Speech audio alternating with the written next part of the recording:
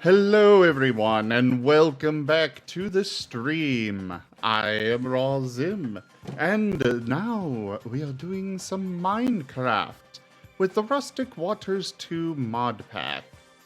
I am also joined by Rygon Plays and others, though only Rygon is also streaming, but I believe we've got Timba, Wostein, and Kobiak. Yep. I am creaking it up over here.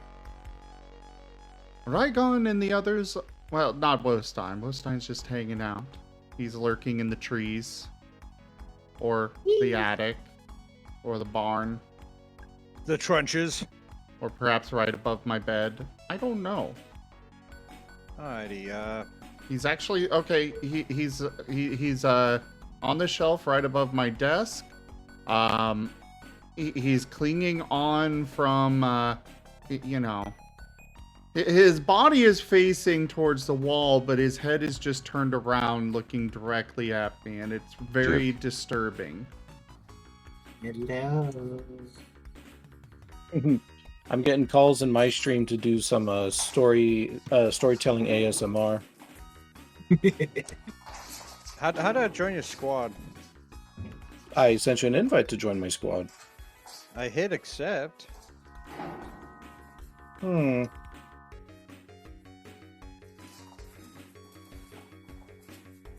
try again. Right. Before I actually go in there. Okay, try again now. Wait, why are we not getting audio? Don't tell me this thing is broken already. God damn it, it broke already.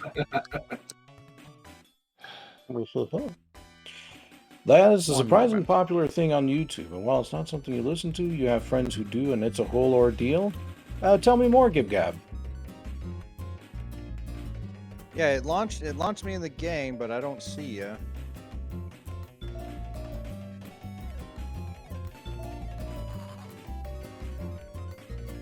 You have an operative chosen? I'm wondering about that little hologram thing. What's your name? Timble. Fair enough. No, you're not here. You must be in a different server. Does that matter? No, not particularly.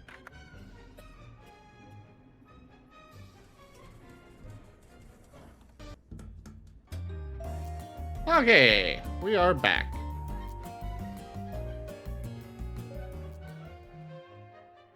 There you go. There we go. I really need to pick up... Zorro, you want to change the model? You'll need to wait for Stream Raiders.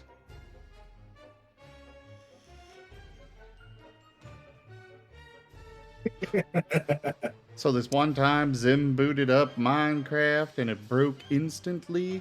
End of story. I'll tell you what, Gib-Gab. I hit accept, but nothing happened. It's matchmaking. Very I'll tell you what, nice, Gib-Gab and Asher. Senri. If you guys can find me a story to read, I'll go and I'll read it out on stream.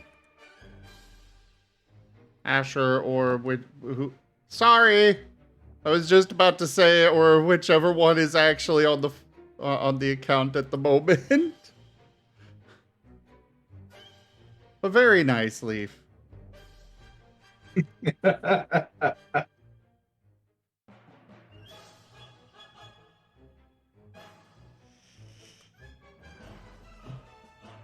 Yeah, I know. I wish he would talk to you guys. I also understand why, you know, the whole stepping back thing, but still.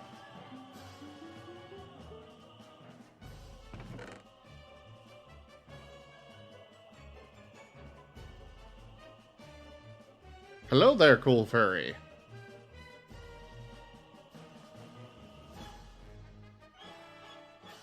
You're naming a lot of the unnamed animals after us? Oh, jeez. Oh, goodness. Time to be a toad. Oh, you're naming a toad? You're gonna name a toad after Rygon? No. He did spend a lot of time as a toad in Use that Pokemon TF card and make him a Greninja. A ninja Yeah? would be a pretty cool thing to be. I was gonna say that actually would be a really cool Pokemon to be. Technically a frog, but it's a cool one. Concerns of tongue. Pikash is gonna be raccoon. I mean, Pikash, they actually have a bear, I believe. A couple of them, I think.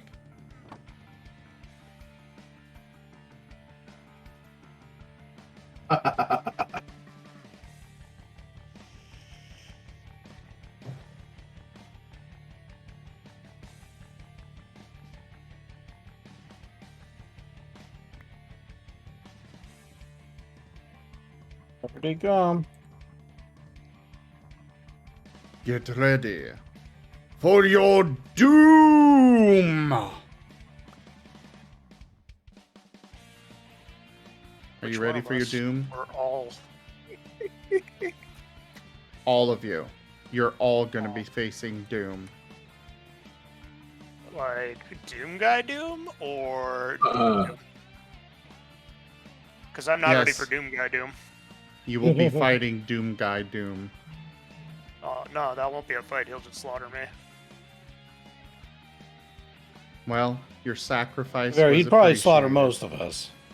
Yeah. If he has any kind of weapons, he'd probably kill us all. I'd be willing to even go so far as to say without weapons. Like, I know I'd probably get my ass kicked pretty quick. We'd stand a better Considering chance. the guy can rip apart demons with his bare hands, I think we would all be absolutely screwed.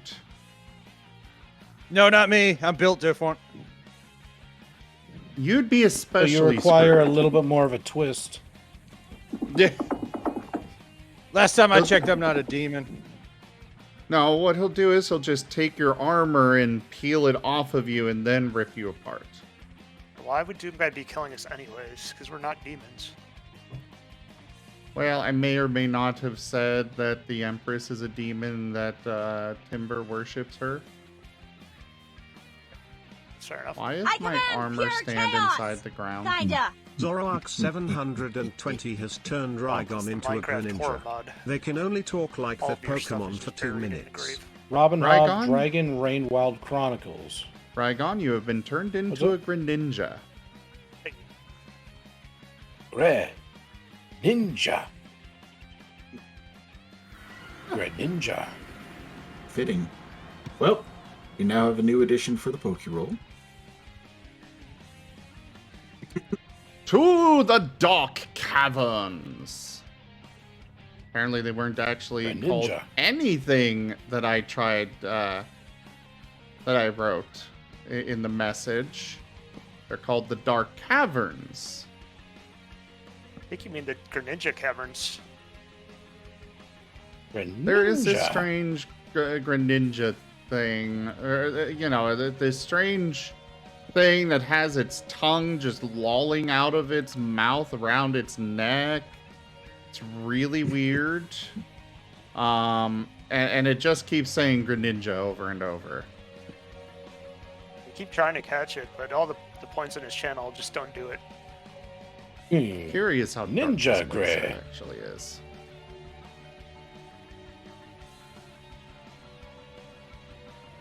I think Wow. my least favorite ones are the grenade throwers because they just spam them.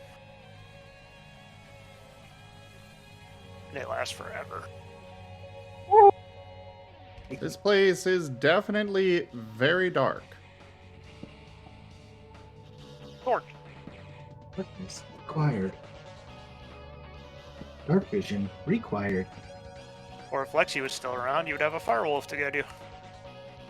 Greninja. Well, I mean, I've got a vision helmet thing that I can just throw on and call it good.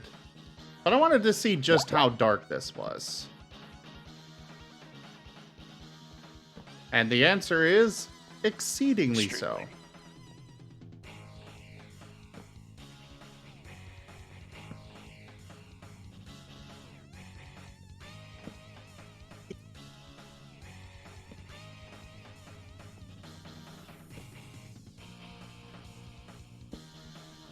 Yes.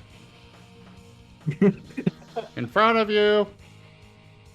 See, I can do it too. Yeah, that too. Everywhere. Oh. I didn't know it was actually in front of you too.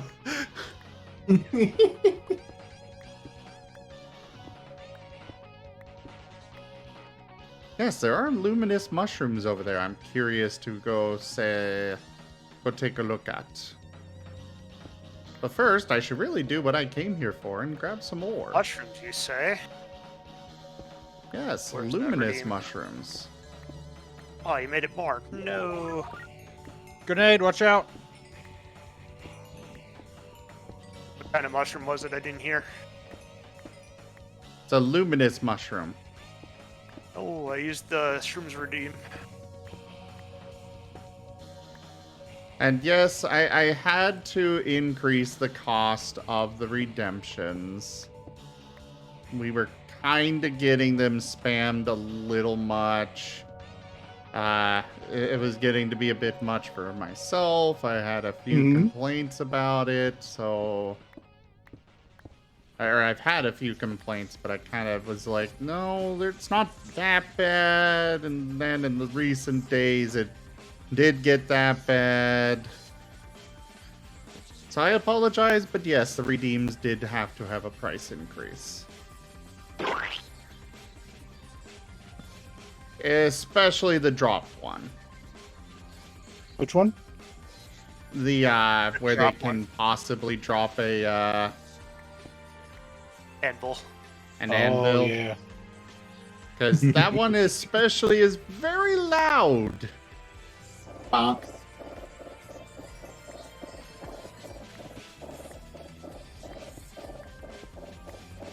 Sorry, What you a scared long- me with that shovel. But I'm not using a shovel. I've got a pickaxe. Ember's using a shovel. Standard military issue. Entrenching tools. What? Littering duty? Best for digging through heretics. Entrenching tools. Key. Everything across the board got the price increase. Good. I think that's good. Like at some point you have to do that as your streams become more popular. It's just basic, economics. To be fair, when I set up all these redemptions and stuff, I was getting like 10 viewers. And now recently I'm seeing, 40 plus. All right, time full stream raiders. Oh yeah. Well, 30 to 40, around there roughly. It's a really good thing, and I appreciate all of you so much. But it did mean that I have to bring in the price increase. Reptile or cuddle monster? I must know. Zoroark 720 has requested the expertise of Professor Zivathorist and You almost forgot, Gib-Gab? Eucalyptus. Forgot what? Jeez, Zim did not last long. Hey, sticker! It was also very loud.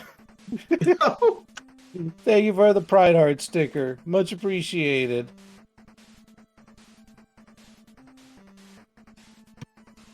I'm gonna be down here.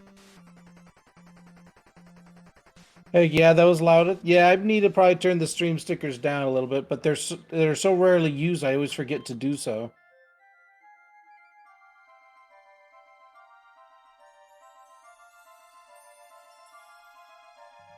Fair enough.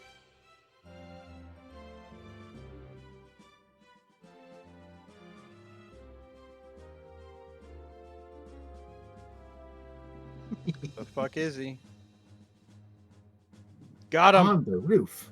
Speaking of stream stickers, I need to adjust the prices. We had them really high, and yet nobody was, basically I was pushing people to be like, hey, help us unlock more custom stickers.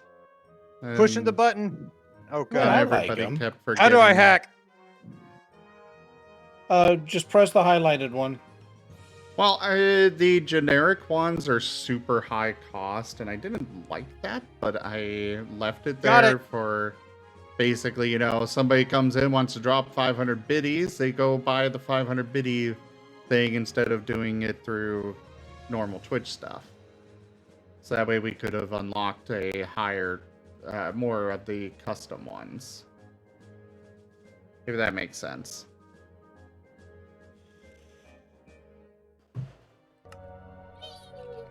But back to mining now as the professor. Yeah, that flamethrower's got my number.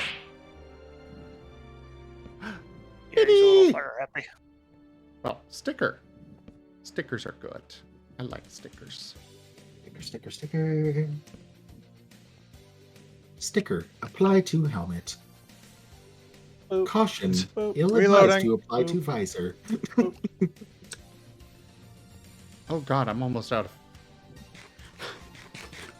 So, one thing about this mod pack, if I am anywhere except for the overworld, my food drains really fast.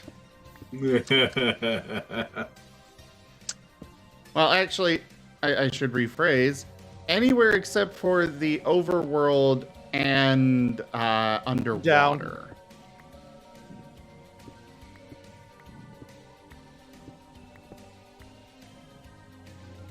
Sniper, watch out. Got him. Oh god, that game has snipers. Yes. Oh yeah. And they actually Payday hurt. 3 flashbacks. Or Payday 2. Payday 3 was curiosity just beats- announced. Beachy, you must have this on stream even if it's loud. I hope it was worth it. We got a unicorn fart sticker.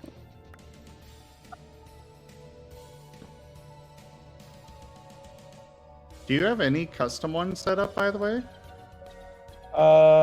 Yes, actually.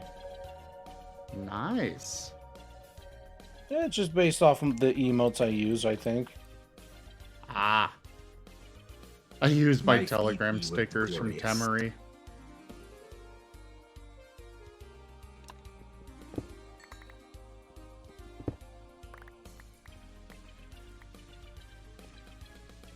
I really wish they'd let us have more, more of the custom stickers. Yeah, me too. Like, I understand they want to make some money, but at the same time, come on. Does it really Like cost money, you that honey. much?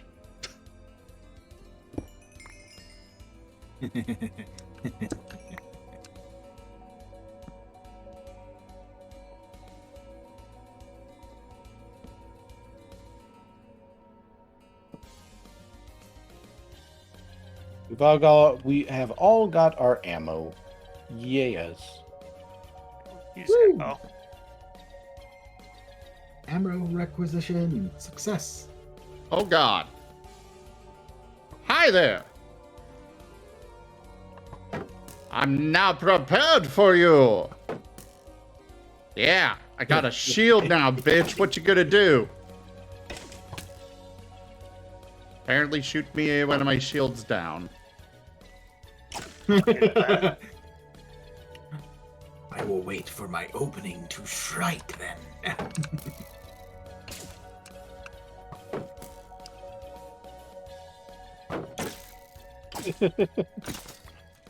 Ha! Likely by your superstitious idiocy.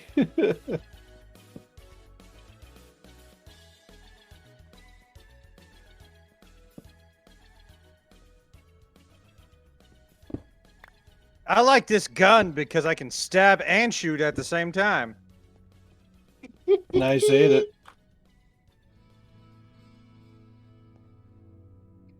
Ooh, Tristram. Now this is classic music. Remember, there is no cow level.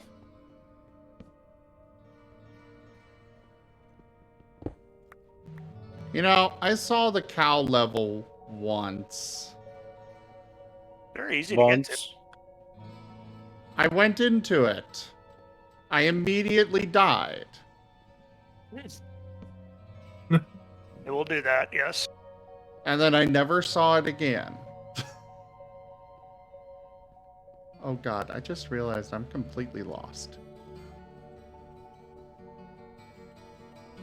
Oh God. Should probably figure out where I came from. On the plus side, I can just follow the torches. Maybe. I got a scripture. You can't die with it, so you get points towards your achievement thing. Yep. Now I Hello, cannot die at all. Balasar. What pony level? I don't think that was a thing. There is, I never found it. Oh, which game? Diablo 2. Oh.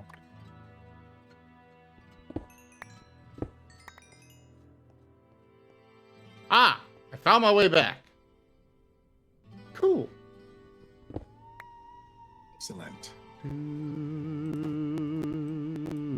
Oh, is the pony level in Diablo 3?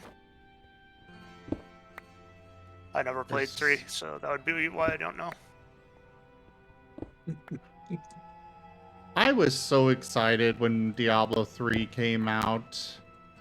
Like, I pre-ordered it and stuff. And my work at the time was really slow, so they were offering very good hair days. Okay. Or at least that's what we called them. It's voluntary go home, VGH. We called it very good hair days. Feel the mighty last gun. Basically, there's not enough work, so they let us go home if we don't want to sit around and basically do nothing. But yeah, the day it released, it was really slow, and they offered a VGH day, and I normally didn't take them, but I was like, wait, I can go play Diablo 3. I went home, excited, and all their servers were down for maintenance. I'm like, God damn it. The one reason I wanted to go home early. Absolute pain. And then there was my first experience trying to stream it. Bad dog. Uh-oh. Thank you. Well, Dog dead. And then they Timber. made Diablo immortal, and then everyone cried. Well, don't any of you have phones? Yes. Oh, God, What that I don't have lie. is thousands of disposable dollars to throw at to get minor benefits. Well, that wasn't even... I don't think that's what most people... Like, everybody expected it, but they didn't expect it to be as egregious as they made it. But either way, the big problem was not so much the whole... The microtransactions. It was the simple fact that it's like, this is a PC game series. Why are you putting it on phones? Because it'd be more popular in China. Basically, yeah. It wouldn't Means surprise more me that money. legit was the reason. There is another sniper somewhere. Yeah, sniper white on a 6, guys.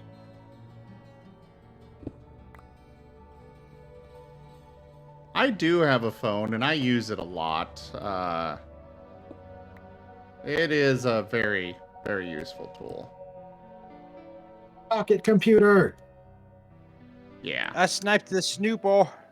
Very nice. Got a message. Whoop-ah. I It's pushed just the a- button.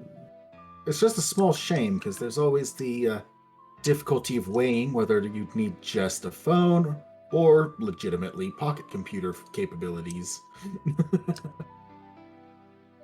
Hell, I finally forfeited mine and got the pocket computer after a while.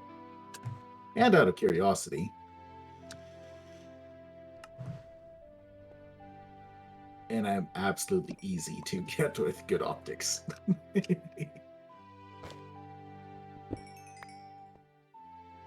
I want to go check out those mushrooms. Boom, shoom. What is Doom, doom. what is that thing? Boom! Dun, What dun. the frick is that? Sniper. I am concerned. Unknown. Is Oh, it friendship? Ouch. He put me right on top of the healing thing. That's hilarious. Speaking of, I should really mark the portal back home before I lose it Do again. not enter. Highly advisable.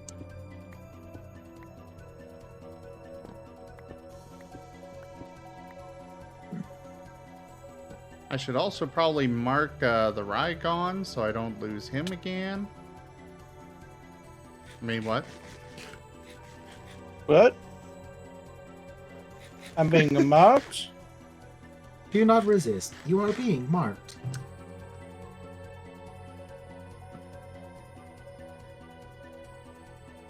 Yes, you should, Krasovs. Telegram is great. Right, this is what I want.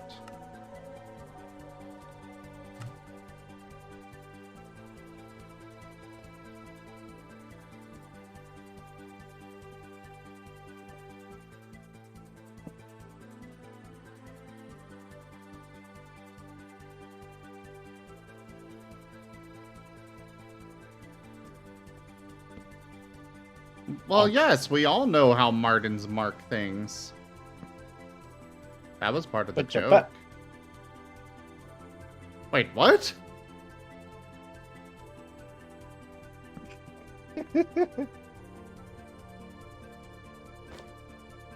Did you say what I think you did? No. Don't know what you're talking about.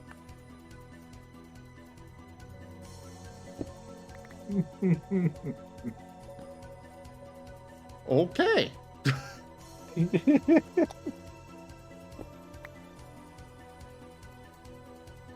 That is a very interesting tower going all the way up there.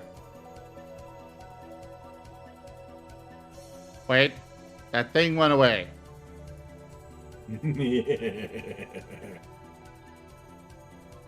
I promise I've not infiltrated to watch. Diamonds!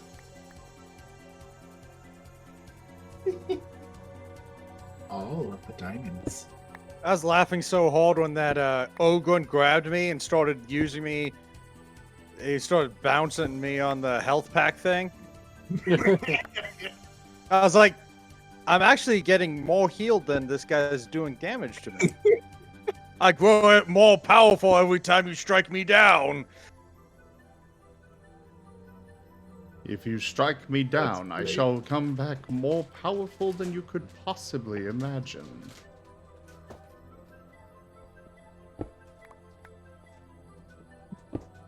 This does not feel great, but at least I'm not dying.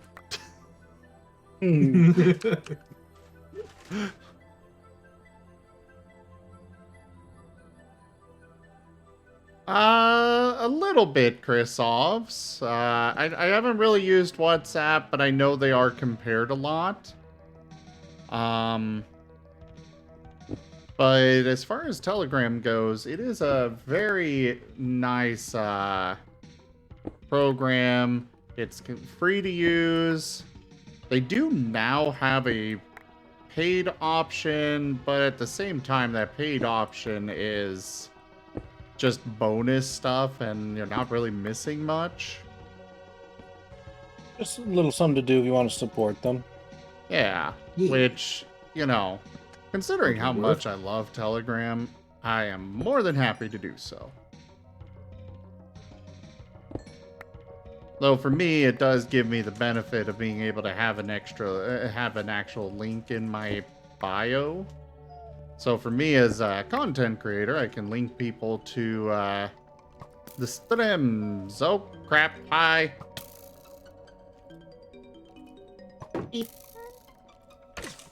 Take that. And this. And this. And a whole lot of this. And that. Ha ha. Oh, hi, kitty. Oh, hi, Mark.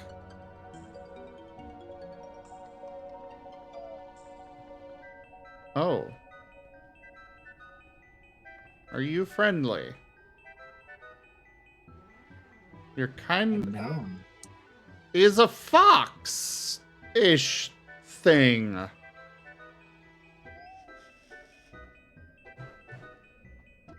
Well, you're not trying to kill me. Alrighty.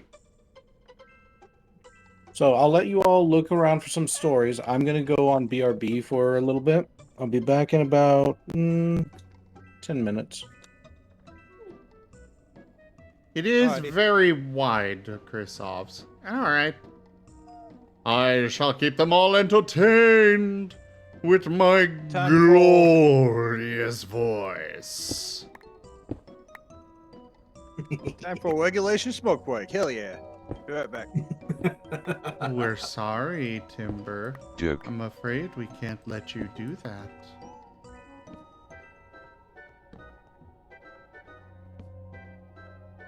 Oh dear, I think they've ignored it. I think you're right. Yep. The consequences shall be dire. Oh well, Well, it'll be fun.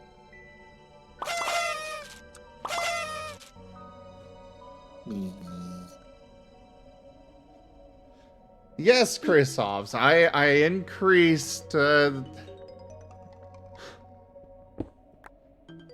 things were getting kind of spammed a lot. Like, to the point where it was disruptive to the streams. Especially, like, the cannons and such. I apologize, I had to make that choice. What's necessary?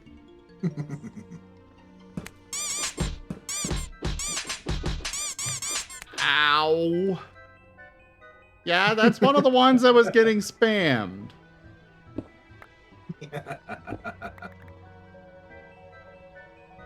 Hello, Wolf Mage.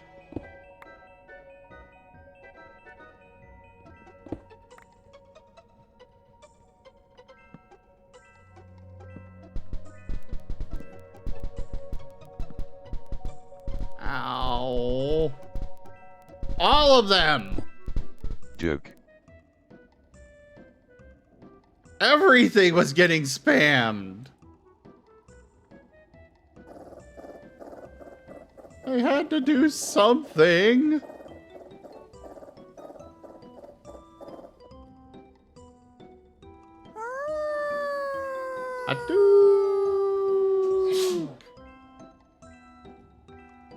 Yeah, the Martin videos and head pats are still cheap. Why not today, Krisovs?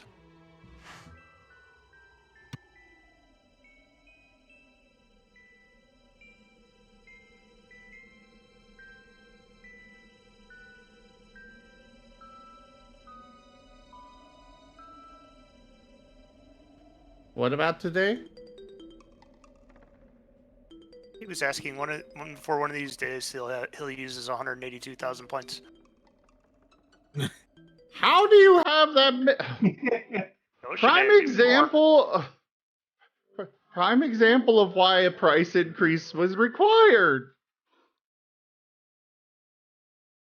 Apparently, you all have a lot more channel points than I realized.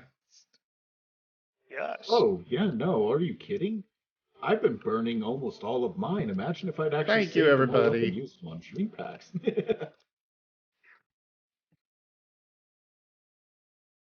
Points are ludicrous. They build. What was that most time?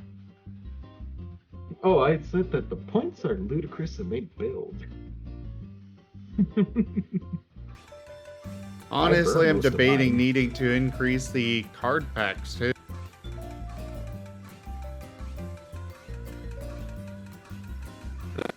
That is entirely fair because even I was still throwing some that way here and there. I can only imagine what others could do.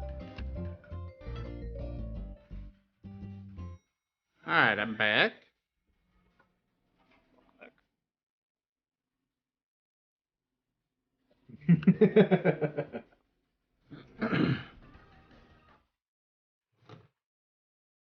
Thank you all so much for letting me know that it was frozen. I really appreciate that.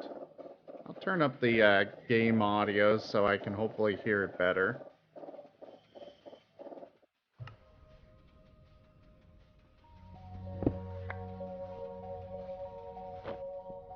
Oh, there is background audio from this mod. Wasn't certain. But I don't know all of the I don't know all of the songs with the No Life radios, so I just assumed it was that. Nope, there is actually audio from this place. The mod's only playing Minecraft songs. Very strange. What's only playing Minecraft songs? Just making a joke. Oh. Stations only playing Minecraft stations. God, that would be terrible. Minecraft's music tends to put me to sleep. It is very soothing, very relaxing. It's nice music. But when you already don't get enough sleep as is, it kind of makes it hard to stay awake. But it's trying to help you get more sleep. See, Minecraft music is perfect. No! Sleep is evil! Not evil. Sorry, what was Sleep that? is mildly restorative. Sometimes. It can do the opposite if you sleep too much and you get exhausted too. Honestly, Alrighty, I I'm think back. that might be what I'm Welcome feeling back. today. We found this My Little Pony book for you, Bragon. Oh God. Wasn't You Rygon read that's it back. specifically to Timber. Oh, and Dak Dragon. Thank you for the follow earlier over on my channel. You're over on my friend now. Rygon over there.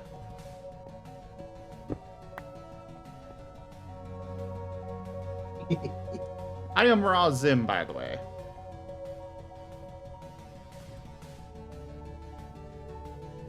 Good beans around. But yeah, Rygon is stepped away at the moment. He'll be back soon. Oh god, that's a big drop. But there are more of those quote-unquote foxes down there.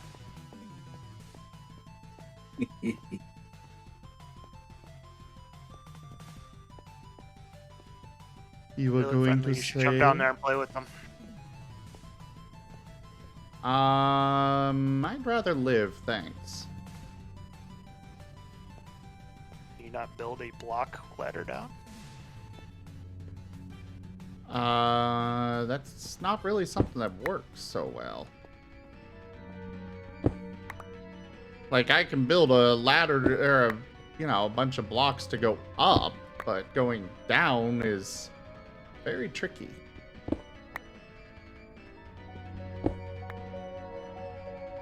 It is good there was no lava under you.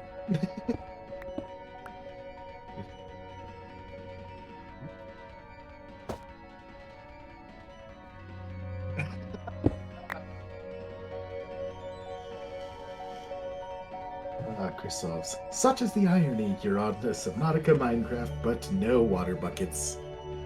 Ooh. You know, you bring up a good point. I should probably have brought a water bucket with me.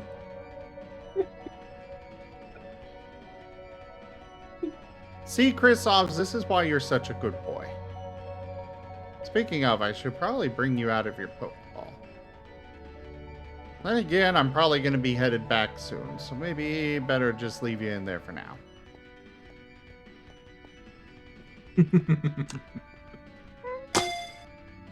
Ow! Okay, it's more expensive. I can't do it again. I'm sorry. It had to be done. The logistics couldn't keep up. We're having trouble keeping up with the supplies. We were running out of the rum to feed the army that was delivering all the freaking Pokeballs you keep throwing. Well, if you just get in them, I wouldn't need to keep using them. Wait, do you think these are functional? Or, Oh, they're not? Somebody lied to me. I want my channel points back. Well, no, they're not functional. That explains why it's not working. I said it before multiple times. Defective. Defective Pokeballs.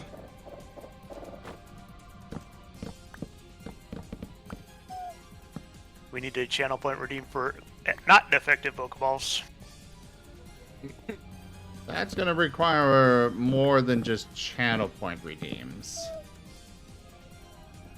The game was rigged from the start. That's Sacrifice Chris card. to you? what was that? Can I sacrifice Chrysops to you for the non-defective Pokeball? No, that requires cold hard cash. Okay. And quite a lot of it.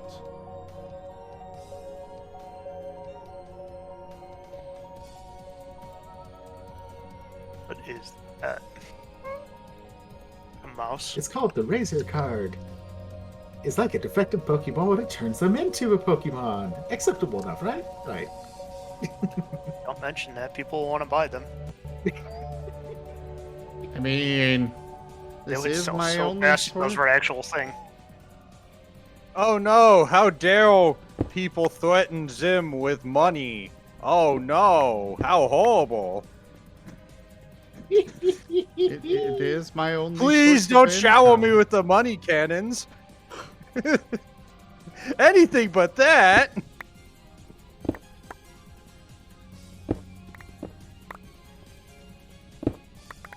That sounds I like a eat bad idea. and Wolf pay Mage. rent only by the goodwill and grace of those here. I am still between jobs, so I am not available for that one. Yes, Please help and them. no. Yes. Please help them.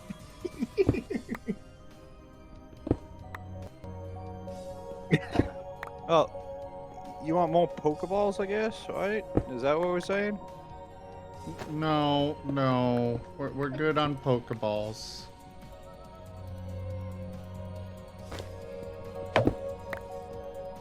I said we're good on them!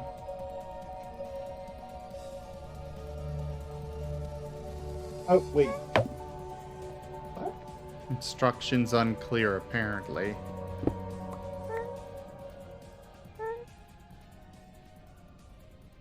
Oh well.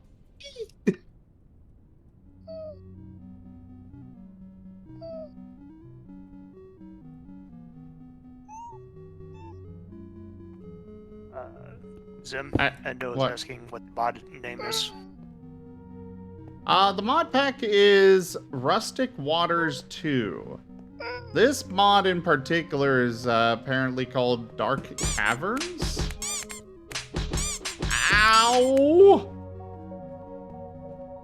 Bad timber. Bad. No more head pats for you. Good. I don't want head pats. No Empress pats. I don't deserve them. God damn it. I am not sacrificing my viewers, Wolf Mage. I love my viewers. They are fantastic.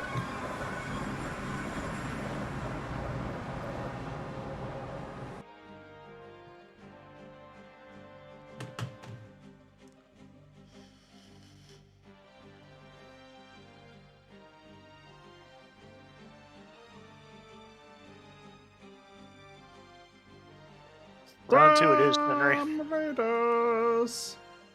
What's up? Senri spilled their glass, so they need to get a refill. Lygon poofed. Probably got kicked for inactivity. Yeah, Probably. Rygon had to step away for a few minutes. You don't need more shadow minions.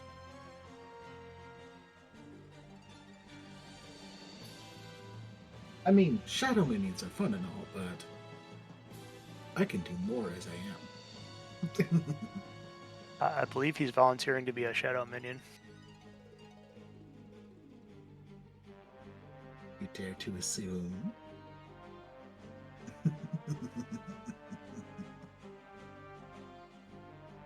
Yes? Question mark?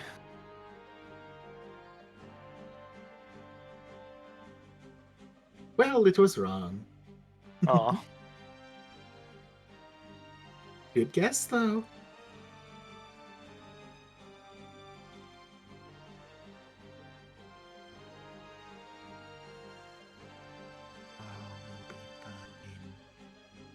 All shall be fine.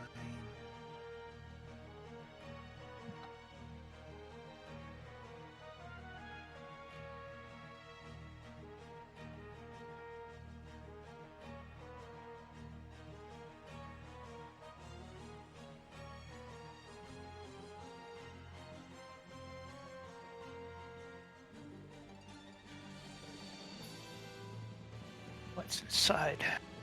A Pokeball!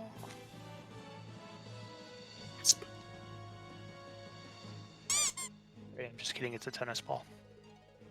Or a ducky.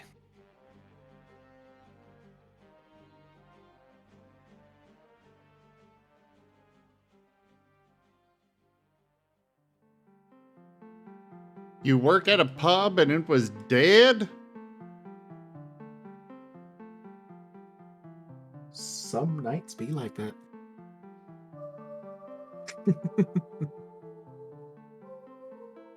There's a cute otter hat? But what about a martin hat? Oh? Nothing has martins, I swear. Insufficient awareness. Do as the Crash Bandicoot crew did and raise awareness of random animals via gameplay. Actually, I guess you're doing that right now. Never mind.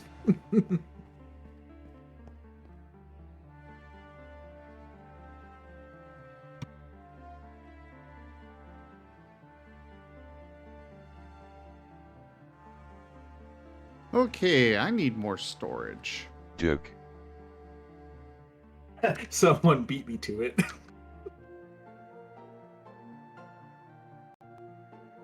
Beat you to what? I was trying to bring up the random Martin bid. Zoro beat me to it. Ah.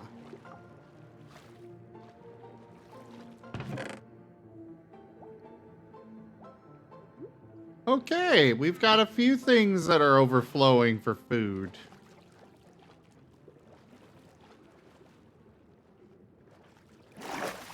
Which works out because I definitely need to cook up a bunch more food.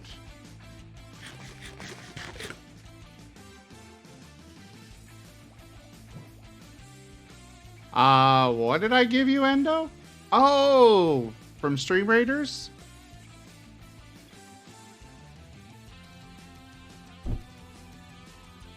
Ow. Wow. No, it was ow. Ah.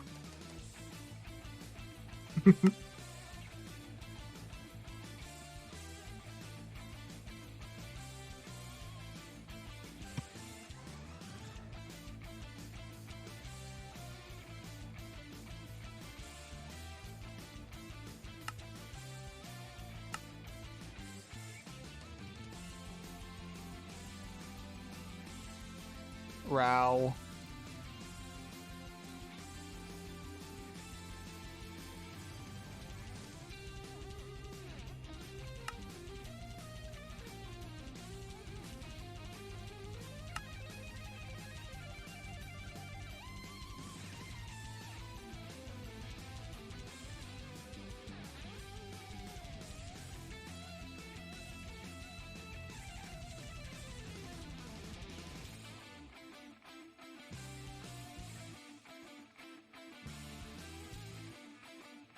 This mod needs a sound that plays when you're using that thing, like the Tobey Maguire and Spider-Man.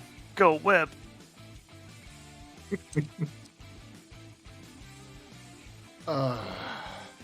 Really? It'd be great. Really? First couple times, maybe.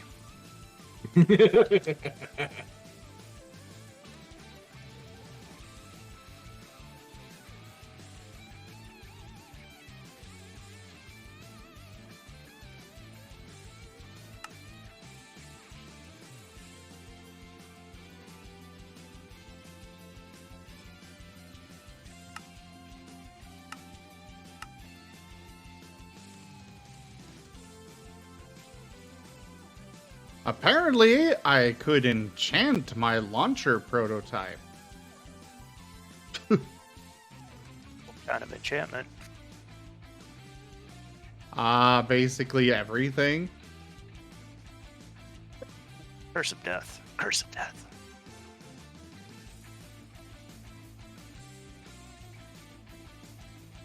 Or is that it hurts you? Thought it just meant it one shots.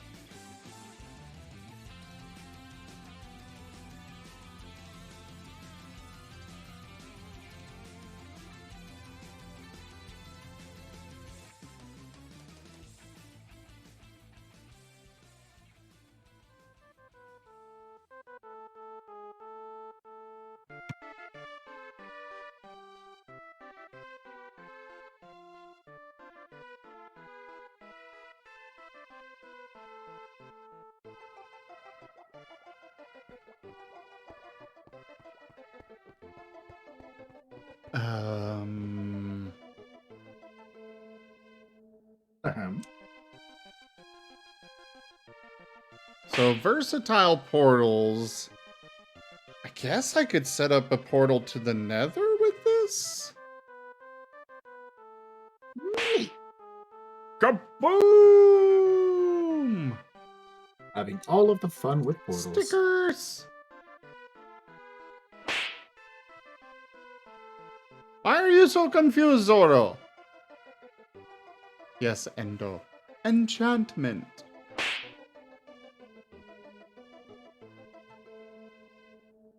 Let me look up this versatile portals mod.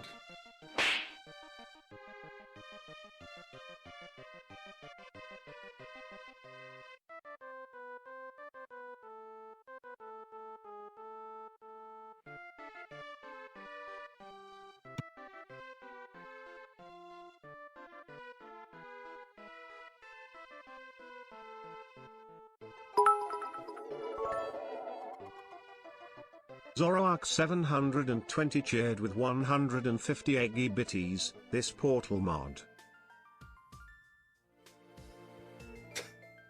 Thank you for the biddies, Zoro.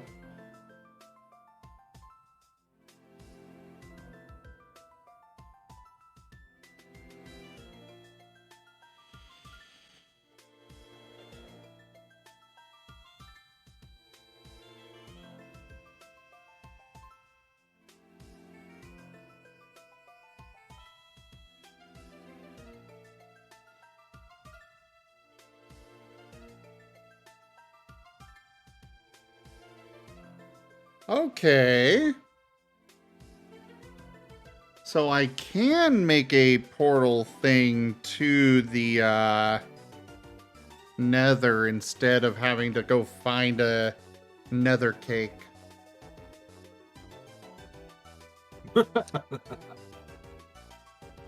Endo, that was just a kind of meant to be more of a clever little thing for the donation goal, but it's actually for rent.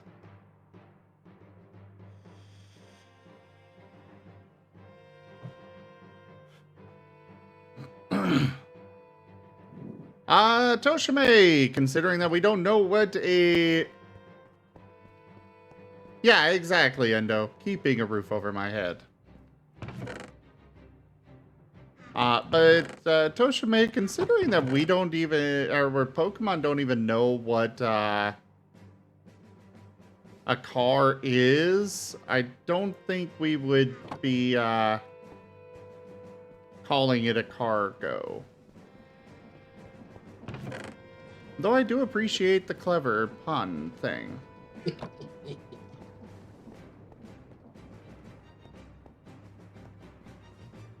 Well, I think wouldn't I that need be more quite the chests. sight?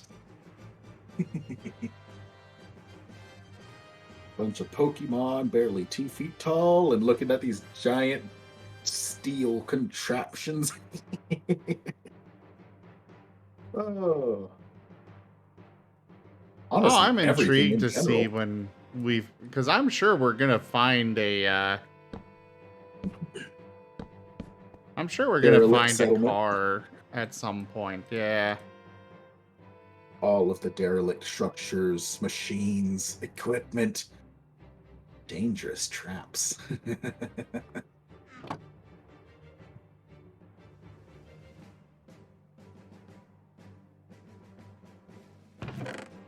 Who knows what fantastical or horrendous things may be uncovered? I mean, Rygon knows. At least somewhat. Oh, yes, I was about to say, are you so sure? Some things just come to mind. Kitsunes know everything. Though they certainly shall likely be first to go.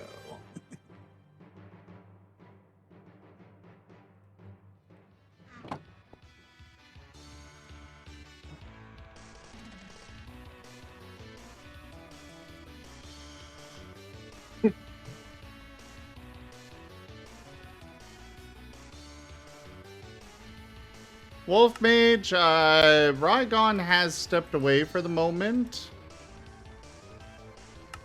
And either way, you're gonna have to wait and see.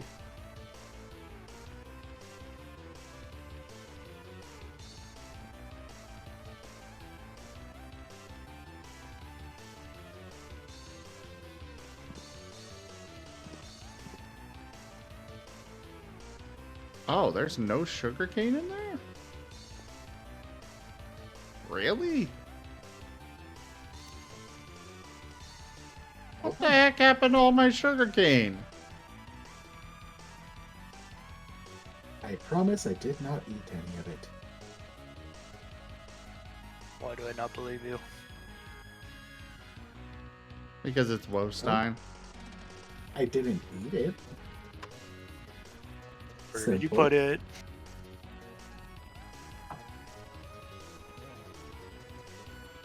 I promise it is not in the fridge or in any other location where it should not be. Maybe.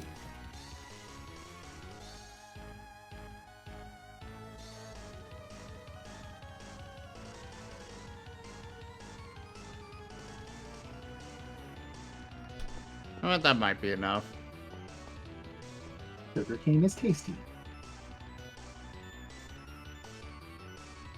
But he needs it for crafting. Meh. No meh. I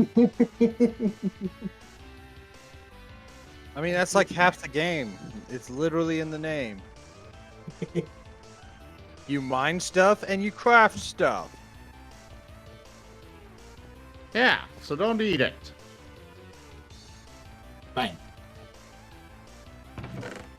You're eating it anyways, aren't you? No. I can shall be see it in spared. your beak. It shall be spared. For now. This is why we can't have nice things. They're tasty. Because you lack discipline. No, no. This is mine. This is grilling myself. I just don't share. Oh, I see how it is. Okie dokie, I'm back. Welcome back. Welcome back, right one. Good to Welcome be. back. I watched you poof.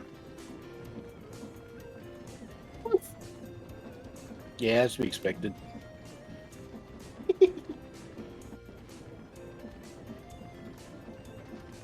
So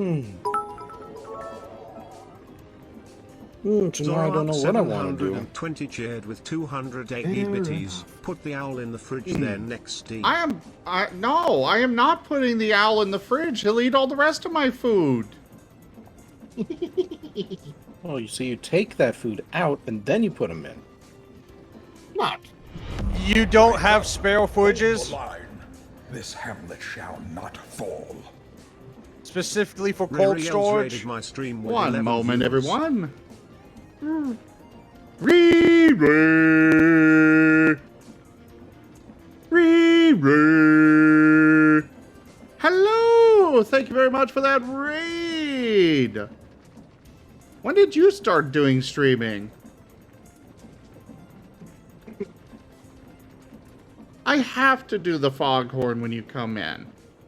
It's just a requirement. But either way, thank you so much for that raid. Welcome on in. How did your stream go there, Riri?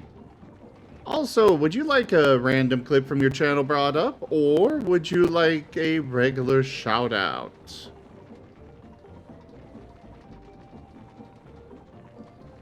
Joke. All right, let's take a look at that clip while we're waiting for this stuff to get ground down. Overeyes. Ooh, Phasmo. I just heard the door. I just heard it. Sadly, we all know no stories. We depend on your wisdom and exclusive I'm choice in ready. that department. Here we go. So it's my call for stories. Oh, yes! Run! All right. That was well timed.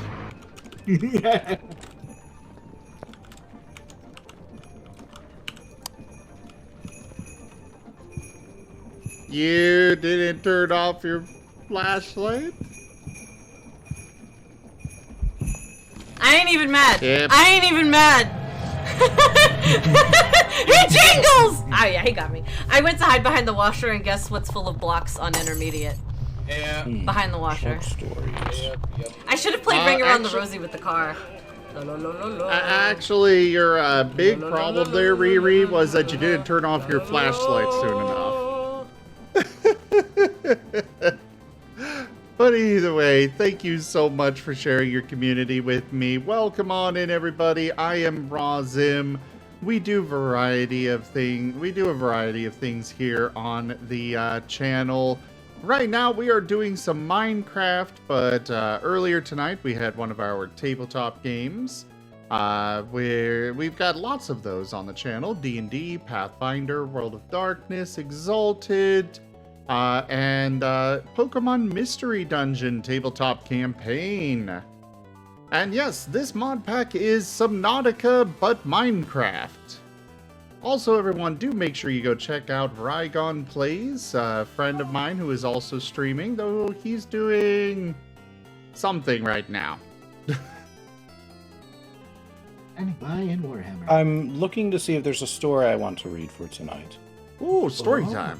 I approve of story Yeah. time. Lots of Rygon people have is- been asking for me to read something. Well, yeah, you are really, really good at it. Excellent, excellent. It's almost like he's a storyteller or something. And Riri, you gotta make sure that you, that you got. So the ghost detects your flashlight being on, no matter where you are in the house. And if you turn on the flashlight, or if you turn off the flashlight after you get into your hiding spot, the ghost is still gonna know where you were. But yes, this is basically Subnautica, but Minecraft. And it's been an interesting and pretty fun mod pack so far. Except for the difficulty spikes, but that's a different thing.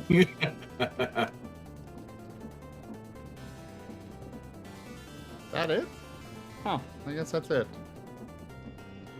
Right now, we're just processing some ore that we got from the Dock Caverns. Subnauticraft? Kinda.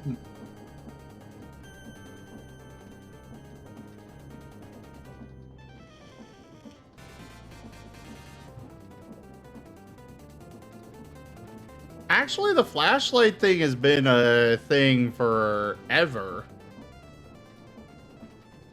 I've been playing Minecraft, or Phasmophobia for quite a while.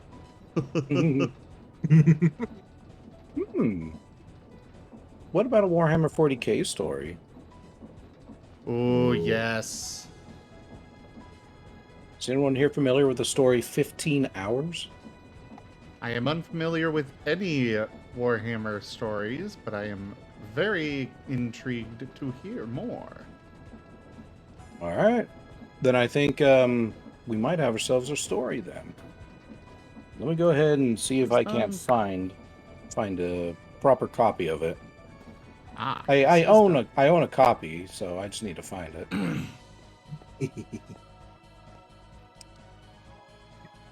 Rykon is talking about doing 40k, I believe it was. Specifically a Warhammer 40k story.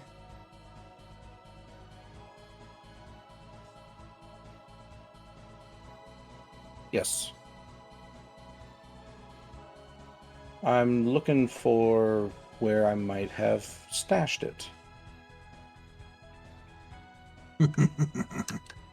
There are concerns regarding copyright, but I doubt they'll notice. Yeah. It's a short story anyway. And if I recall, it was attached to something else. Except for that one GW spy in every stream. Right. I know you're a hero. I know you're a hero. Timber, everyone. You ain't fooling nobody. That's exactly what a spy would say. Are you sure it's not you? You can't trust anyone, especially not me. You just admitted it, people. Innocence proves nothing. Double negatives are great. Alright. Got all that made. Let's go to the Nether again. Yeah, I'm just running laps. Somewhere. Oh.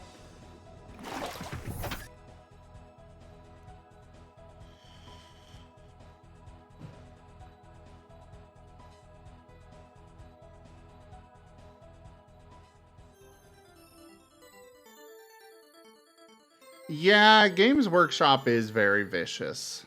I will definitely say that. But the most they can do is just take out one recording. And I ain't recording. I mean, the funny thing is them being so vicious about it, they actually shot themselves in the foot several times. And now the thoughts they make are laughable.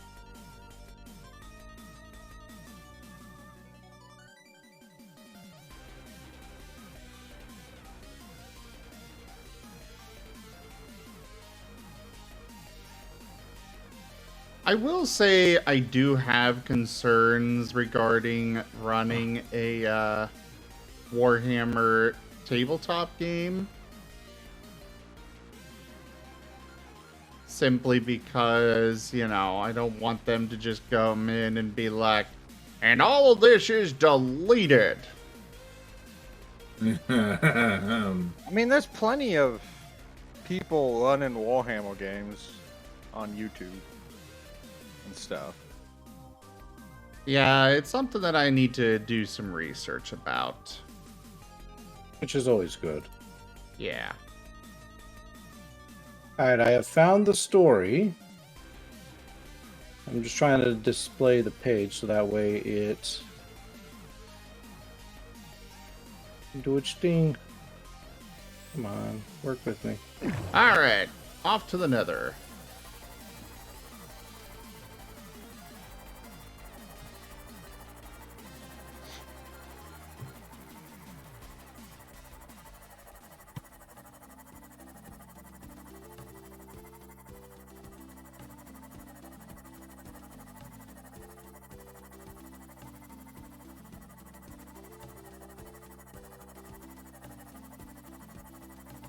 All right. So I'm going to go ahead and I'm going to turn off the game. Welcome to the hamlet. And I am going to get ourselves some ambient mute, like just some ambience, Warhammer 40k ambience.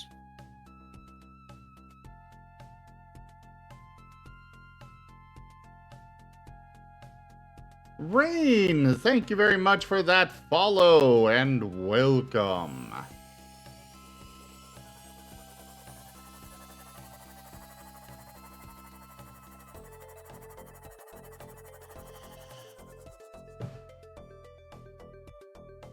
Wow, that place is far out there.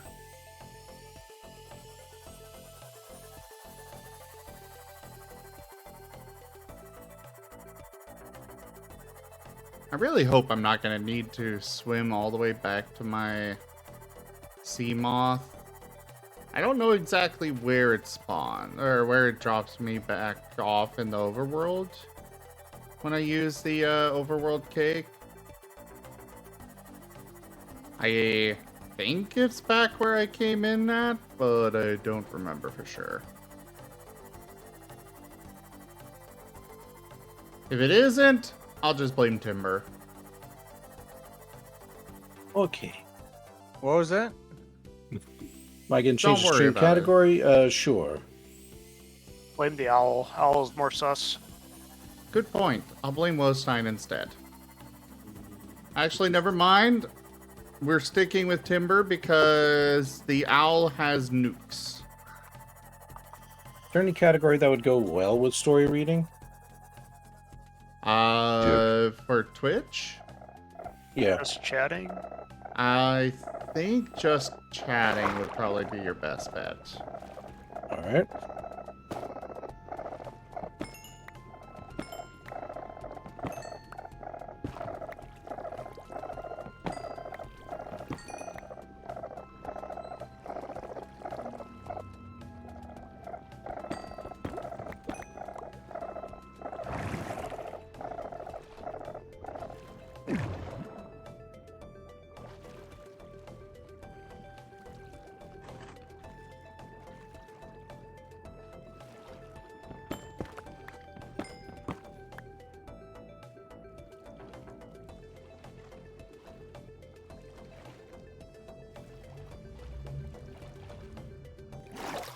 Oh, I have been in this one before. Cool.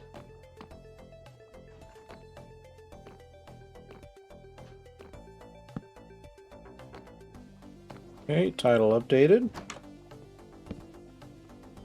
Maybe. Maybe not. Do I have water? Yes. Do I have food? Donut holes. Ambience is set. How's the ambience for everyone? 1 sec. My thing broke.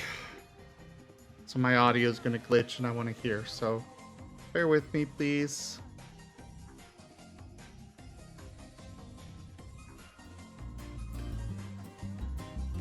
I really wish this would stop happening.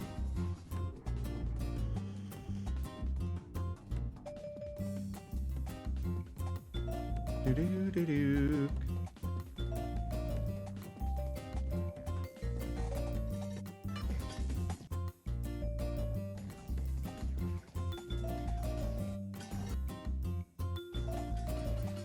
Okay, I think we're recovered. Can you hear me?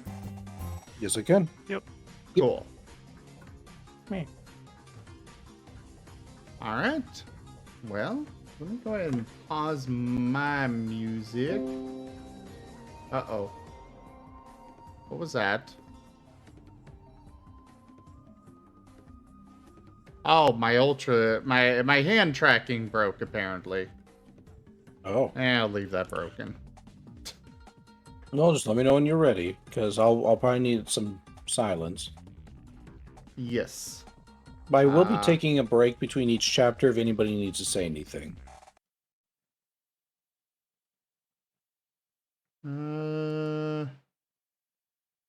What kind of feel should I go for on this? Menacing? Cave? It's Warhammer 40k. And I do remember reading this particular story, and it has battlefield scenes, so menacing would probably be just fine. Like menacing or something like open field. Combat? Yeah. Okay. I am ready. All right. Everyone ready? Yep. All right. I'm going to do some basic warm-ups, so let's see. We'll do some voice acting warm-ups here.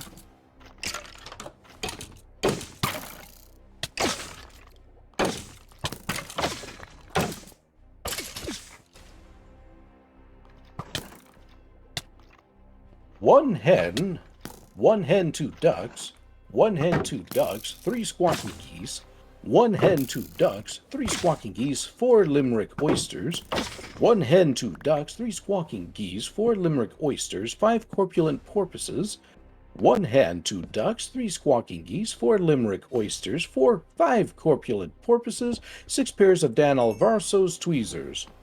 1 hen, 2 ducks, 3 squawking geese, 4 limerick oysters, 5 corpulent porpoises, 6 pairs of Don Alvarso's tweezers, 7,000 Macedonians, and full battle array. All right. The story is called 15 Hours by Michael Scanlon. Scanlon. It is the 41st millennium. For more than 100 centuries, the Emperor has sat immobile on the golden throne of Earth. He is the master of mankind by the will of the gods, and master of 1,000,000 worlds by the might of his inexhaustible armies. He is a rotting carcass writhing invisibly with power from the dark age of technology. He is the carrion lord of the Imperium, for whom 1,000 souls are sacrificed every day, so that he may never truly die.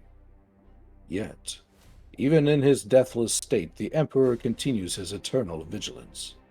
Mighty battle fleets cross the daemon-infested miasma of the warp, the only route between distant stars, the way lit by the Astronomicon, the psychic manifestation of the Emperor's will. Vast armies give battle in his name on uncounted worlds. Greatest among his soldiers are the Adeptus Astartes, the Space Marines, bioengineered super warriors. Their comrades in arms are Legion, the Imperial Guard, and countless planetary defense forces, the ever-vigilant Inquisition, and the tech priests of the Adeptus Mechanicus, to name only a few. But for all their multitudes, they are barely enough to hold off the ever-present threat from aliens, heretics, mutants, and worse. To be a man in such times is to be one amongst untold billions. It is to live in the cruelest and most bloody regime imaginable. These are the tales of those times. Forget the power of technology and science, for so much has been forgotten, never to be relearned. Forget the promise of progress and understanding. For the grim dark future there is only war. There is no peace amongst the stars. Only an eternity of carnage and slaughter, and the laughter of thirsting gods.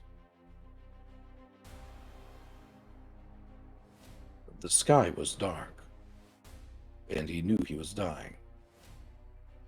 Alone and frightened, unable to stand or even move his legs, he lay on his back in the frozen mud of no man's land. Lay there helpless, his body shrouded in darkness, eyes gazing up at the nighttime sky overhead, as though trying to read some portent of his future in the cold, distant stars. Tonight, the stars kept their own counsel.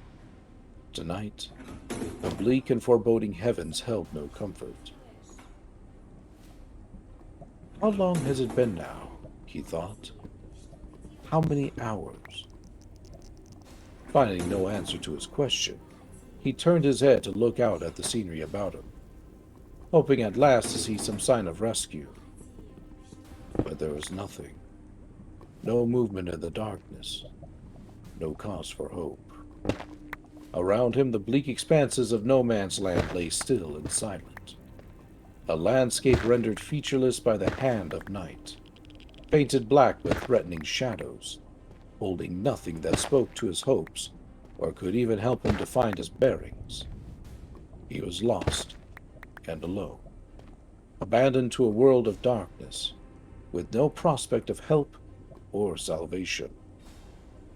For a moment it seemed to him he might as well be the last man left alive in the entire galaxy. Then, the thought of it gave him cause for fear, and he quickly put it from his mind. How long now? He thought again. How many hours? He had felt nothing when the bullet struck him. No pain, no agony, nor even anguish. Just a strange and sudden numbness in his legs as he slid toward the ground. At first, not understanding what had happened, he had thought he had tripped, until, cursing himself for his clumsiness, he had tried to rise only to find his legs curiously unresponsive. It was then, as he felt the spreading warmth of his own blood seeping across his belly, that he had realized his mistake. In the hours since, unable to see the extent of his wounds in the darkness, he had used his probing fingers to tell him what his eyes could not. He had been hit at the base of the spine, the bullet leaving a fist-sized hole in the front of his stomach as it exited his body. Treating his wounds to the best of his medical knowledge, he had stuffed them with gauze to stem the bleeding, and placed dressings over them. Though there were vials of morphine in his guard-issue medpack, and he had learned the prayer of relief from torment by heart, he had no need for them. There was no pain from his wounds.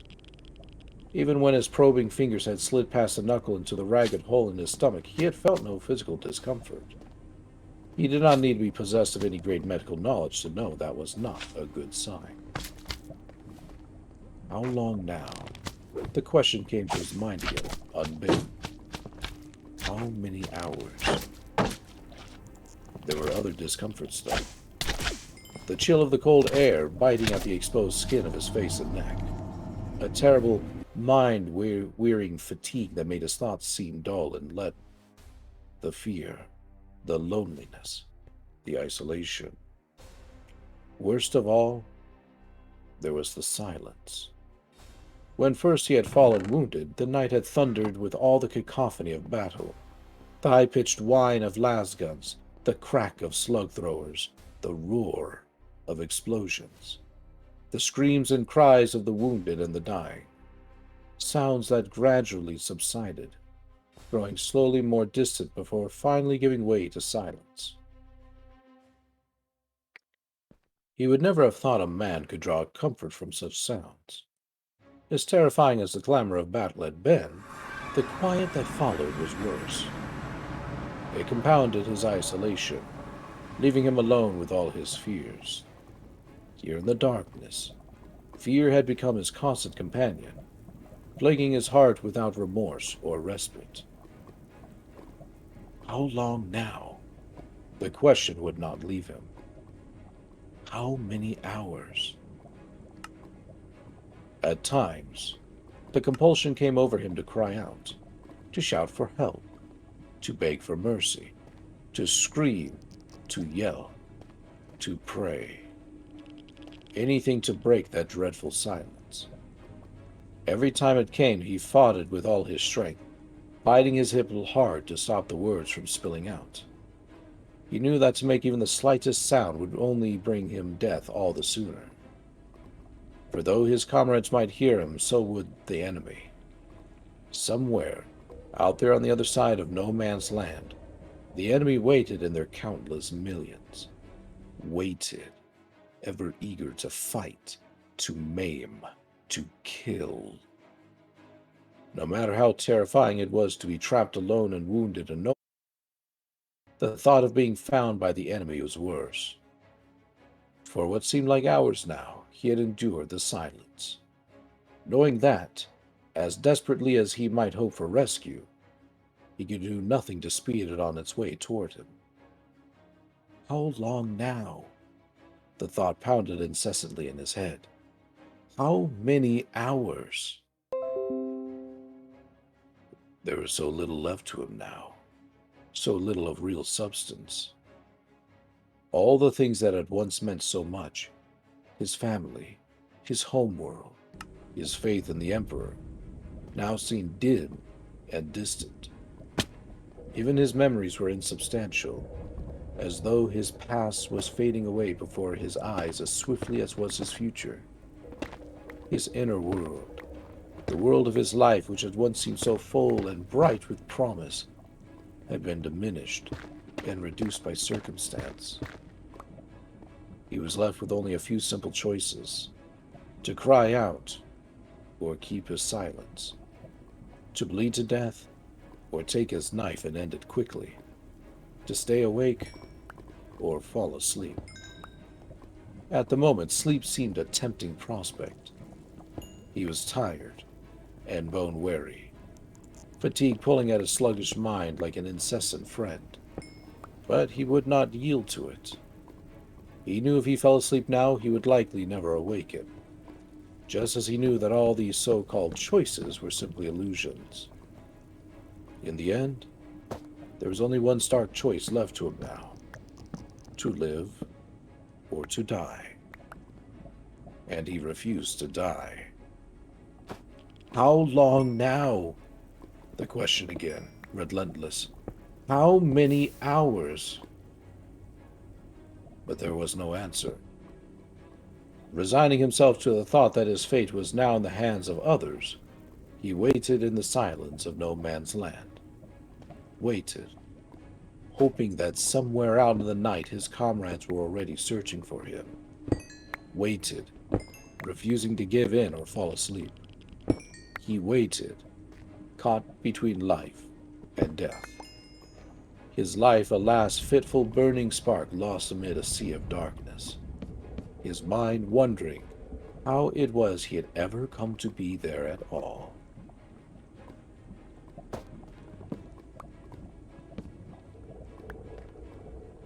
All right, that is the prologue. If anybody needs to say anything real quick. I'm just really enjoying it. I will say that one thing I've been missing this time around playing Minecraft has actually been, because my favorite thing to do is just sit here, play Minecraft, and watch video, or rather listen to videos. And well, you know, this is just as good, if not better. Hey, roll. I found out that I could actually charge my las gun.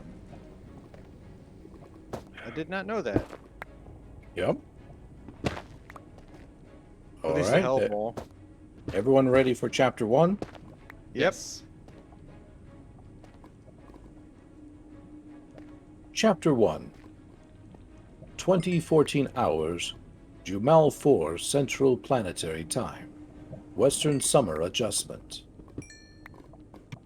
The last of 1,000 sunsets. A letter etched in black. A ghost in the cellar. The lottery. And the tale of his fathers. The sun was setting, its slow descent reddening the vast reaches of the westward sky, and bathing the endless wheat fields below in it in shades of gold and amber as they surged gently in the evening breeze. In his 17 years of life to date, Arvin Larn had seen perhaps 1,000 such sunsets. There was something to the beauty of this one that gave him pause. Enraptured, his chores for the moment forgotten, for the first time in his childhood he simply stood and watched the setting of the sun. Stood there, for the world still and peaceful all about him, gazing toward the gathering fall of night as he felt a nameless emotion rising deep within his heart. There will be other sunsets, he thought to himself. Other suns. Though none of them will mean as much to me as this one does, here and now. Nothing could mean as much as this moment does. Standing here amongst these wheat fields, watching the last sunset I will ever see at home. Home. The mere thought of the word was enough to make him turn his head and look over his shoulder across the swaying rows of ripening grain, toward the small collection of farm buildings on the other side of the field behind him. He saw the old barn with its sloping wood-shingled roof. He saw the round tower of the grain silo, the guinea hen coops he had helped build with his father, the small stock pen where he kept the draft horses, and a herd of half a dozen alpacas. Most of all, he saw the farmhouse where he had been born and raised, two-storied with a low wooden porch out front, and the shutters on the window left open to let in the last of the light. Given the unchanging routines of his family's existence, Larn did not need to see inside to know what was happening within.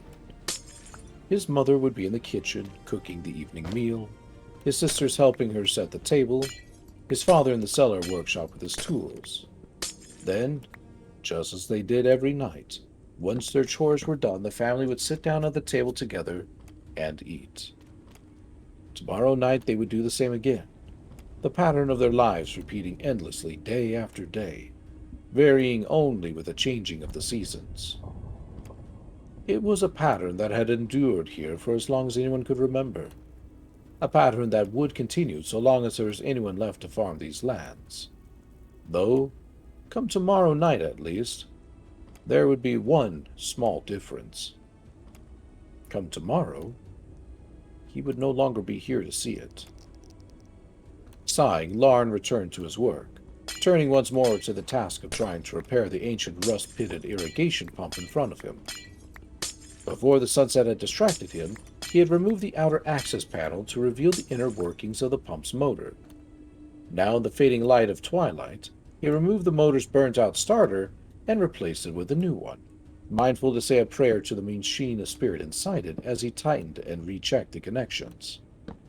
Taking a spouted canister from beside the foot of the pump, he dribbled a few drops of unguent into the workings. Then, satisfied everything was in order, he reached out for the large lever at the side and worked it slowly up and down a dozen times to prime the pump, before pressing the ignition stud to start the motor. Abruptly, the pump shuddered into noisy life, the motor whining as it strained to pull water up from aquifers lying deep below the ground.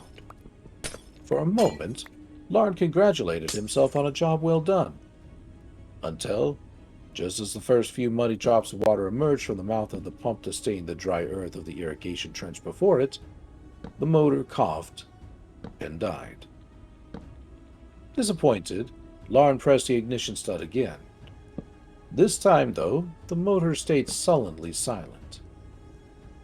Leaning forward, he carefully inspected the parts of the mechanism once more, checking the connections for corrosion, making sure the moving parts were well lubricated and free from grit, searching for broken wires or worn components.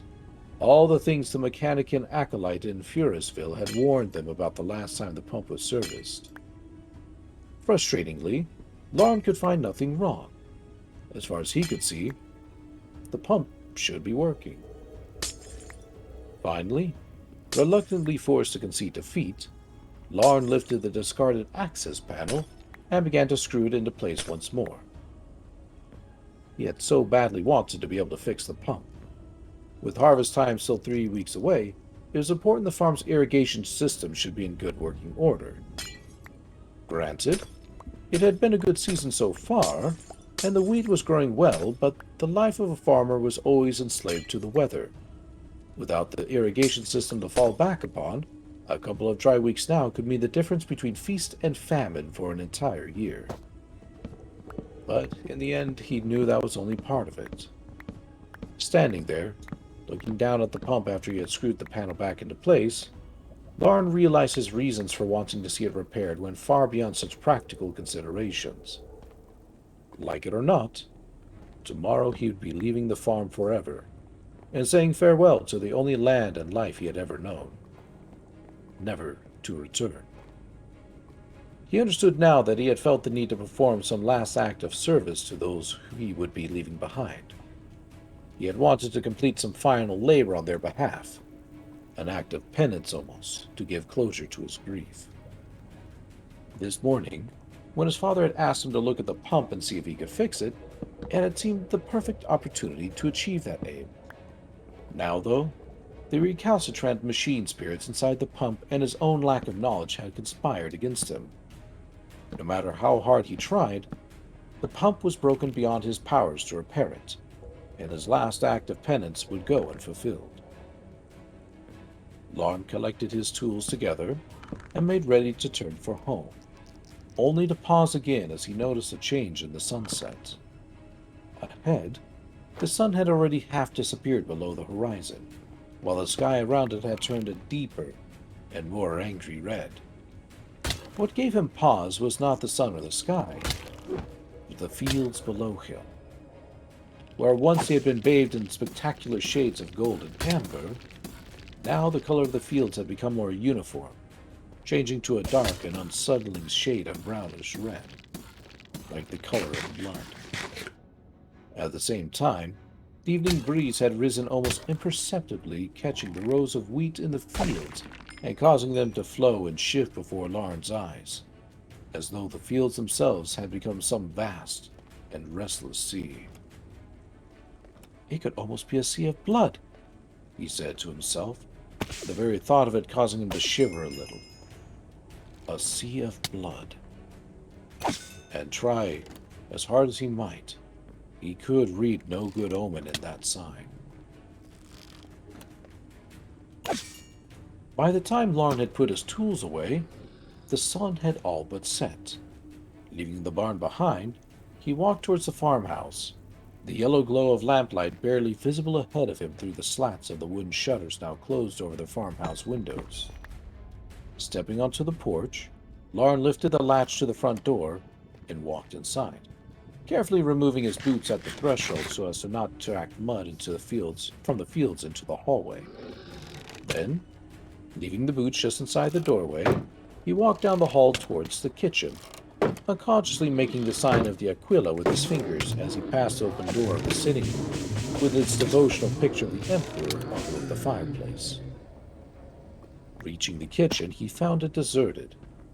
The smell of wood smoke and the delicious aromas of all his favorite foods rising from the pans simmering on the stove. Roasted corn cob, boiled durna beans, alpaca stew, and Tayson Benny pie. Together, the dishes of the last meal he would ever eat at home. Abruptly, it occurred to him, in whatever years of his life might yet come, those self-same aromas would forever now be linked with a feeling of desperate sadness. Ahead, the kitchen table was already laid out with plates and cutlery ready for the meal. As he stepped past the table towards the sink, he remembered returning from the fields 2 nights earlier to find his parents sitting in the kitchen waiting for him. The black-edged parchment of the induction notice lying mutely on the table between them. From the first, it had been obvious they had both been crying, their eyes red and raw from grief. He had not needed to ask them the reason for their tears. Their expressions, and the imperial eagle embossed on the surface of the parchment, had said it all. Now, as he moved past the table, Larn spotted the same parchment lying folded in half on top of one of the kitchen cupboards. Diverted from his original intentions, he walked towards it. Then, picking up the parchment and unfolding it, he found himself once more reading the words written there below the official masthead. Citizens of Jumail 4, the parchment read, rejoice! In accordance with imperial law and the powers of his office, your governor has decreed 2 new regiments of the Imperial Guard are to be raised from amongst his people. Furthermore, he has ordered those conscripted to those new regiments to be assembled with all due haste, so that they may begin their training without delay, and take their place amongst the most holy and righteous armies of the blessed Emperor of all mankind. From there, the parchment went on to list the names of those who had been conscripted, outlining the details of the mustering process and emphasizing the penalties awaiting anyone who failed to report. Larn did not need to read the rest of it. In the last 2 days he had read the parchment so many times he knew the words by heart. Yet, despite all that, as though unable to stop picking at the scab of a half-healed wound, he continued to read the words written on the parchment before him. Arvin? He heard his mother's voice behind him, breaking his chain of thought. You startled me, standing there like that. I didn't hear you come in. Turning, Lauren saw his mother standing beside him, a jar of Kuden seeds in her hand, and her eyes red with recently dried tears. I just got here, Ma, he said, feeling vaguely embarrassed as he put the parchment back where he had found it. I finished my chores, and I thought I should wash my hands before dinner. For a moment, his mother stood there quietly staring at him. Facing her in uncomfortable silence, Lauren realized how hard it was for her to speak at all, now that she knew she would be losing him tomorrow. It lent their every word a deeper meaning, making even the most simple of conversations difficult, while with every instant there was the threat that a single ill-chosen word might release the painful tide of grief welling up inside her. You took your boots off? She said at last, retreating to the commonplace in search of safety. Yes, Ma. I left them just inside the hallway. Good, she said. You better clean them tonight, so as to be ready for tomorrow. At that word, his mother paused, her voice on the edge of breaking, her teeth biting her lower lip, and her eyelids closed as though warding off a distant sensation of pain. Then, half turning away so he could no longer see her eyes, she spoke again. But, anyway, you can do that later, she said. For now, you'd better go down to the cellar. Your pa's already down there, and he said he wanted to see you when you got back from the fields. Turning further away from him now, she moved over to the stove and lifted the lid off of one of the pans to drop a handful of Kuden seeds into it. Ever the dutiful son, Lauren turned away, towards the cellar and his father. The cellar's steps creaked noisily as Lauren made his way down them. Despite the noise, at first his father did not seem to notice his approach. Lost in concentration, he sat bent over his workbench at the far end of the cellar, a whetstone in his hand as he sharpened his wool shears. For a moment, watching his father unawares as he worked, Lauren felt almost like a ghost, as though he had passed from his family's world already, and they could no longer see or hear him. Then, finding the thought of it gave him a shiver, he spoke at last and broke the silence. You wanted to see me, Pa? Starting at the sound of his voice, his father laid the shears and the whetstone down before turning to look at his son and smile. You started me off, he said. Yes, but you can walk quiet when you've got a mind to. So, did you manage to fix the pump? Sorry, Pa, Lauren said. I tried to replace the starter and every other thing I could think of, but none of it worked. You tried your best, son, his father said. That's all that matters. Besides, the machine spirits in that pump are so old and ornery, the damn thing never worked right half the time anyway. I'll have to see if I can get a mechanic in to come out from Ferrisville to give it a good look over next week. In the meantime, the rain's been pretty good, so we shouldn't have a problem. But anyway, there is something else I wanted to see you about. Why don't you grab yourself a stool so the two of us men can talk? Pulling an extra stool from beneath the workbench, his father gestured for him to sit down. Then, waiting until he saw his son had made himself comfortable, he began once more. I don't suppose I ever told you too much about your great-grandfather before, did I? He said. I know he was an off-worlder, Pa, Lauren said earnestly. And I know his name was Augustus, the same as my middle name is. True enough, his father replied. It was a tradition on your great-grandfather's world to pass on a family name to the firstborn son in every generation. Of course, he was long dead by the time you were born. Mind you, he died even before I was born. But he was a good man, and so we did it to honor him all the same. A good man should always be honored, they say, no matter how long he's been dead. For a moment, his face grave and thoughtful, his father fell silent. Then, as though he had made some decision, he raised his face up to look at his son clearly in the eye and spoke again. As I say, your great-grandfather was dead long before I could have known him, Harvey. But when I was 17 and just about to come of age, my father called me down into the cellar and told me the tale of him, just like I'm about to tell you now. You see, my father had decided that before I became a man, it was important I know where I came from. I'm glad he did, because what he told me then has stood me in good stead ever since. Just like I'm hoping that what I'm going to tell you now will stand you in good stead likewise. Of course, with what's happened in the last few days and where you're bound for, I've got extra reasons for telling it to you. Reasons that, Emperor love 'em, my own father never had to face. But that's the way of things. Each generation has its own sorrows, and has to make the best of them they can. That's all as may be, though. Guess I should just stop dancing around it and come out and say what it is I have to say. Again, though wrestling inwardly for the right words, his father paused.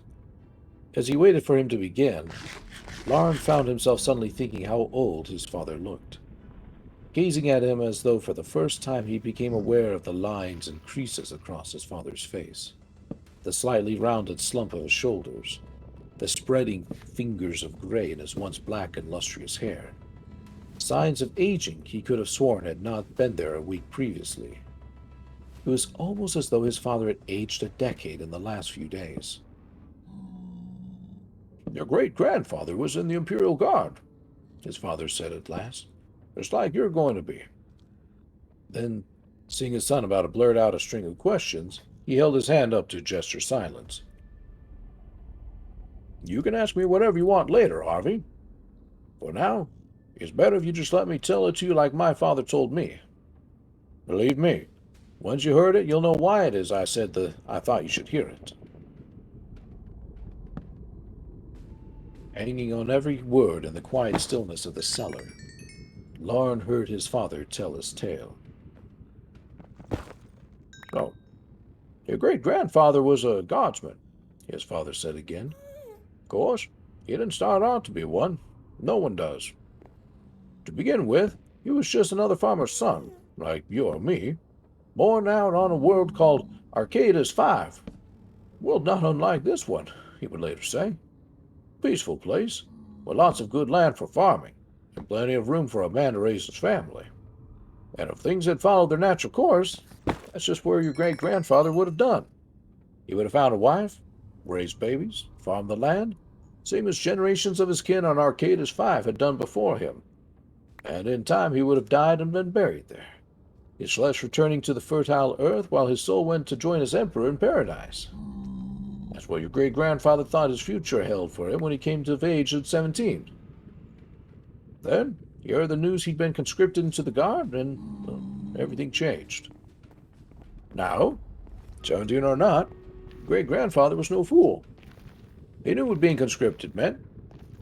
He knew that there was a heavy burden that goes with being a guardsman, a burden worse than the threat of danger, the fear of dying alone, and in pain under some cold and distant sun. A burden of loss. The kind of loss that comes when a man knows he's leaving his home forever. It's a burden every guardsman carries. The burden of knowing that no matter how long he lives, he will never see his friends, his family, or even his home world again. A guardsman never returns, Avi. The best he can hope for, if he survives long enough and serves his emperor well, is to be allowed to retire and settle a new world somewhere out amongst the stars. And knowing this, knowing he was leaving his world and his people for good, your great-grandfather's heart was heavy as he said farewell to his family and made ready to report for muster. Sadabda raided my stream with 35 views. What's up? Sorry to interrupt, but I just got a big raid. Yeah, go for it. Hello there, Seda! Welcome on in, everybody. How was your stream? Would you like a random clip from your channel brought up? Or would you like a regular shout-out? Also, everyone, you've come into the middle of I'm doing Minecraft here, and Rygon is sharing a wonderful story with us all. Alright, let's take a look at that clip. All the temporary power lines until we can get things sorted out. Oh yeah, this is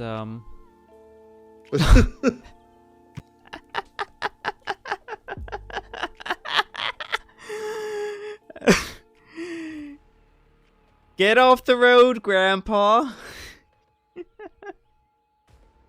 Or, actually, wait, no, wait, has someone called 911? I think he might be having a seizure. Oh, jeez! I don't know how. Gotta love how the, cars can break in city skylines. You're going to the luxury hotel where you're not gonna get it by going that way. He's just happy to be here, exactly. But yeah, that was Seda, everybody. Do go check out his channel. He is a very good friend of mine. Thank you so much for sharing your community with me here, Seda, though. I welcome you all in. We are doing some Minecraft here, and like I said, Rygon is doing a story with us, and it's very nice. But we also have a lot of tabletop games here on the channel. D&D, Pathfinder, World of Darkness, Exalted, and a Pokemon Mystery Dungeon tabletop campaign that Seda is actually part of. So make sure you hit that follow button and come join us again. And for those already here, share the love with Seda, and also share it with Rygon. Can I get a shout out for Rygon as well, please? But welcome, and again, thank you for sharing your community, Seda. I will let Rygon continue. If you're up for it. Yeah. I was just told my background is perhaps a little bit too loud, so I'm turning it down. Background noise? Yeah, I'm doing some Battlefield ambience while I'm reading. Oh, okay.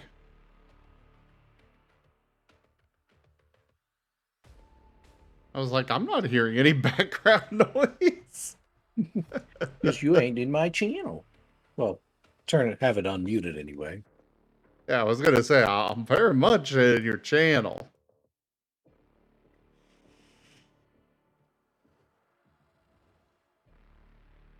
Gonna try and balance it out a little bit.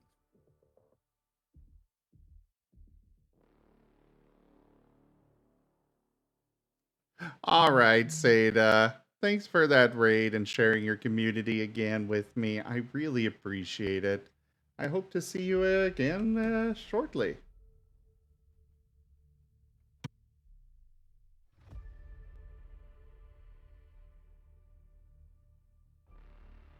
Right, are we ready to continue? By all means, regale us. And do. Trying to find where I was.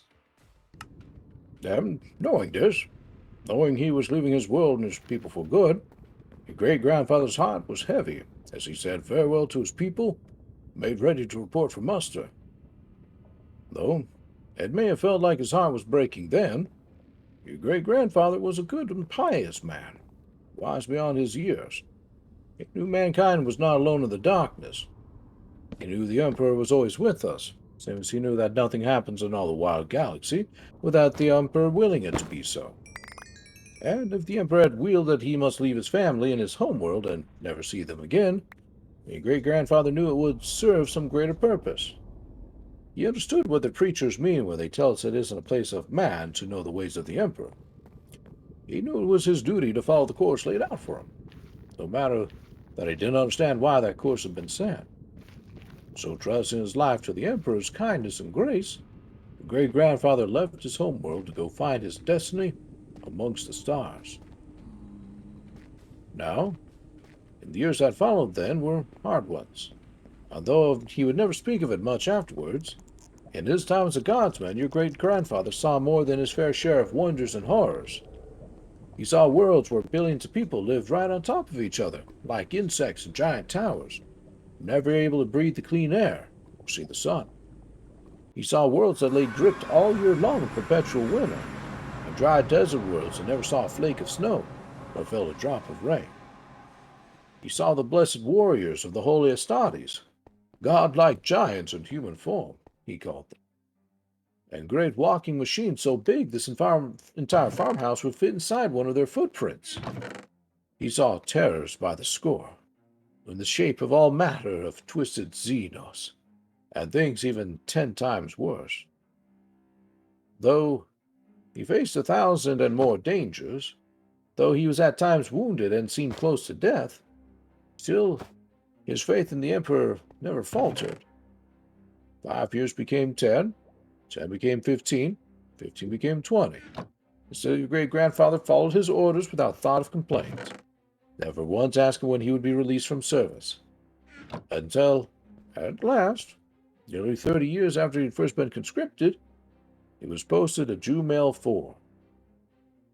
Of course, this world didn't mean much to him then, not at first. By then, he'd seen dozens of different planets, and at first sight, Jumail didn't seem to have anything much to recommend it more than most.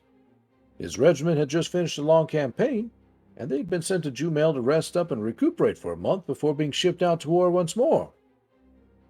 By then, your great-grandfather didn't have too many wars left in him.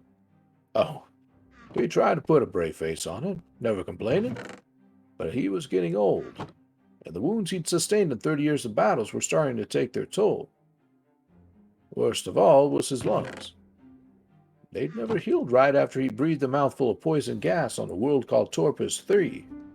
Yet, still he didn't waver in his duty. He had given his life over to the service of the Emperor, and he was content that it was at the Emperor's will whether he lived or died.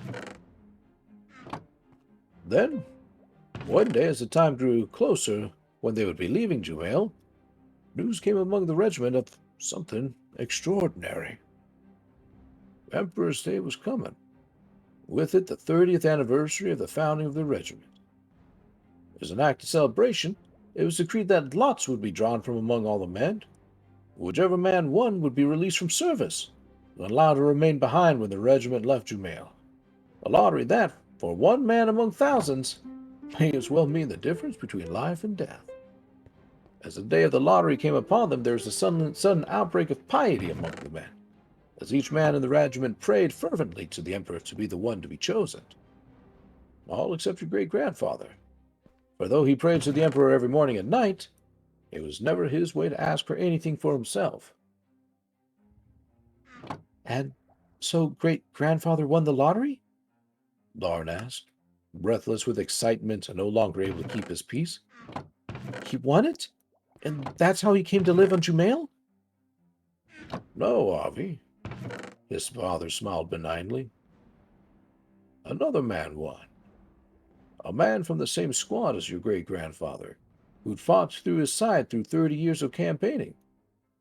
Though that man could have just taken his ticket and walked away, he didn't. Instead, he looked at your great-grandfather with his worn-out face and half-healed lungs, and handed him the ticket. You see, he decided your great-grandfather needed to be released from service more than he did. And that's how your great-grandfather came to settle on Jumail 4, through the kindness and self-sacrifice of a comrade. Though in the years to come, your great-grandfather could always say there was more to it than that. He would say sometimes the hand of the Emperor could be seen in the smallest of things, and that it was the Emperor who had decided to work through his man to save his life. In the end, it was a miracle of sorts. A quiet miracle, perhaps, but a miracle all the same. With that, his father fell silent again. Looking at him, Larn could see the very first beginnings of tears shining wetly in his eyes. Then, at length, his father spoke once more, his every word heavy with barely suppressed emotion.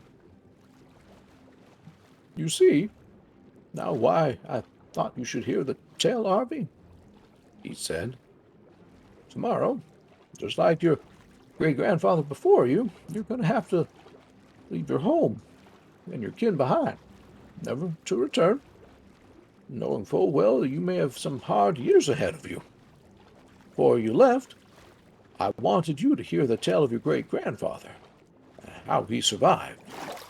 I wanted you to be able to take that tale with you. No matter how dark, even hopeless, things might seem to you at times, you know the Emperor was always with you. Trust to the Emperor, Avi. Sometimes it's all we can do. Trust to the Emperor, and everything will be all right. No longer able to keep the tears from flowing, his father turned away so his son could not see his eyes. While his father cried into the shadows, Lawrence sat there with him as long, uncomfortable moments passed, struggling to find the right words to soothe his grief, until finally, deciding it was better to say something than nothing at all, he spoke and broke the silence. "I'll remember that, Pa," he said, the words coming from faltering slowness from him as he tried to choose the best way of saying it. "I'll remember every word of it, just like you said. I'll take it with me, and I'll think of it whenever things get bad. And I promise you I'll do what you said. I'll trust to the Emperor, just like you said. I promise it, Pa. Something else. I promise you don't have to worry about me doing my best when I go to war. No matter what happens, I'll always do my duty." "I know you will, Avi," his father said as he wiped the tears from his eyes. "You're the best son a man could have. And when you're a guardsman, I know you'll make me or Ma and me proud." That was the end of Chapter 1. Does anyone have anything that they wish to say? Well, first off, you go get some water and stuff in ya. Now that's just the voice. Well, I mean, it's not so much because of the voice or you sounding like you need it. It's just you should get some water. I do. I have a cup right here. Okay. But otherwise, Alkane, I would ask that you not even joke about something like that. Please. But otherwise, yeah, I'm just enjoying the story quite a lot. And for those that are just joining us, like I said earlier, we are doing a story time with Rygon. Actually, GibGab does bring up a very good question. Are you enjoying eating? No. No? Yes, of course I am. Okay. It's rare that I get to have a chance to stretch out my voice for a little bit. So I enjoy having the chance to read and having an audience who appreciates it. So thank you everyone for taking the time to listen. But yeah. For those all that are just joining, this is a Warhammer 40k story. If you couldn't tell already. Yep, it is a story 15 hours. A good story, and one of the very first I read when I started reading some of the old books. Oh. I had a little audio glitch and didn't hear the name of the story before. So when you just said it was 15 hours, I'm like, you're not planning on reading for 15 hours straight, are you? That's going to destroy your voice. It is an actual book, though. So I'll probably read up until, I don't know, maybe chapter 4 or 5, and then we'll see what we're feeling like there. All right. We're about 1/6 of the way through the book. While we're on break, I was actually going to dip out to go to sleep because we stayed up kind of late last night. So, good job so far. And your voice is too relaxing. I guess I can tell you that one. Well, I'm glad you enjoyed it. So, have yourself a good rest. Have a good night, too. Sleep well. And Burb, if Burb is still around. But they are muted.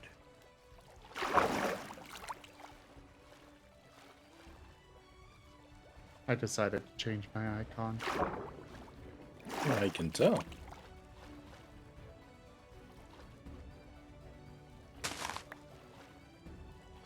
We're losing people, though. Oh no, they're all going to sleep.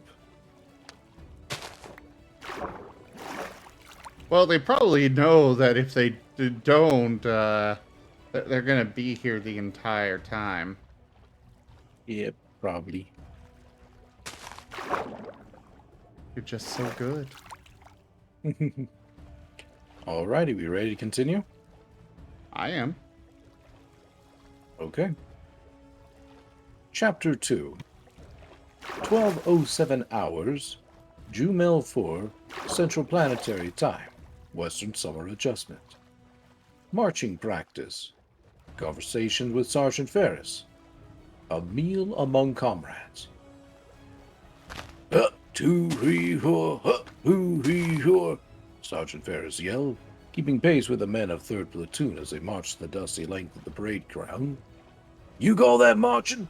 I've seen more order and discipline than a pack of shithouse rats. Marching in time with the others, painfully aware of his own visibility, Lauren found himself silently praying his feet kept in step. His place, mined midway through the platoon's left outer file, put him out in plain view right under the sergeant's eyes.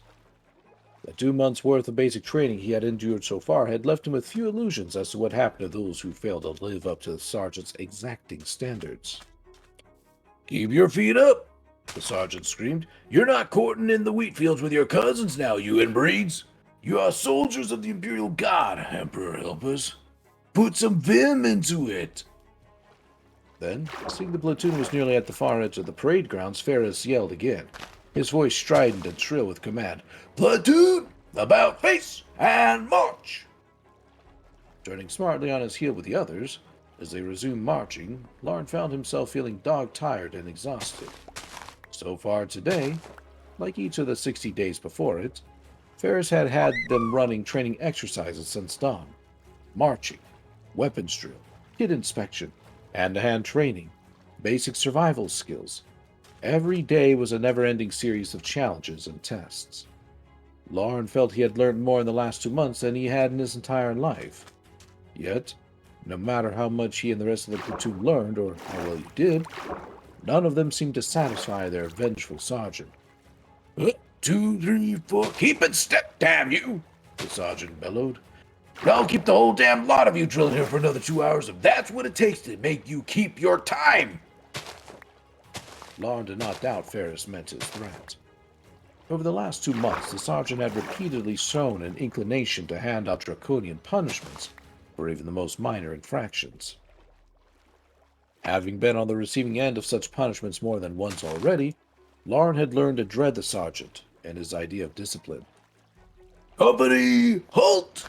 Sergeant Ferris yelled at last, hawkish eyes watching to see if any of the guardsmen overran their mark.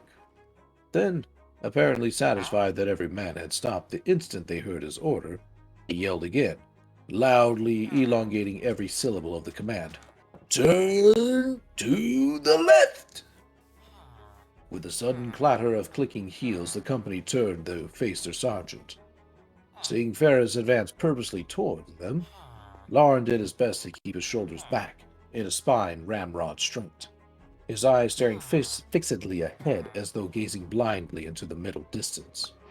He knew enough of Sergeant Ferris' ways by now to know that an inspection would follow immediately. They had finished marching. Just as he knew Ferris would not be any kinder to the soldier who failed to pass muster now than he would to anyone whose marching did not meet his standards. From the corner of his eye, Lauren saw Sergeant Ferris move to the end of the outer file of guardsmen to begin his inspection. Moving slowly down along the line to inspect each man in turn, the sergeant's dark eyes darted swiftly up and down, scanning for any flaw in equipment, dress, or manner. At times like these, no matter where in line he stood, it always felt to Larn as though it took the sergeant forever to reach him.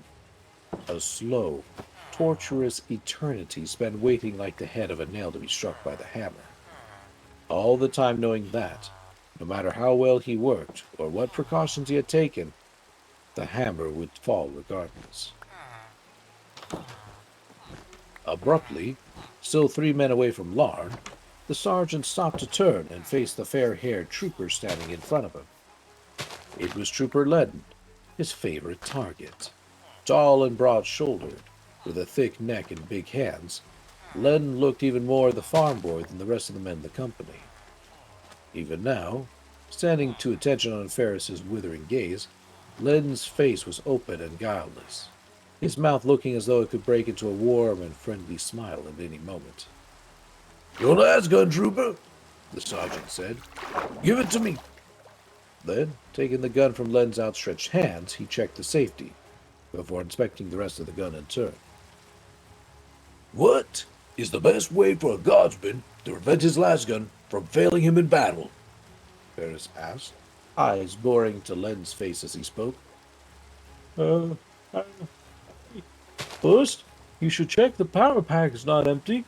Then, reciting the litany of unjamming, he should... "I asked, what is the best way to prevent a guardsman's last gun from failing him, Ledden?" the sergeant said, cutting him off. "Not how he should clear a jam after he malfunctions." For a moment, Ledden seemed stymied, until his eyes lit up with sudden inspiration.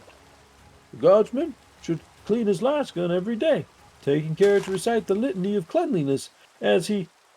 And if, because he has failed in his duty to keep his last gun clean, the guardsman finds his weapon jams in the heat of battle, and he cannot fix it," the sergeant cut him off again. "What then, Ledden? How should the guardsman proceed?" He should fix his bayonet to the mounting lugs on his flash gun's flash suppressor, Sergeant, and use it to defend himself," Ledden replied, an edge of pride to his voice, now as though he was sure he had finally answered one of the sergeant's questions correctly.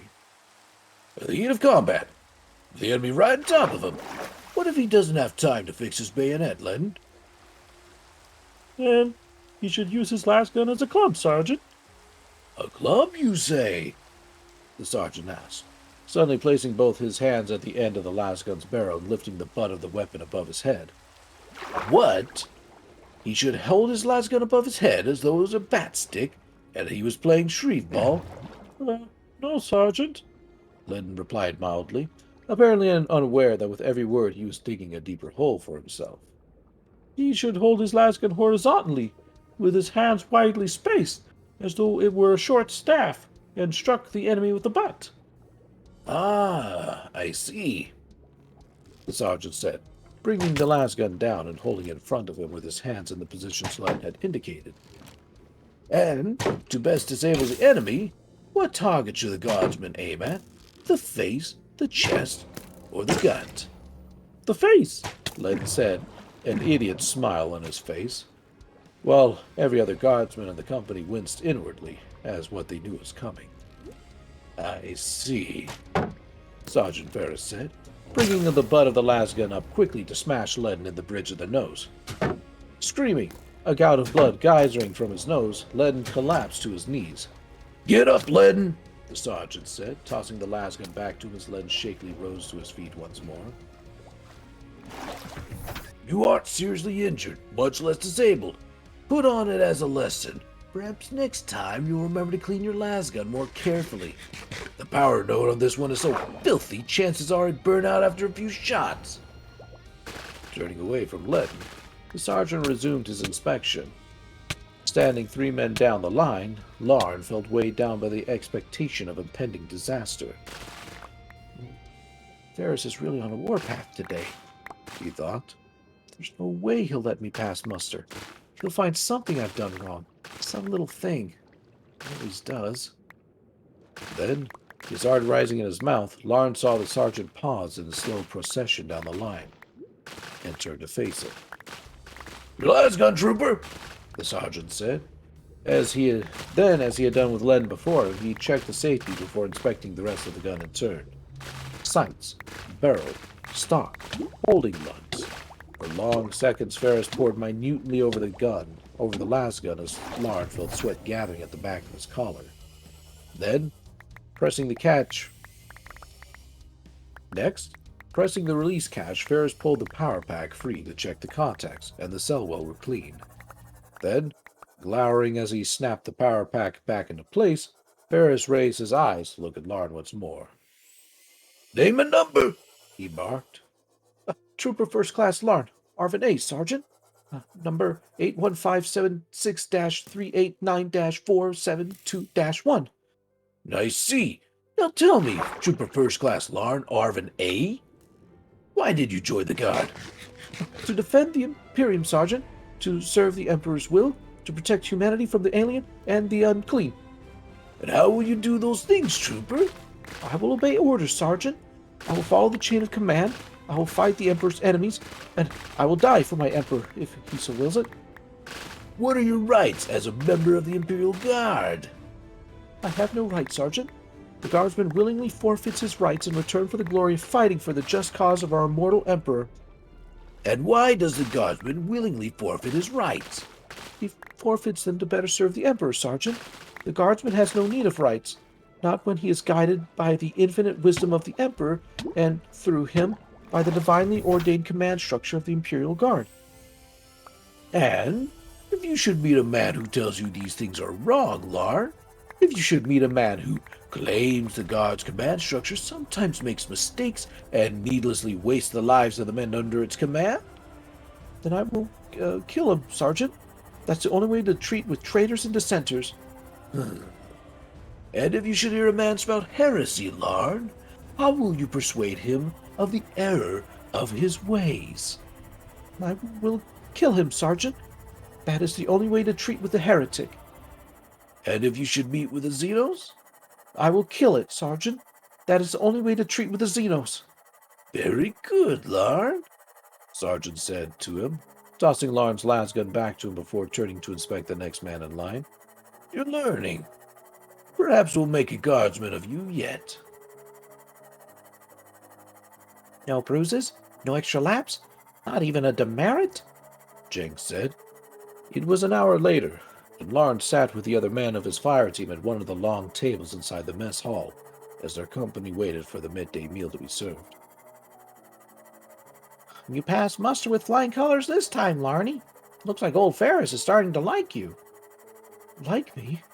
I don't think he likes anyone," Larn replied. "Still, I can hardly believe it myself, the way he glowers at you. I always think he's going to put you on report no matter what you do." "Ah, the sergeant isn't so bad," said Helen, the squad medic from nearby, as he busied himself putting a dressing on Len's damaged nose.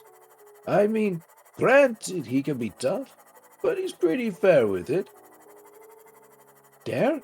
Len said, outraged. "Oh. Dare?" Len said, outraged. "The dastard took my dolls!"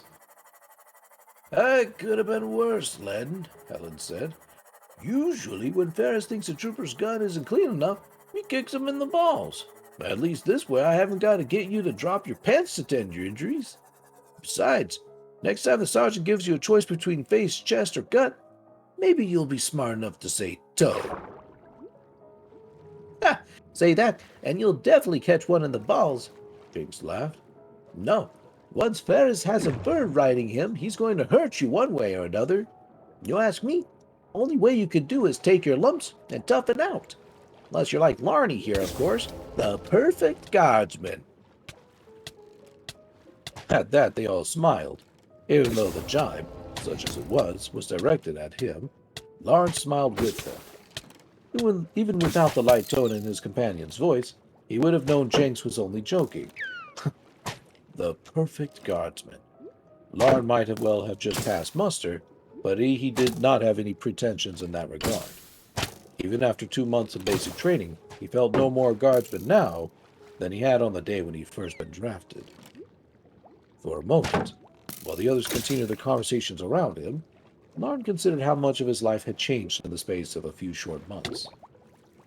The day after his conversation with his father in the cellar, he had taken the land railer to the town of Willem's Ferry, and from there on to the regional capital Durnanville to a report for induction. From Durnanville, he had been sent 200 kilometers east to a remote staging post where for the last 2 months they had trained him to become a guardsman. He found himself looking at his comrades. Halan was small and dark. Jinx, tall and fair. But despite the differences between them, he realized he did not look any more like guardsmen than either him or Ledden. Himself included, they also looked like what they were, farm boys. Like him, they were all the sons of farmers. So for that matter were most of the men of the regiment. They were all of them farm boys, fresh from the fields and accustomed to lives of peaceful obscurity. The arrival of the induction notices had changed that forever. Now, for better or worse, they found themselves conscripted as guardsmen. 2,000 green and unproven recruits sent for basic training at this staging post before they left Jamal 4 for good. 2,000 would-be guardsmen, given over to the tender mercies of men like Sergeant Ferris, in the hope they could be made into soldiers by the time they got their first taste of action. Anyway, if you ask me, Alon is right, Jinx said, his voice breaking into Larn's thoughts. I mean, hard as Ferris is, at least you know where you stand with him. Besides, I suppose he's earned the right to be hard. Like the rest of us, I hear he was a regular PDF back before he got drafted. He's probably the only man in the entire regiment who knows anything about soldiering. And believe you me, when we make our first drop and the last gun starts flying, we'll be glad they gave us a man like that to lead us.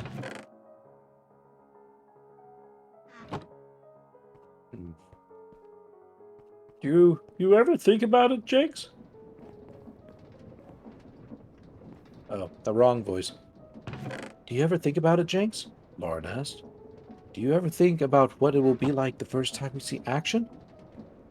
In response, the others fell silent then, their faces troubled and uneasy. For as long as the silence lasted, Lauren worried he had said too much. He worried that something in his voice, some tremor perhaps, or even the very fact he had thought to ask the question at all had been enough to cause the others to start to doubt him. Then, finally, Halan smiled at him, the smile telling him that all of them felt the same nervousness he did at the thought of seeing combat. "Don't worry, Lonnie," he said. "Even if you do get hit, I'll be on hand to patch you up." Lots of comfort that is, Jinx said. I thought you said the only reason they made you a medic was because you were a veterinary back home. Actually, it was my father who was the veterinary. I just used to help him out, Halan said. So, not only do I know how to mend wounds, Jinx, but if we come across a pregnant grox, I'll be able to assist with the birthing as well. Just so long as you don't get the two mixed up, Howls, Jinx said. Bad enough if I should get wounded without having to worry about you trying to put your hand up my backside because you think I'm about to calf. They all laughed, the somber mood of a few moments before gratefully forgotten. Then, seeing something at the other end of the mess hall, Jinx nodded towards it. "Hey-o," he said. "Looks like dinner's here at last." Following the direction of Jinx's nod, Lauren looked over to see Vorans, the fifth member of their fire team, hurrying over towards them with a stack of mess trays balanced in his hands in front of him. "It's about time," Alon said. "I swear, my stomach's so empty I was starting to think my throat had been cut." Then, as Varns arrived at the table and began to hand out the mess trays, "Zel's tear! What took you so long, Vars? This food's barely warm." "It's not my fault the mess line is so crowded this time of day, Howls," Boren said. "Besides, yesterday when it was your turn at mess duty, I don't remember you getting the food here any faster. Anyway, remember what you said then? Your exact words were, 'It's not like the slop tastes any better hot.' That's what you said." "Excuses, excuses," Alon replied, before turning his attention fully to the contents of his mess tray. "Though, I was right enough about this slop. Back home, we wouldn't have fed this to the groks. Still, It fills a hole, I suppose. Fills a hole, all right, Jenks said, pulling a spoon from his mess kit and using it to prod suspiciously at the sticky gray stew in his own mess tray. You should keep some of this and take it into battle with you, Hals. Anybody gets wounded, you can use this stuff to glue them back together. Oh. Anybody gets wounded, you can use this stuff to glue them back together. I try to pretend to myself it's alpaca stew, Lauren said. You know, like they make back home. I'm just getting the voices confused. And so does that work, Larnie? Jake said. Does it make it taste any better? Not so far, Lauren admitted with a shrug. What amazes me, said Vorad, is here we are, surrounded by wheat fields on every side in one of the most productive farming regions on the entire planet. Yet, every day instead of giving us real food, they give us this reconstituted swill. If you ask me, it makes no sense. Well, that's your mistake right there, Boris, Jinx said. Asking questions. Don't you remember the big speech Colonel Stronheim gave on the first day of induction? Men of the Jumel 14th, Han said, his voice taking on a false gravity as he mocked the stern patrician tones of their regional commander. In the months and years to come, you will find yourselves assailed by 1,000 questions. Every time you are dispatched to a new theater of operations, you will ask yourselves, where are you going? How long will it take to get there? What will the conditions be like when you arrive? You must put such things from your mind. The God's divinely ordained command structure will tell you what you need to know, when you need to know it. Always remember, there is no place in a Godsman mind for questions, only obedience. That was really good, Hales, Lon said. You captured the old man's voice perfectly. Well, I have been practicing, Alon said, delighted. Though, I tell you there are only 2 questions I want answered. Where are they sending us for our first posting, and when is it going to happen? I wouldn't hold your breath on that count, Hals, Jinx said. And I wouldn't expect them to tell us anything of the sort until they're good and ready. And then, anyway, even if they have decided where and when we're going, you can be sure we'll be the last to know about it. That is the end of Chapter 2.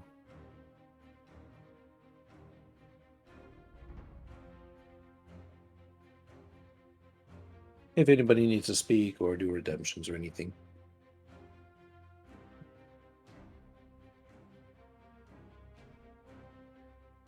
I just got back. Welcome back. I was still listening, but... apparently Evolution is stealing Kristoff's tea. At knife point? You leave Kristoff's alone. He's a good boy.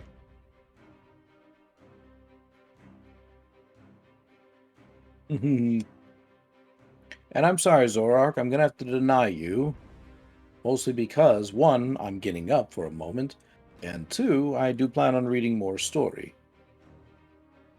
You'll have to stash that Evolution voice away in your back pocket for another time.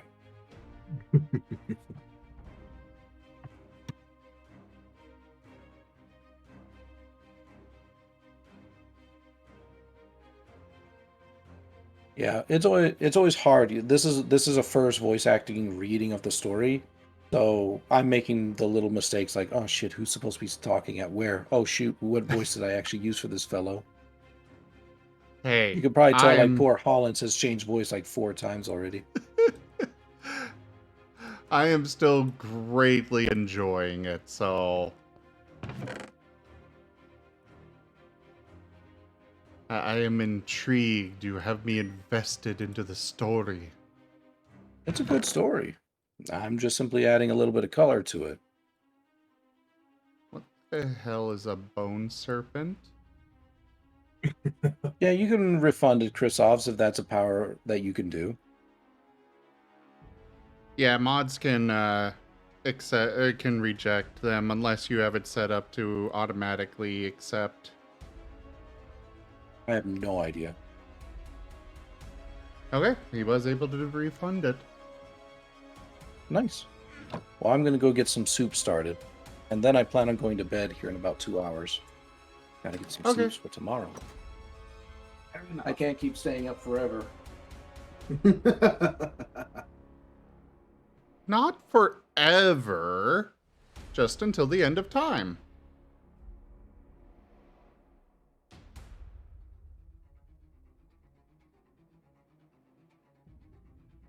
Error. No variable defined.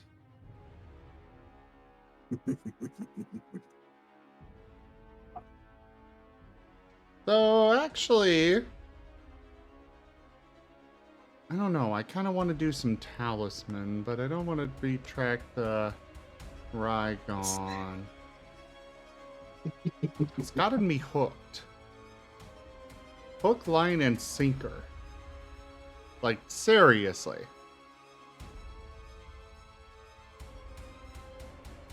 Glorious story.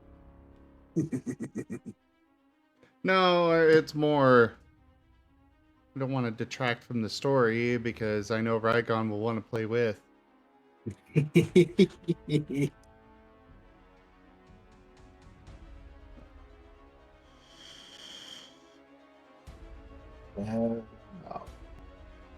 Your Wuxia game has you hooked?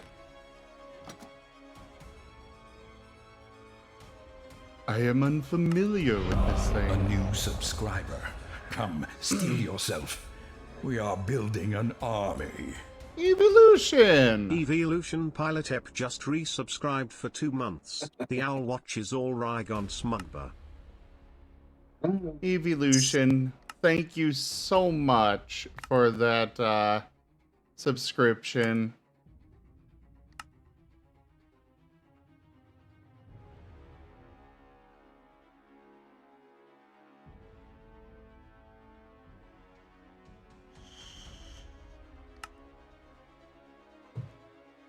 Alright, I am needing some applied energistics going.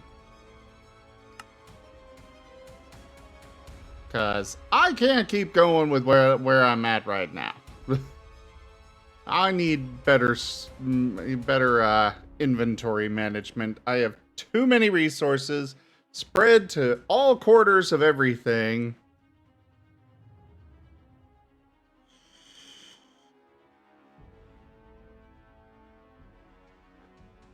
Oh, I've played Amazing Cultivation Simulator before.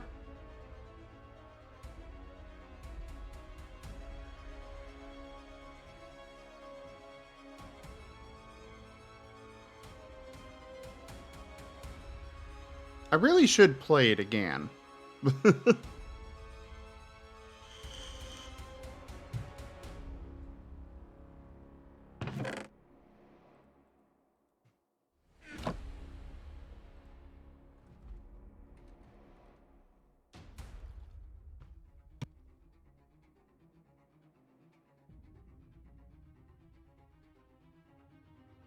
Oh, right. I'm gonna need a lot of sand here soon.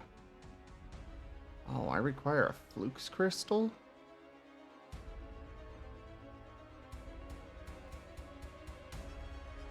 Uh-oh.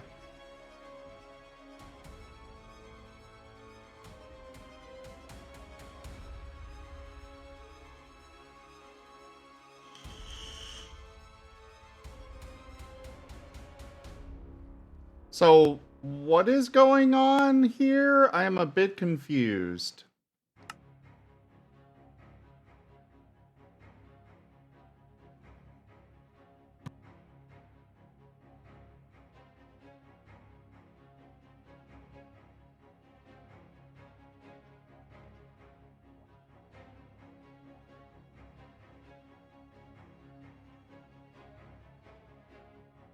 Yes, I'm not familiar with Wuxia.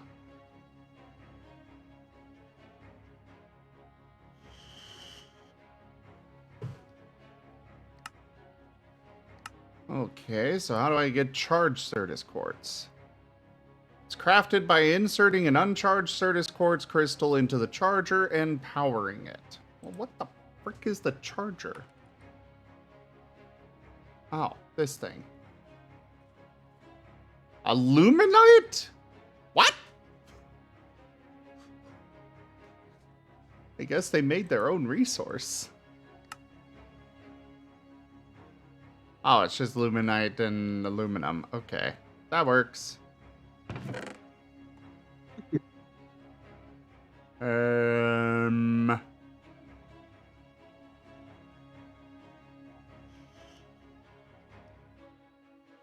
Wrong chest. Need this. And need this.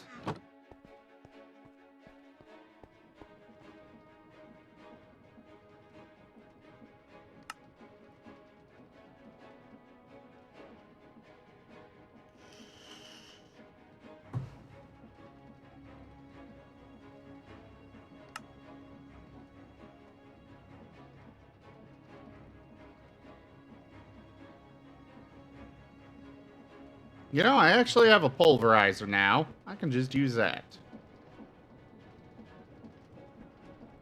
I like the pulverizer because it gives you a chance at other resources. So if you might happen to be a little low on something, there's always that chance that you'll get something else out of a pulverizer.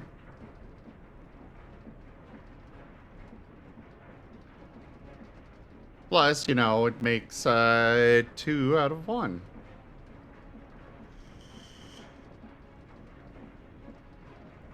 So this is a tabletop RPG? And no, I have not played any of that stuff, Alkane. I really need to.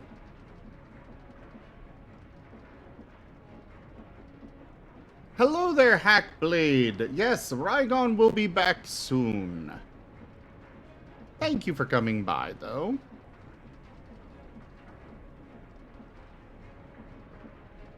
How much do I need of this?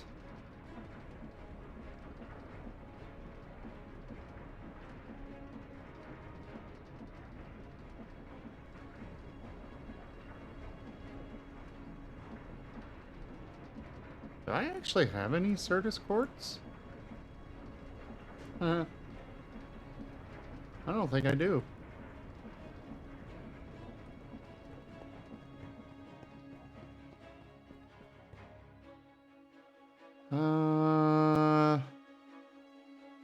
Copper, we need to break it down to that. Then cut it up.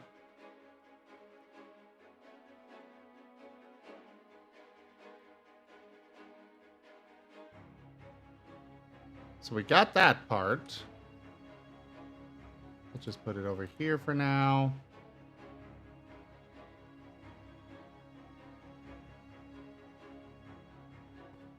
I don't think I've got any Certus quartz. Silver, tin, osmium, lead, copper, iron, nickel.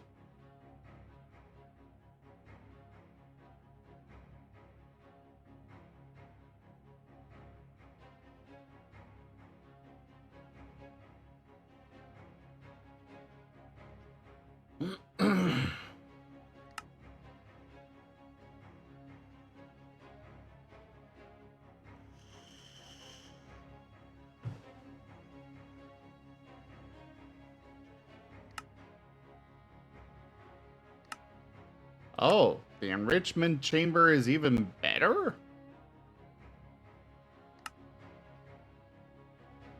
Huh. Okay, I'm back. I have some soups. Some soup again. Welcome back. Good to be.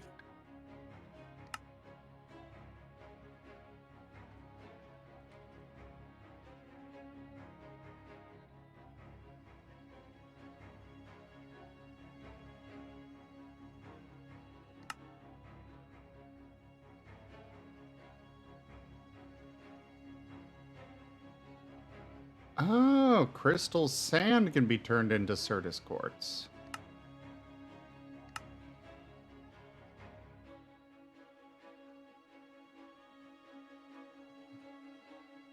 I believe I have seen some of that.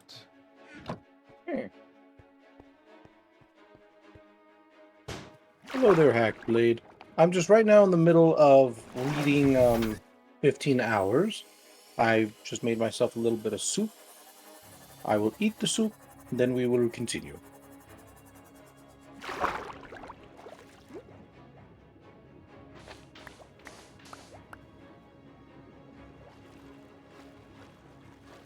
Oh, that was... Oh.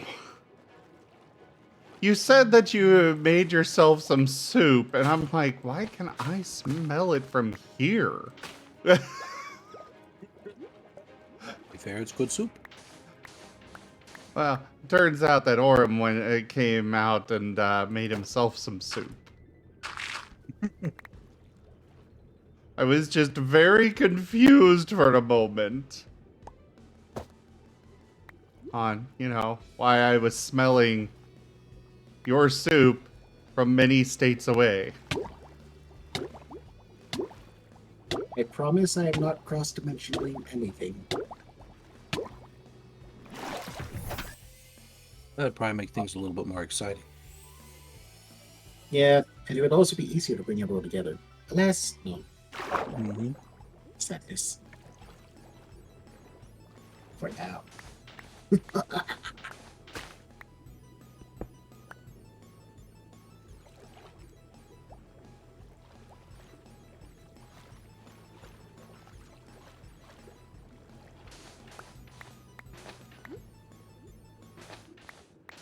All said, may the soup be grand.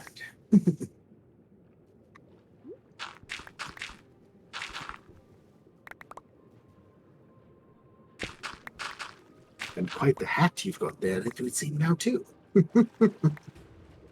All this, my crown cake. Yes. Your crown cake? Mm-hmm. Chickle, chickle, chickle, chickle, chickle, chickle. Chickle, chickle, chickle, chickle, chickle, chickle, chickle. You know, you make a good point. He is a psychic type. He's just projecting his, the taste and smell of his, soup across the world. Alright. I am projecting to you upon the taste and smell of my soup. If you can correctly guess the name of the soup, then my powers are real. You all should be very scared. Hey, too. Guess at any moment. Carrot. I don't really know many names of soups. Okay, just tell me ingredients. That will be enough.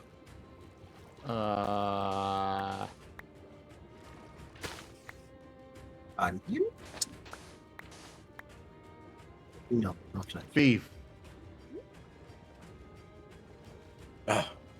It would seem that your head is too thick for me to penetrate. Yeah, probably. It is chicken corn chowder. Ooh. One of these days I shall widen my flavor horizons. It's not too bad. I enjoy it from time to time. Soup is very good. I haven't had soup in a long time. Instead, I've been eating a lot of pasta. Mm-hmm. But pasta is also very good. Mm.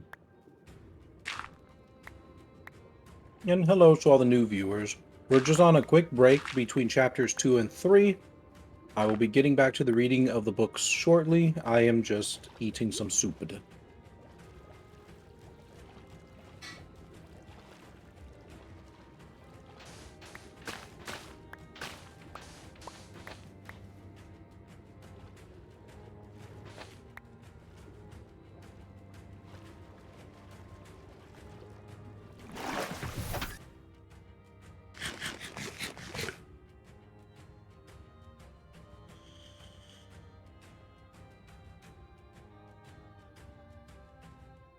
You're gonna have soup for your birthday?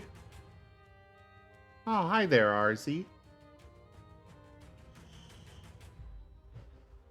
Hello, you lovely little dragon.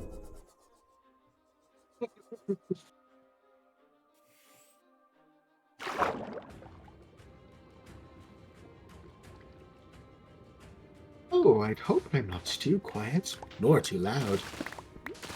No,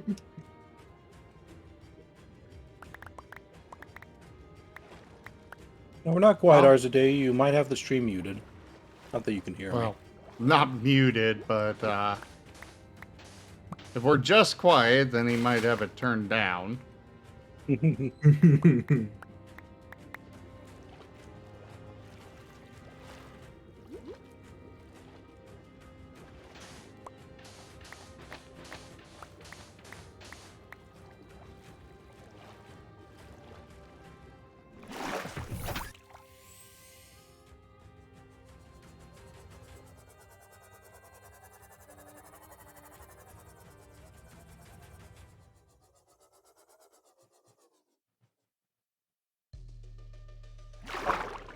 I don't like, I actually don't care for, chocolate cake. I mean, I'll eat it and enjoy it, but there's many other varieties of cake I prefer. Cheesecake, crumb cake. Oh, cheesecake. I love cheesecake. And good cheesecake, too. I've had some bad ones. Oh, I've had some bad ones, too.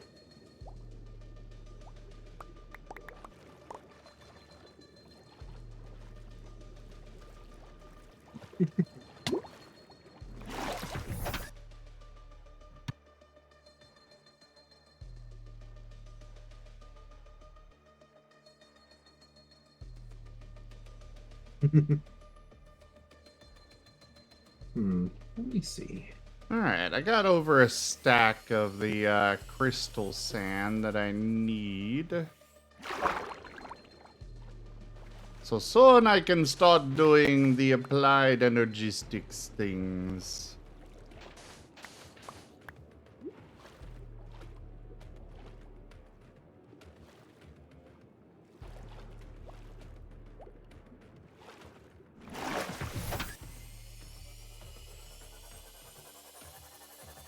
Well, actually not over 2 stacks. I've got a stack and a little bit, almost 2 stacks. That should be more than enough. What else can I use this crystal sand for? Is it just Certus quartz? I should probably investigate.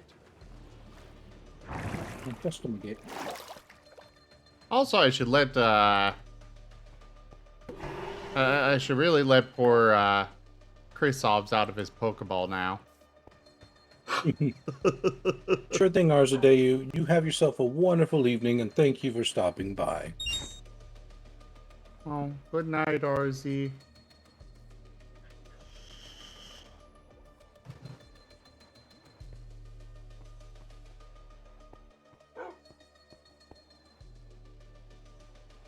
Well, Alkane, there is one mod that I kind of feel everybody has to get into. It's not a bad thing, it's just kind of... It's either applied energistics or the refined storage, I think, is the other one. And just because there are so many resources in mod packs that you need some way of managing that much inventory.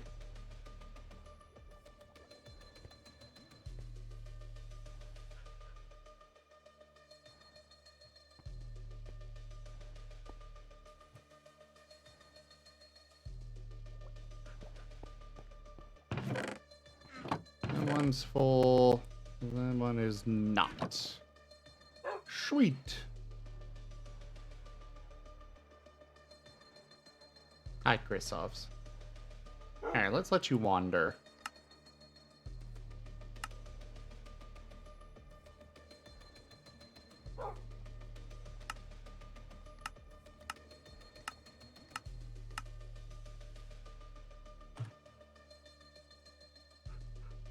Now you can wander around.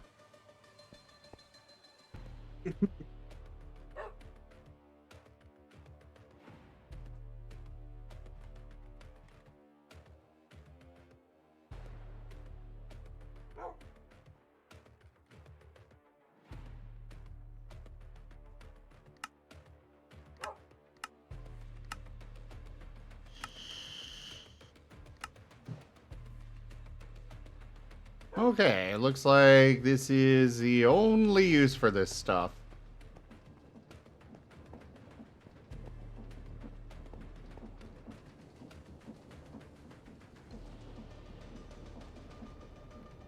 So, might as well turn it all into Certus quartz.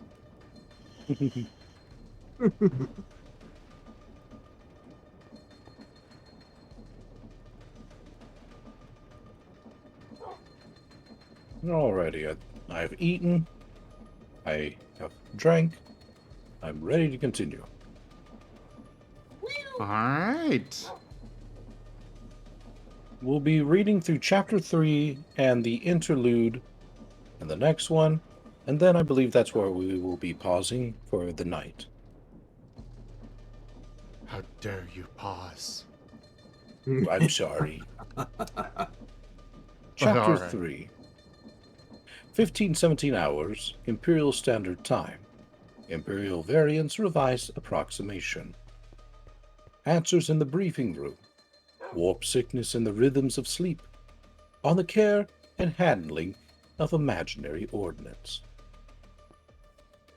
We should be there in 3 weeks, maybe 4, the naval officer said, standing illuminated in the glow of the star chart on the pic display behind him.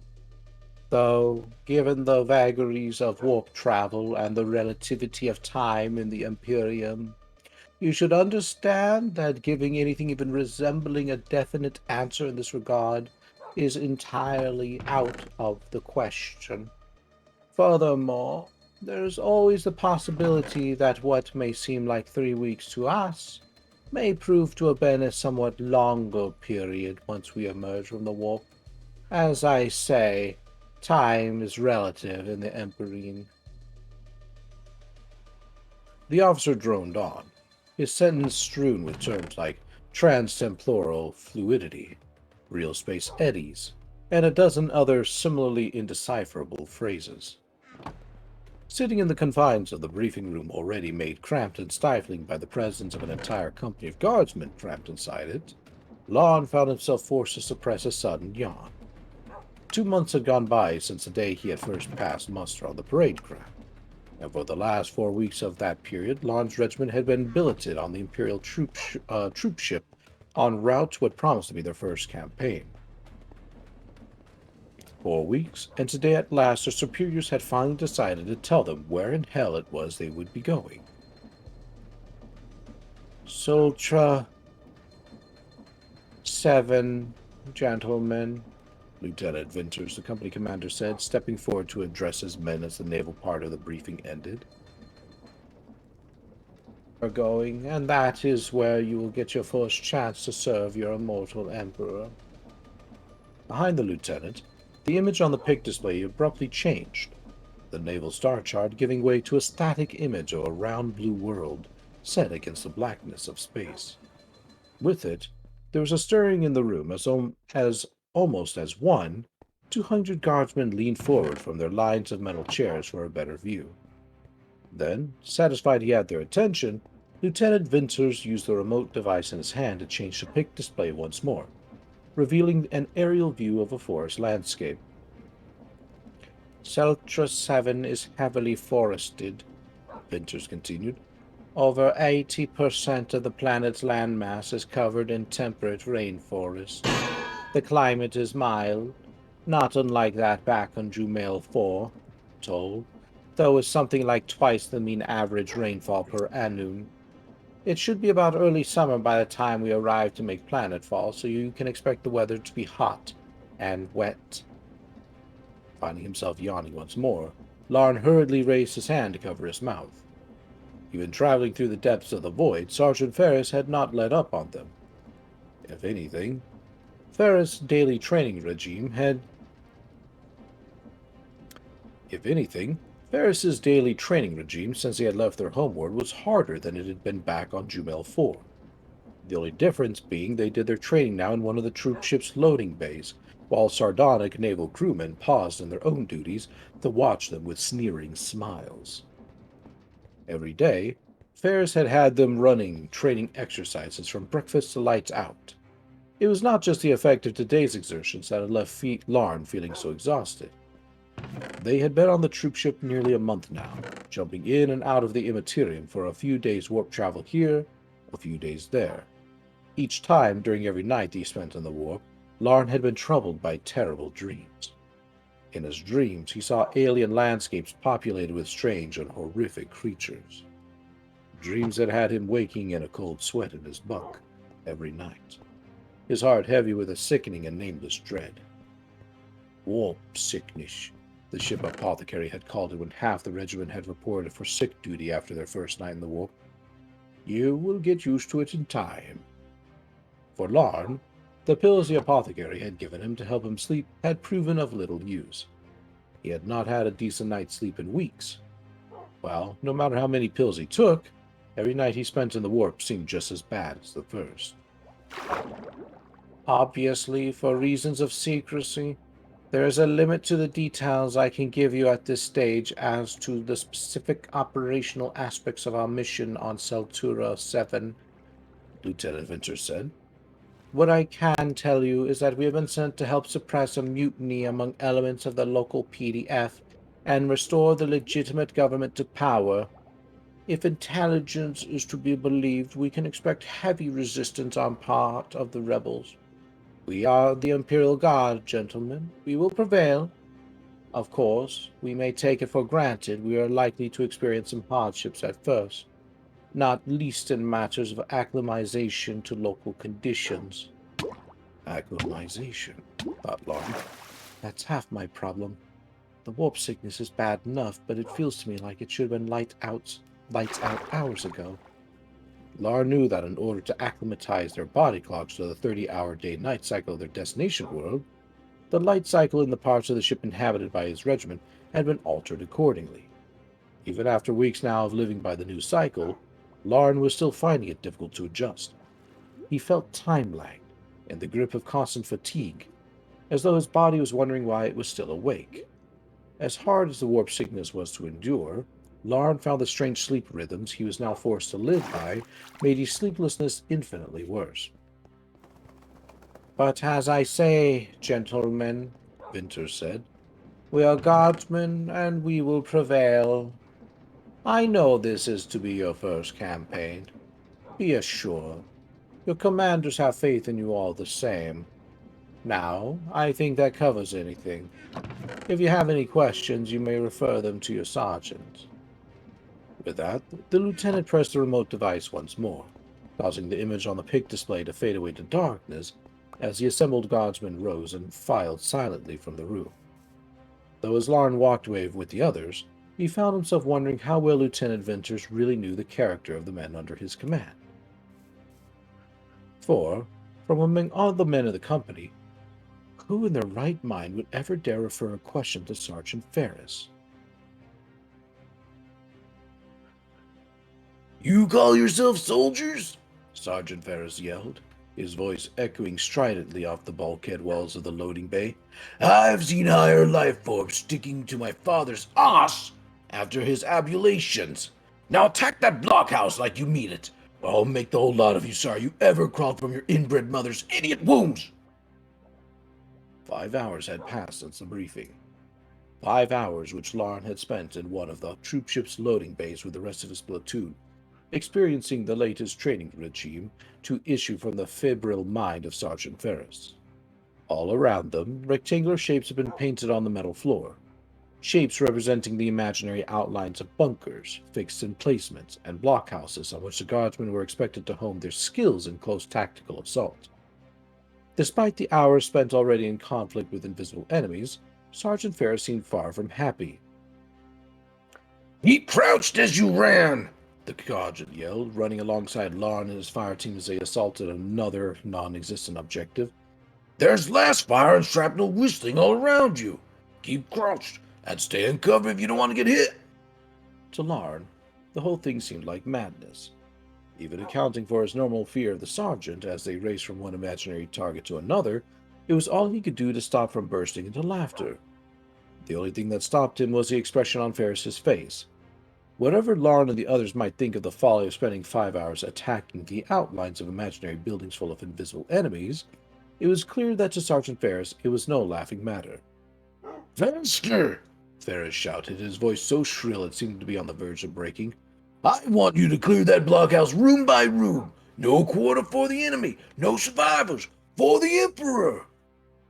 Reaching the outer wall of the blockhouse, Jenks took point while the others covered him, kicking in an imaginary door in time for Ledden to throw an imaginary grenade into the room to kill the imaginary enemies inside. "Halt!" The sergeant screamed, spittle spraying from his mouth with the force of the command. In an instant, Larn and the others froze where they stood. Then, unsure what to do next, they watched Sergeant Ferris march past them towards the blockhouse. Stepping carefully into the blockhouse as though he was picking his way through a splintered doorway only he could see, Ferris advanced onto the center of the imaginary room before bending forward to wrap his fist around some imaginary object. Straightening his back, he turned and walked towards Ledden, his fist held knuckles down in front of him at waist height as though he was carrying something there. "What is this, Ledden?" the sergeant asked, indicating the invisible object gripped in his fist. I don't know, Sergeant," Ledden replied, jaw sagging open in confusion. "This is the grenade you just threw into the blockhouse, Ledden," Ferris said. "Now, can you tell me what is wrong with this grenade?" "No, Sergeant," Ledden said, shrinking him down into himself as he answered as though melting beneath the hot glare of Sergeant Ferris's eyes. "What is wrong with this grenade is that its pin is still in place, Ledden," the sergeant said. "And the reason I know the pin is still in place is because when you threw it, you did remove it. Now tell me, Ledden, what use is a thrown grenade that still has its pin in place?" I didn't think I had to remove the grenade pin, Sergeant," Ledden said, his voice trailing away to nothing as he realized what he was saying. "It's only an imaginary grenade." "Imaginary? Not at all, Ledden. I assure you, this grenade is quite solid. Here, let me show you," the sergeant said, suddenly bailing his hand into a fist and punching Ledden in the stomach. The air exploding from his mouth, Ledden fell onto his knees. Then Ferris turned to face the others. "There," he said, holding the imaginary up into the air for them all to see it. "You see, I was right.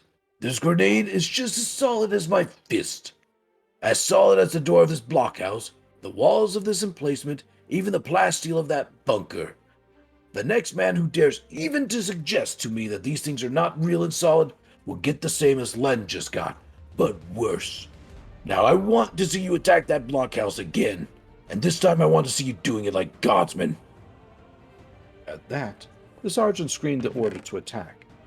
Chastened by the example of Ledden, Larn and the others hurried to assault the blockhouse once more, while Len painfully pulled himself to his feet and came to join them. So it continued, with assault after assault on imaginary buildings and invisible enemies, as Sergeant Ferris moved from fire team to inspect their labors.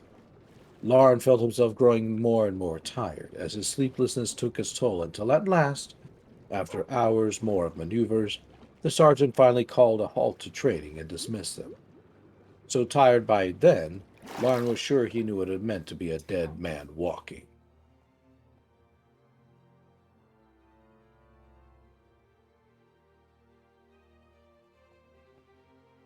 I will quickly go through this next chapter and then we shall take a pause, if not a stop for the evening. Okay. For now. Interlude.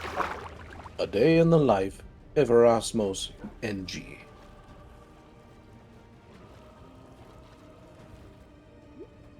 Coordinates 23.8693. I actually messed that up, but whatever. The voice blared into Rasmusnig's ear as he dutifully typed the number 233.8639 into the cogitator before him. Coordinate 242.7468.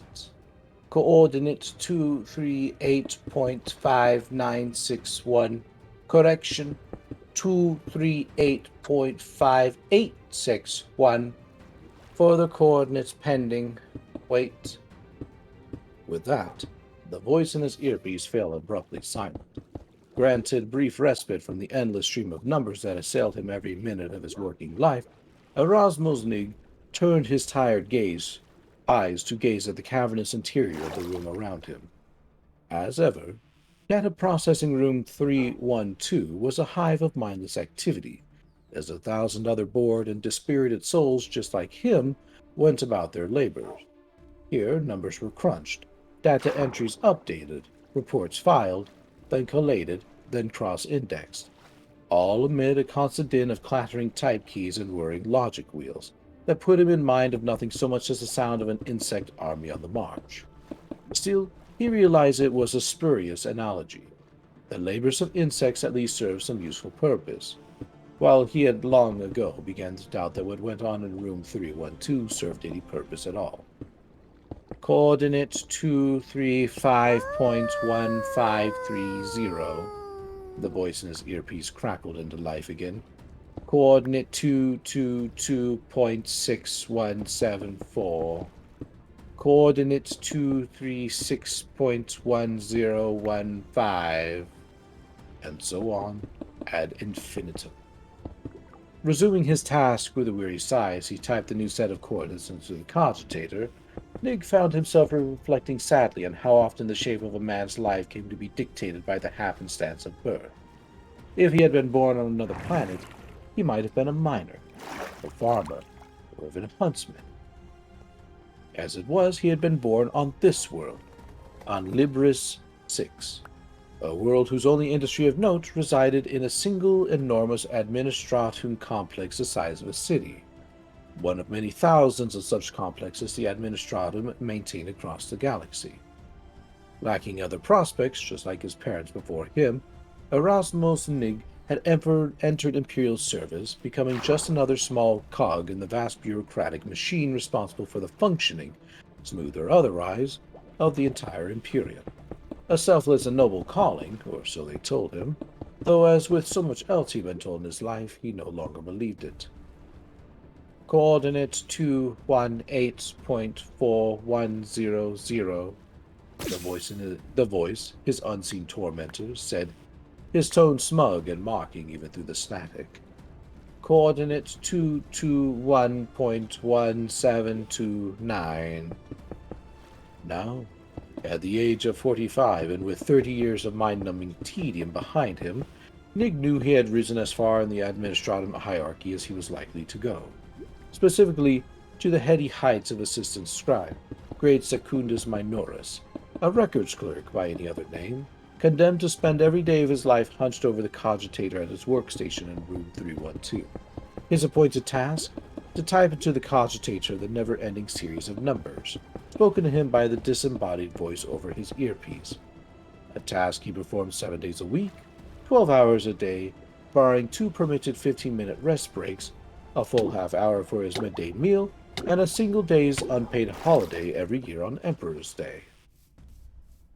Beaten down by the bleak dreariness of his existence, Erasmus Nig found he had long ago stopped caring what purpose his labors served.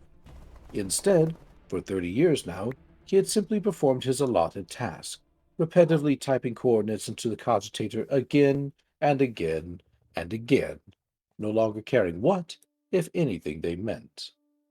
A lost soul adrift in a dark and endless sea of numbers. Coordinate 233.3321, the voice said, grinding his soul down a little more with every word. Coordinate 223.7712. Then, just as he finished typing a new set of coordinates into the machine, Erasmus Nig abruptly realized he might have made a mistake. That last coordinate, was it 2237712 or 2237721? But long past giving a damn one way or another, he simply shrugged, putting it from his mind, and went on to the next one. After all, he consoled himself, it hardly really mattered whether or not he made a mistake. He had long ago realized his labors, like his life, were of no importance. And, in the end, they were only numbers. That is the end of the interlude. I really am enjoying the story. Particularly your reading of it. Ugh. Also, hey again, Seda. Hope you're enjoying the story. It was interesting. Oh, hi! Yeah, they've been here in voice for a while. Unfortunately, I won't interrupt for it, but I did throw the message into chat over when they did. Baloney Brone. Sorry. Baloney, Rygon over at the channel, Rygon Plays, has been reading a story to us all. Alkane, I don't have any guide up for Applied Energistics, but I have played with it before, and I'm pretty sure it'll just kind of come back to me. Anyways, you were going to say that? Back to you. I'm working on my IRL stealth skill. Well, you're doing well with it.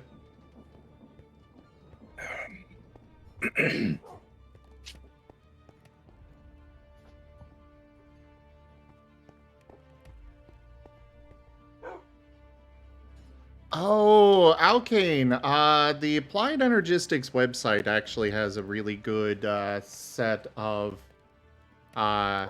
guides for the mod. I recommend checking that out.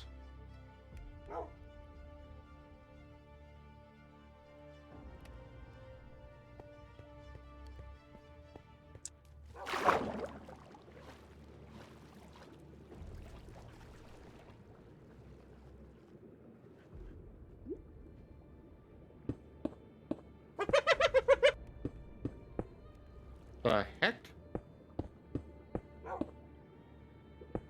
Oh, Toshibe.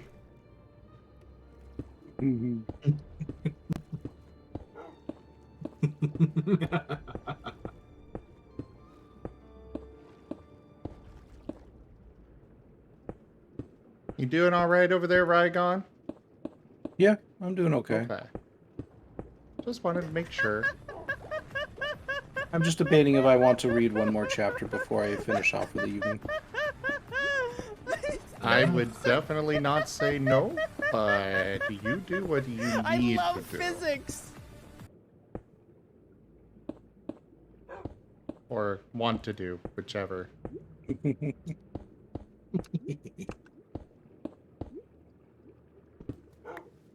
I mean, there is always tomorrow. That there is. Though tomorrow I will be having company over, so I can't guarantee I'll be on. At least not until much later in the evening. What will I do without Rycon here with me? Who knows? It'll be to... I'm having a coworker come over so they can help me finish up these MHEs. Oh, that's fair. Gotcha. Joke. Oh, geez. I'm sorry to hear that, Baloney. I stream every day of the week. I am Razim, by the way, so since you are new here, this is my voice. Rygon is the other primary voice you've been hearing, and then we've also got Wostein and Seda on the channel here right now. Rise up. Hold the line. Hello. This hamlet shall not fall. Kursovs, can I get a Chandra shout raided out? my stream with 4 viewers. Alright, let me go get into a little bit more safety. Hi there, Bad Wolf. Hi there, Condor. Welcome on in. Condor, thank you very much for that raid. How was your stream? Is Chris Hobbs even still here? Most of this actually was not built by me, Condor. I'm not sure how to pronounce it, I'm sorry.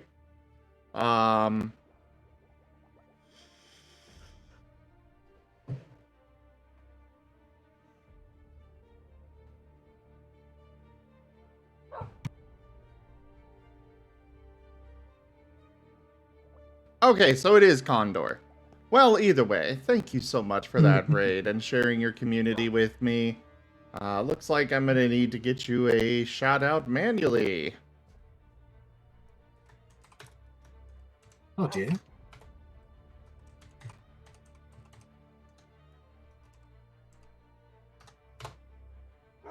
Chernobylite. Wow. Again, thank you so much for sharing your community with me, and welcome on in, everybody. I am Raw Zim. We do all sorts of things here. Right now, we're doing Minecraft with the Rustic Waters 2 mod pack. We might have Rygon do more story time, might not. Depends on what he needs to do. But otherwise, we've got this going on, and yeah, just kind of relaxing, having a great evening, and welcome otherwise. Yeah. And yeah, I'd be fine going on for at least one more chapter. Though I'll need some incentive from my chat. What do you think, chat? Should I continue? I'm gonna be terrible. I'm gonna be terrible and suggest that you take care of yourself and get a good night's sleep. Oh, that's hardly terrible. That's just letting him know. Yeah. I'm gonna bully the streamer to make healthy choices. I'm still young. I can handle. No.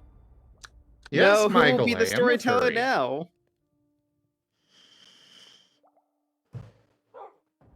It's mostly up to me. Well, anybody who dares says it's only up to me will receive a no call. And a no call means that you all want me to go away forever. Bah! That is not what we want. That does not sound like what is up to you.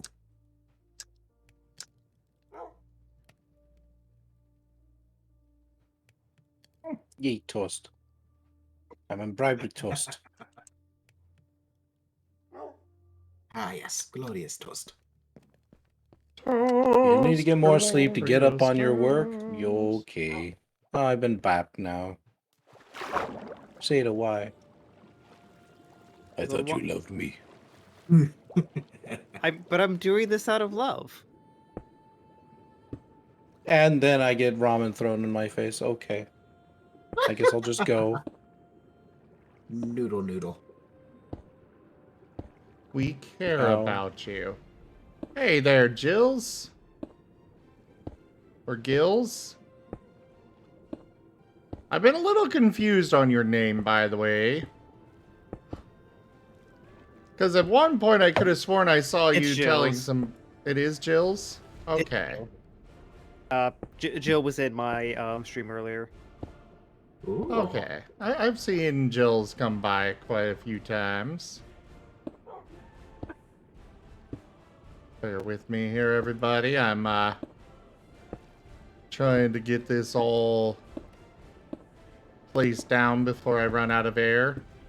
And of course, I've got only a few pixels to work with. Morning. Hello. Okay, so it is Jill's. And Kristoff said that their computer died. Oh dear. Oh.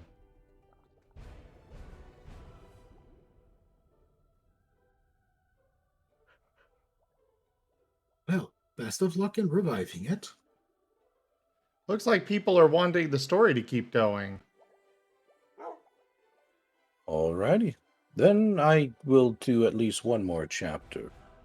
We won't be getting to the good stuff just yet, but we'll be pretty close. Oh, just the browser died. Okay. Oh, okay.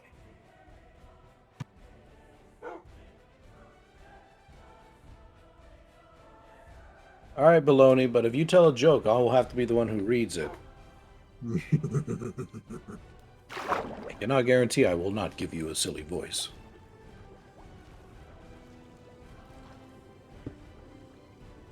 If anything, that is more incentive to do so.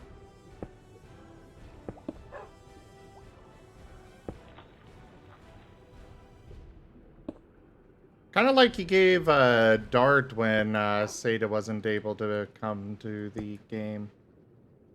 Oh, you should have heard it. I now have to look this up now. Yes, I have secured another view on YouTube.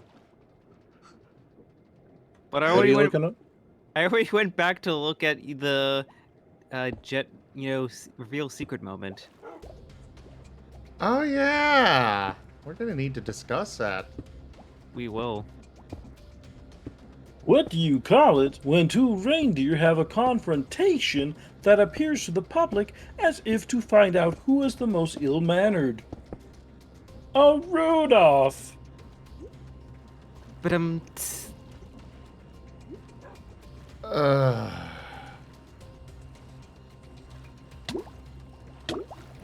I'll be honest.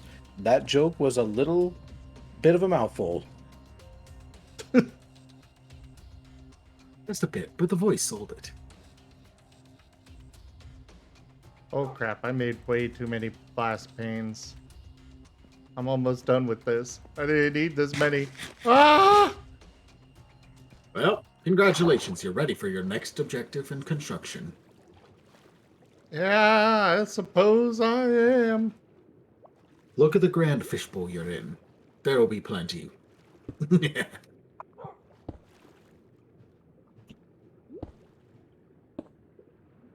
Bonus points if it's not even enough. Just saying that now.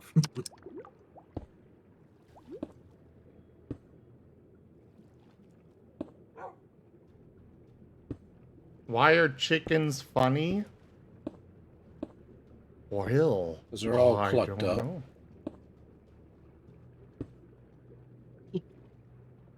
I don't know. I don't think they're quite as cracked out as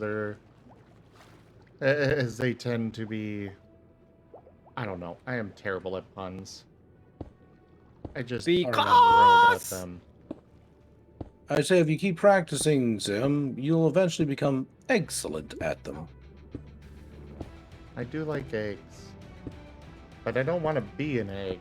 I want to eat the egg.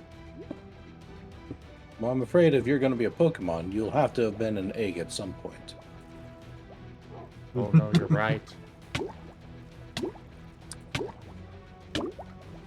Is this where we get the tragic reveal that endless void that Jet was in was actually just him being an egg? Maybe.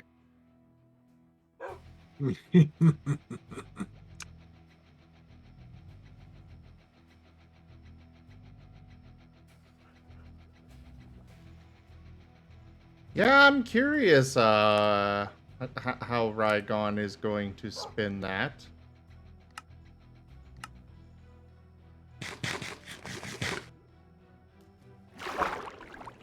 Spin what? I got distracted. Jet's tragic backstory. Oh, that? Oh, that part's easy. Well, I know it's easy, but it's still curious to see how you're gonna, spin it and take it and stuff. Guess we'll just have to find out. All right, impromptu poke roll session. Let's go.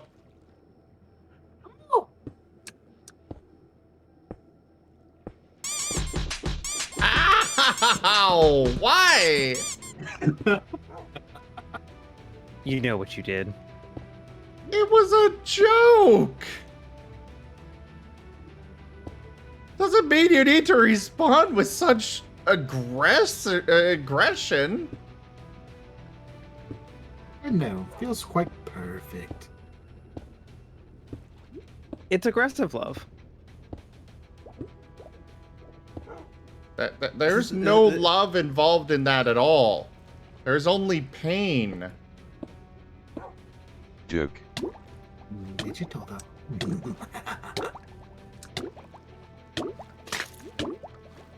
Baloney, not outright NSFW.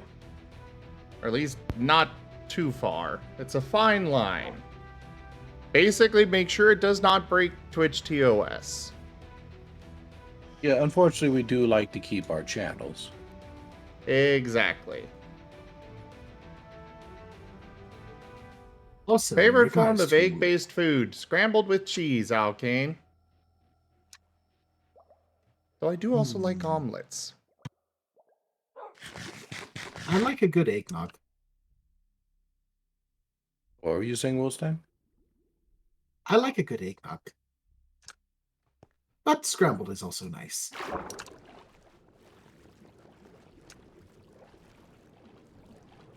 I mean, it depends on the context of the rest of the joke there, Baloney.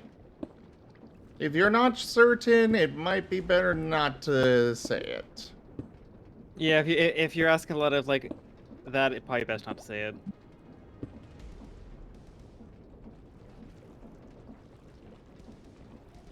I didn't get any eggnog either, Alkane. I couldn't afford it. I got it on sale. Granted, some of it might have gone bad at some point later, but no matter. It is eggnog.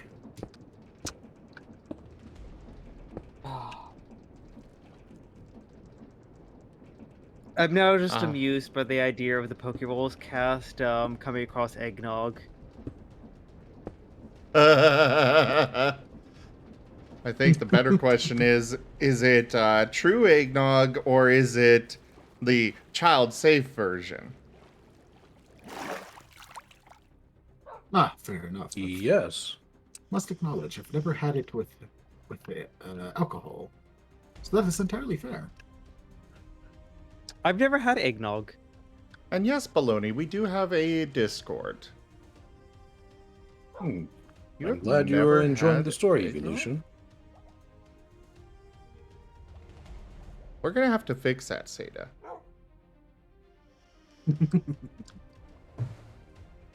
Alright, I'll put a poll into my chat. Go Yes over to story or Rygon's no chat. Go check Rygon's chat if you want more story. Or if you think he should go take care of himself however he needs to.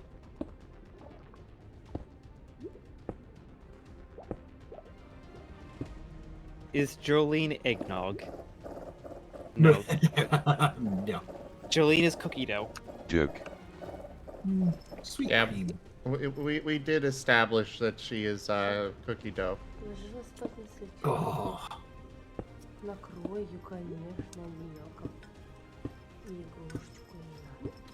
Understandable temptations, then.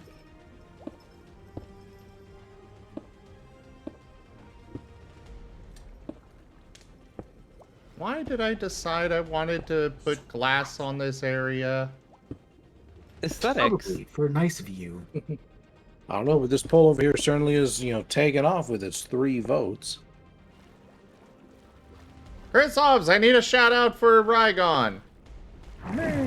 It took a moment for the poll to actually show up for me. Oh, yeah, same. I see they're gonna do to you what they do to me all the time and keep it as even as possible. Glorious. What I do in those cases, I just simply rerun the poll until I get a definite answer. And I have, I think one time I ran a poll, 6 times before we finally settled on something? I do highly recommend that we settle on something, everyone. 3 hours later. Thank you for the follow, Enderalis.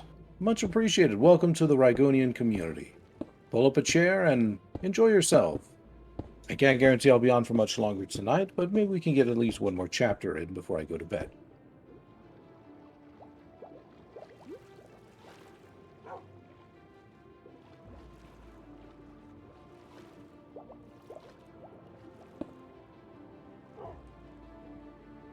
I'll be going for a while yet here. Looks like Yes Story won the poll at a score of 5-4. That was close. Was. So I will go ahead and I will read off the next and last chapter of the evening. I will take one more drink and then we will get going. My mind and ears are ready. It is your soul. Yes. Wow. Chapter 4. 2257 hours Imperial Standard Time.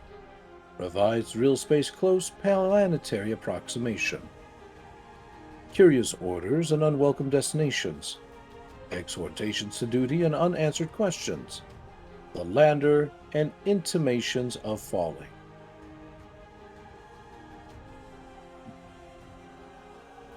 Magnified by the enhancement devices cunningly hidden in the transparent surface of the forward viewing portal, the planet looked huge and foreboding. Its red-brown bulk reminiscent of nothing so much as an enormous globule of half-dried blood. As he stood watching it from his usual vantage on the bridge of the troopship he commanded, Captain Vidius Strel found himself briefly pitying the men who would be forced to make planetfall there. Poor devils, he thought. I've seen a lot of planets make absolute hellholes, some of them, or there's something about the look of that damn place that makes you think landing there wouldn't be pleasant. Captain? He heard the voice of his first officer, Gudarson, behind him. Navigation liaison reports we are currently 15.35 minutes from reaching orbit. Gravitational conditions normal. All systems running clean and smooth. We are green for go, Captain. Request permission to relay the order to launch control to prepare a lander for planetary descent. Permission denied, Strel said. I want you to check the confirmation code on that last astropathic message again. Number 1. Then report back to me. Aye, sir. Understood. Gudarson replied, before bustling energetically away with what seemed to be his captain a commendable eagerness to follow his instructions. Left to his thoughts once more, while around him the crew of the command bridge went about their duties, Strel again turned his attention to the planet looming ever larger through the viewing portal.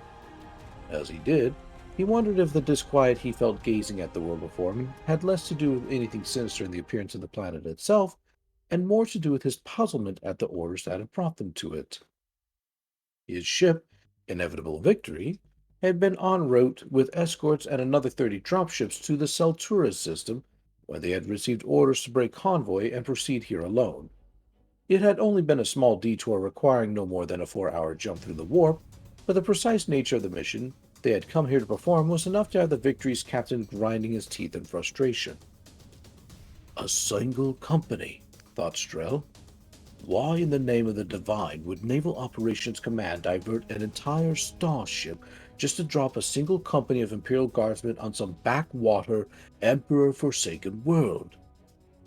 Aggravated by the thought, Strel cast an ill-humored eye over the printout of the ship's transport manifest held in his hand until he came to the listing for the offending company.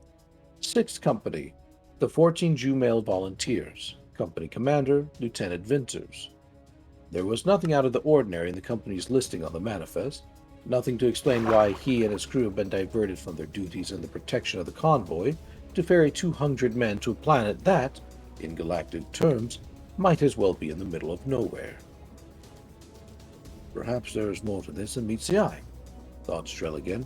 Perhaps the manifest listing is only a cover, and they are special troops on a secret mission. Why else would we have been sent here? The only other reason could be if some mistake had been made, but the Imperium does not make mistakes. Yes, a secret mission. That is the only explanation that makes any sense. Satisfied at last that he had found the answer, Strel turned to see Gudarson hurrying towards him one more, holding the text of the astropathic message stripped tightly before him. All confirmation codes read correct, Captain, Gurson said. The specifics of our mission are confirmed. Very good. You have my permission to relay instructions to launch control to prepare a lander for launch. Oh, and number 1, this is strictly a drop and depart mission. Tell liaison to have the navigator plot a new course for Sultura 3 once the lander has dropped its passengers planetside and returned to the ship. I want us underway within the hour.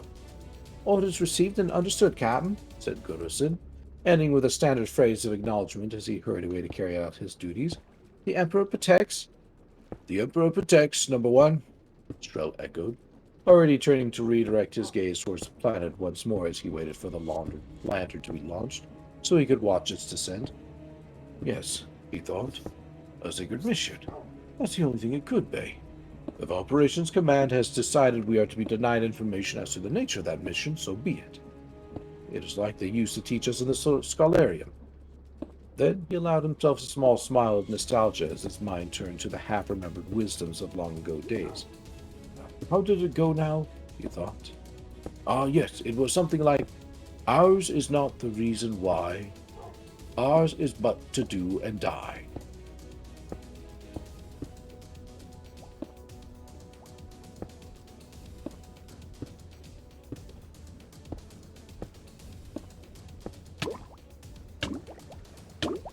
It is better to die for the Emperor than live for yourself, the Voxcaster screamed, drowning out the sound of trampling feet and shouted orders as the men of 6 Company ran through the troop ship's scrapped corridors towards the launch bay. The blood of martyrs is the seed of the Imperium. If you want peace, prepare for war. The Voxcaster blared on through the bowels of the troop ship, on and on in a pre-recorded loop of exhortations to duty, as Lorne ran stumbling with the others under the weight of the heavy pack on his back.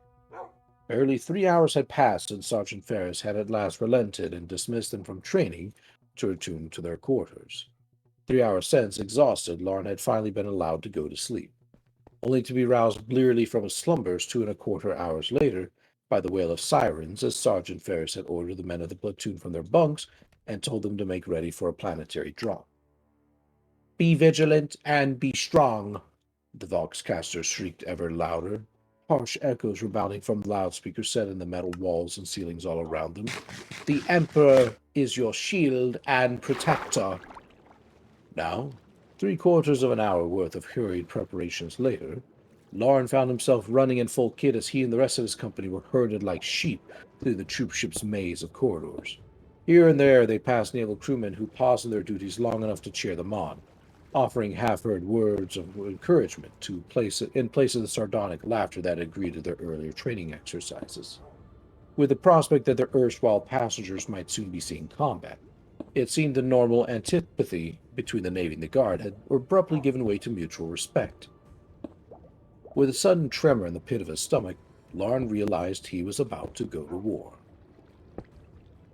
You know no reward other than the Emperor's satisfaction, the Voxcaster continued. You shall know no truth other than that which the servants of your Emperor tell you. This is it, Lorne thought. After all the training and briefings, all the preparations, the moment for which it was all in aid of is here at last. I'm finally going to war. As much as that thought filled his mind, he found himself distracted as the second thought pushed itself incessantly to the fore. 3 weeks, he thought. 3 weeks, maybe 4. That is what the naval officer said in the briefing only yesterday. He said it would be 3 weeks before we saw any action. Confused, Lorne wondered what could have changed in the meantime. If yesterday they were still 3 weeks from combat, how was it today they were about to make their first drop? The mind of the Guardsman has no place for questions, the Voxcaster screamed unnervingly. Doubt is a vile cancer whose symptoms are cowardice and fear. Steel yourself against it. There is room for but 3 things in the mind of the Guardsman: obedience, duty, and love of the Emperor. Abruptly, as though the blaring of the Voxcaster was somehow the sound of his own conscience, Lorne felt a sudden shame. He thought of his family far away on Jumail, and how every night they would be offering a prayer for his safety as they knelt below before the votive picture of the Emperor above the fire mantle. He thought about the tale his father had told him about his great-grandfather and the lottery. He thought about all the promises he had made his pa about doing his duty. He realized for all his talk and promises then, how close he had come to failing them at the very first hurdle. It did not matter that the facts given him in yesterday's briefing now seemed at odds with today's reality. He was a guardsman, and all that mattered was that he did his duty. Putting his questions aside, he found himself comforted by the memory of his father's words in the cellar, his recollection of his father's voice serving as a kinder and more gentle counterpoint to the Voxcaster's wail and bombast. "Trust to the Emperor," his father had told him with the tears in his eyes. "Trust to the Emperor, and everything will be all right." Emerging from the cramp and narrowness of the corridor, the launch bay seemed huge as Larn followed the men in front of him inside it. Ahead, he saw the imposing bulk of a lander, steam rising from the hydraulics of the platform it rested on as tech adepts scurried around it like mindful ants, giving succor to a fallen giant. He saw adepts manning the massive fuel lines that ran from a recessed spout on the far wall of the launch bay to the lander's engines, while others anointed the surfaces of the lander with unguents, burned incense, performed blessings, or made final adjustments to the lander's systems with the diverse instruments of holy calibration. All the while, the lander hummed with power, the thrumming of its restive engines vibrating through the metal floor of the launch bay towards where Larn and the others stood gazing at it uncertainly, like wary travelers unsure whether to risk waking a sleeping tiger.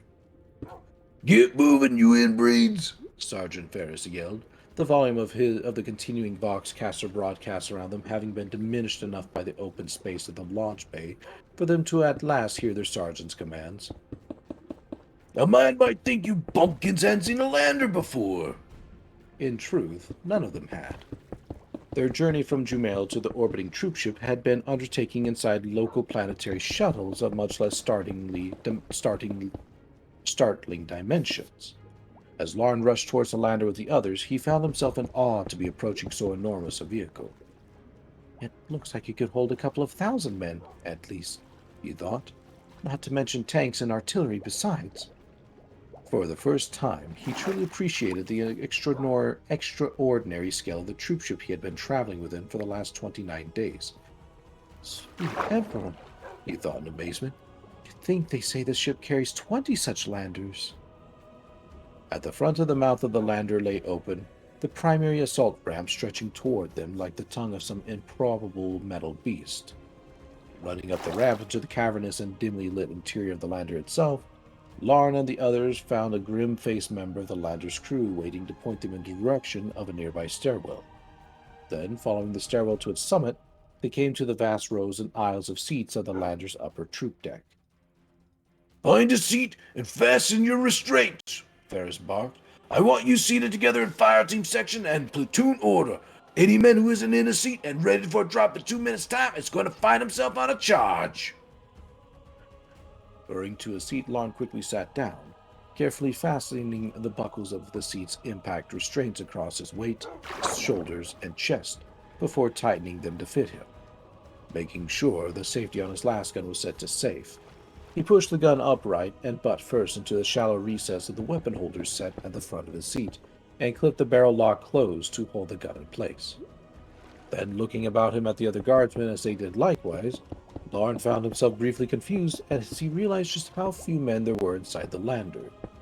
Despite the fact that the lander was built so to house a minimum of 2,000 men, there was at most a single company of men inside it. "It looks like they are only dropping my company," he thought. 6 company. But that would make no sense. Why would they only put 200 men on board when this lander can hold 10 times that? No, they must be going to load more men on board.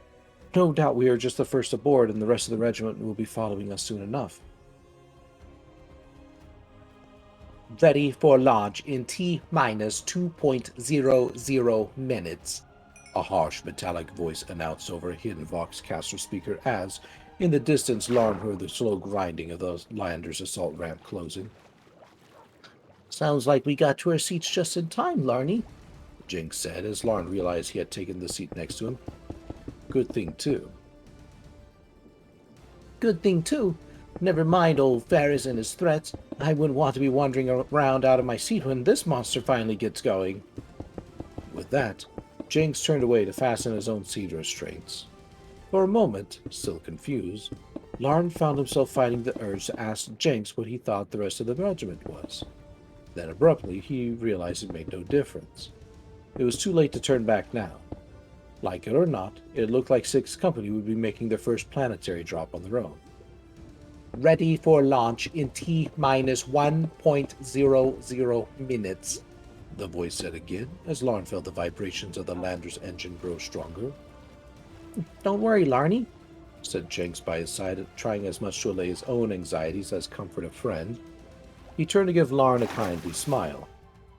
They say it's not the fall you need to worry about. It's hitting the ground that kills you. Ready for launch in T-minus 0.30 minutes. The metallic voice continued its countdown as Larn realized too late he'd forgotten to pray to the Emperor for a safe descent. Ready for launch in T-minus 0, the voice said as the lander's engine fired, and Larn found himself suddenly feeling weightless. All systems ready. Launch. And then, quicker than Larn would have thought possible, they were falling.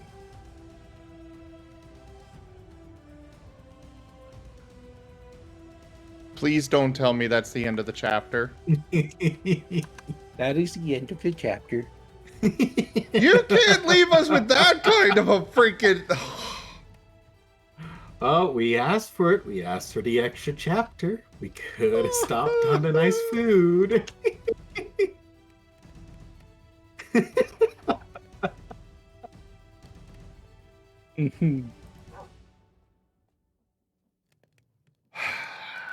Gosh, dang it. You know, I can just feel Zim's internal dialogue just being like, please, Mr. Rygod, one more chapter. I'm not tired yet. Yes. And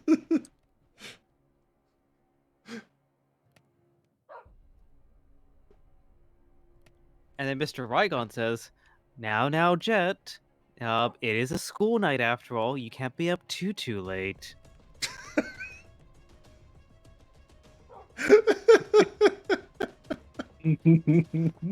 I don't want your parents to get home and see you still awake.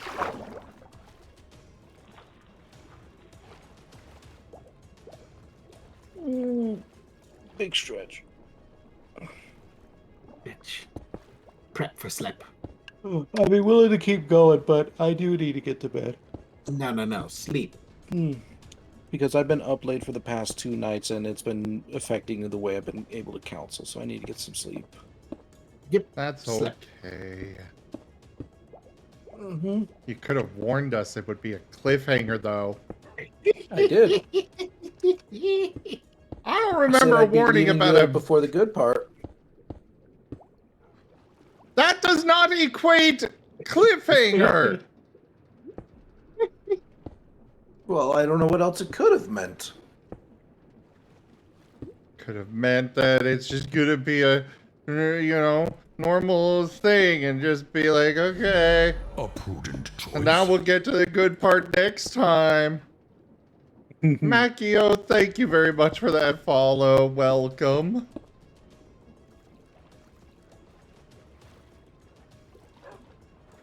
God.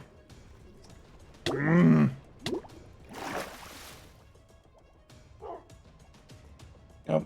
And we'll have to see when the next time we can have a Rygon story time.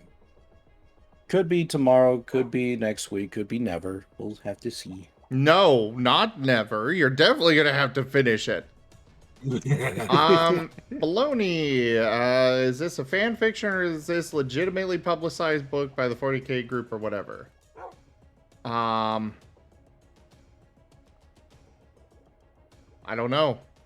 Rygon would have to answer. Yeah, it's a book.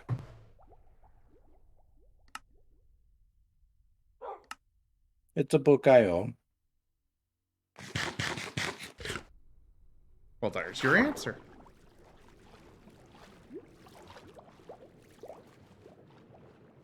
Well, yes, I do get frustrated, bad. I just, I don't get flustered. There's a difference. Very much so. No worries, Now Bologna. you... I definitely understand that. No, this is official content from what I understand. If I recall correctly, it was actually part of a anthology of books. But I obviously don't quote me on that one. I just remember reading it a good while ago, a good long time ago. And I found the story to be very well written, and I very much enjoyed it. So I was like, yeah, I'd be definitely willing to give it a read.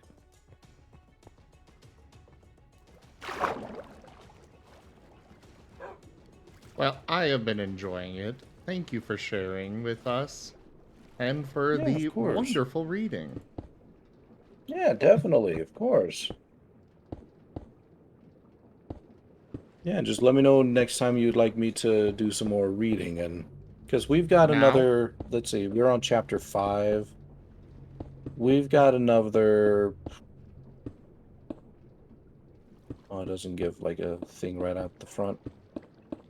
Is now an option? I need to have some like heavy in like, what do you call it? Not excitement. Incentive.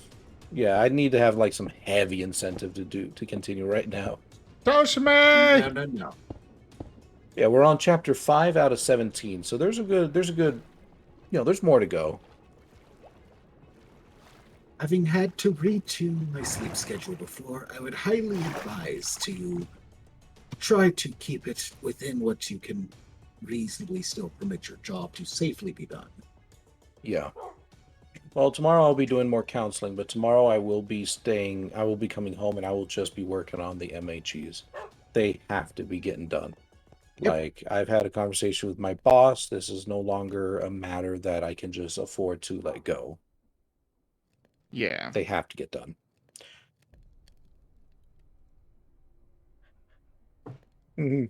Afraid not this time, Senri. But alright, I will catch you all later. Thank you again for being willing to listen to this old Ninetales / Evolution, and I'm glad you all enjoyed it. Or at least most of you, I assume.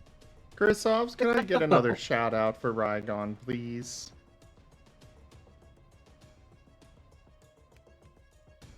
And I do hope you sleep well, Rygon. I will, thank you. Keep on being awesome. Good night, everyone. Good night. Rest well. Do enjoy tomorrow.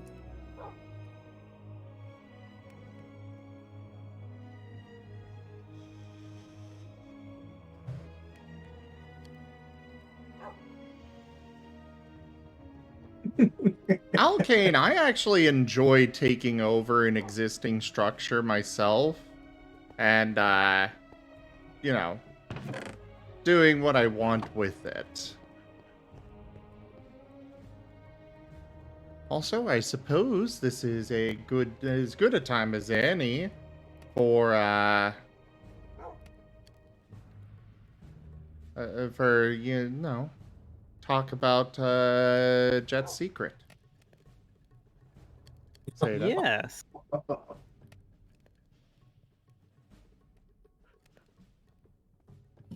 Yes, the endless void of abyss.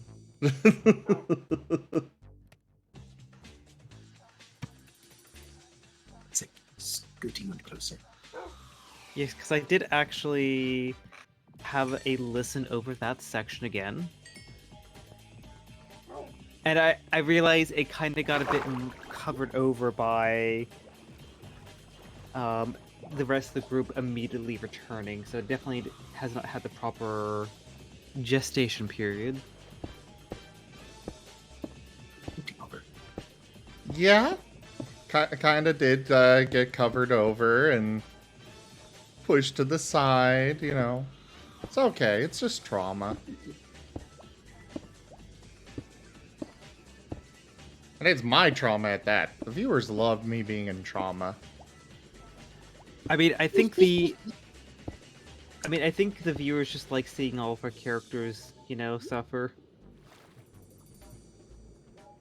Yeah, but especially me. I don't know. Dart's water trauma's giving you a run for your money. You know, fair point. Fair point. I can't argue with that.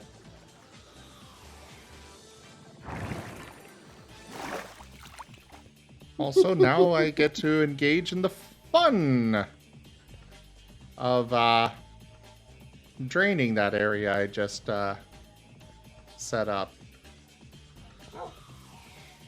Do you have sponges? I do have sponges. Excellent. Then it is not impossible. Yeah, I was gonna say, otherwise it would literally be impossible. Well, nearly. Not totally, but it would certainly be quite the mundane and boring task.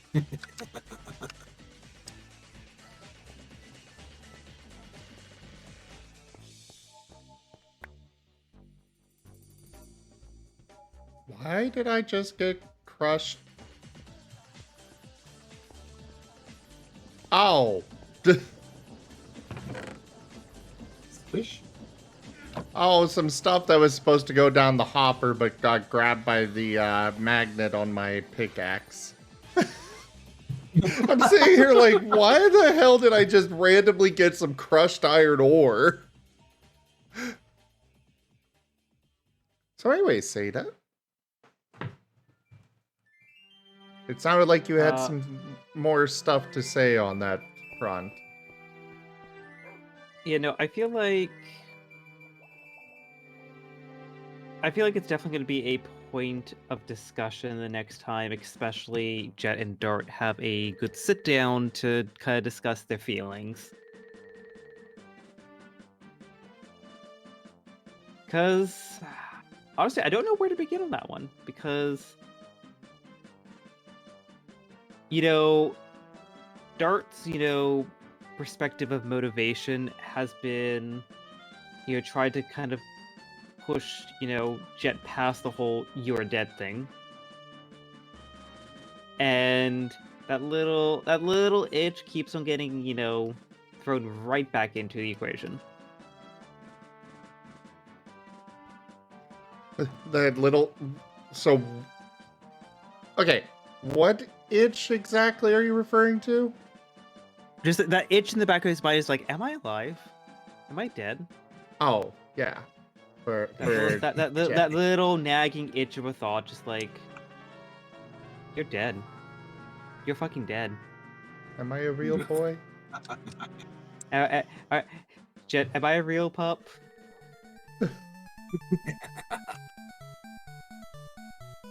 But easy answer. You can influence the world around you. Dead or alive, you can do things. Yeah.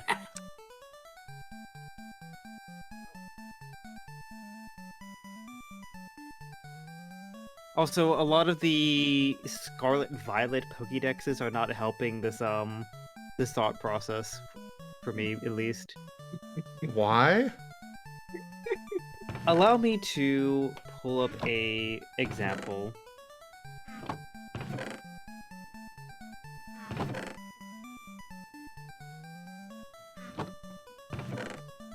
Well, while you are pulling that up, I gotta point out that the simple fact that there are a lot of Pokemon with terrible Pokedex entries, but also Jet's people have a very, you know, the variety of Rockruff that he is. They have a very tragic backstory too. Mm-hmm. Okay. As one point of example, Dreepy, both the Sword entry and the Violet entry.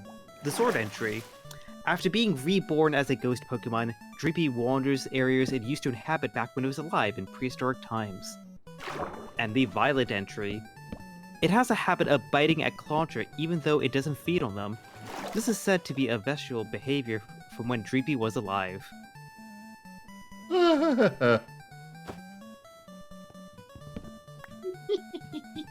Yeah, a lot of the...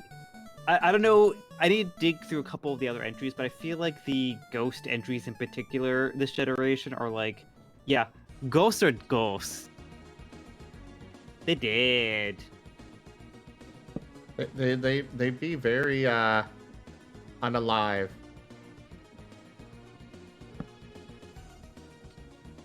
Sure. Insufficient, boss. I'm just waiting for, you know, Jet to go to like Doc or some medical professional, just like sobbing in tears, being like, do I have a heartbeat? Didn't he do that? I think that was one of our out of session discussions. I don't think we actually had anything in session.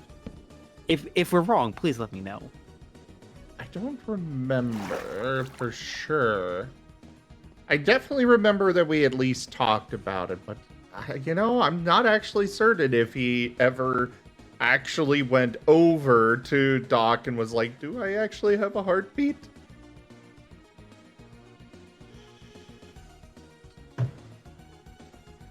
Just the, I'm very sorry for what happened to your kind, and then, like, trailed off.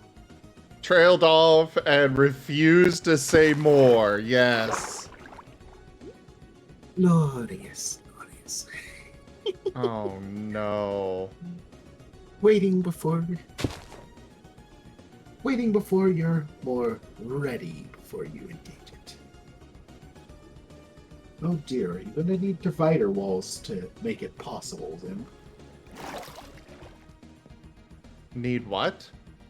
You may need divider walls so that you can prevent the water from backfilling what you remove. Yeah.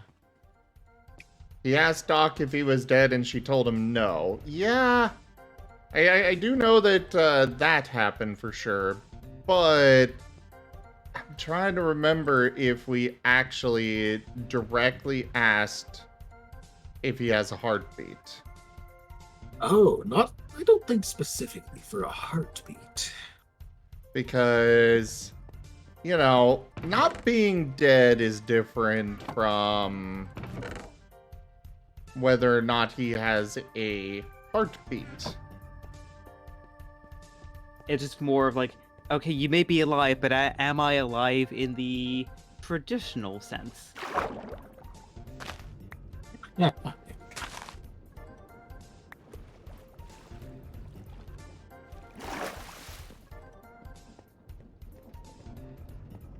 And then it turns out the answer is just, well, no, why would you have a heartbeat?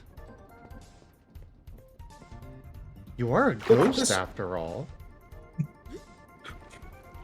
Not everyone has a heartbeat. Look at that rock over there. That thing's alive. You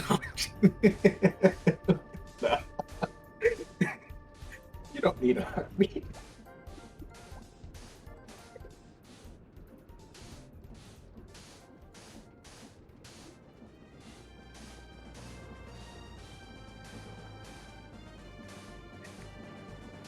I don't think I've got enough sand for what I need to do here.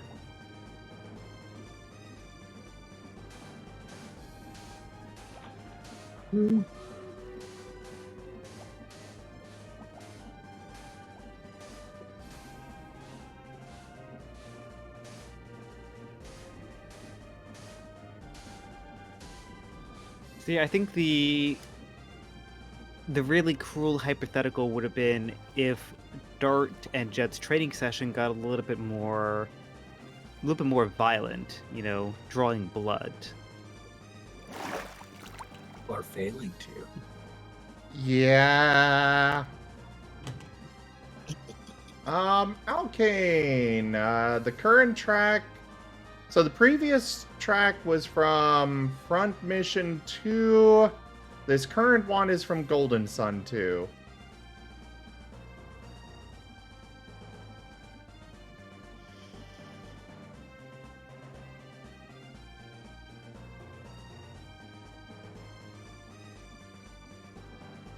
I kind of was expecting our little sparring training thing to actually be more aggressive than than what actually happened. Though, in retrospect, I'm glad that we kind of took it at the pace that we did, because it was more of the playful puppy, trying to learn to walk kind of practice, and like, oh, look what I can do, as opposed to the, okay, in 2 days' time, or in a week's time, we're going to be fighting the Alabaster Gleam. We need to be in top battle shape. We need to not hold back. Proceeds to, bring each other within an inch of their lives. Or afterlives. Yeah. Also, Alkane, I agree. The Golden Sun games were great. I really wish they would release a remaster of them. Especially on the Switch. Dart is a steel ground type, yes. And we do know for sure that he has a heartbeat. Because Doc did a very thorough little investigation, I guess, of Dart to make sure. Yeah, because at that particular time in the campaign, Dart had woken up a few days after the rest of the party in a river.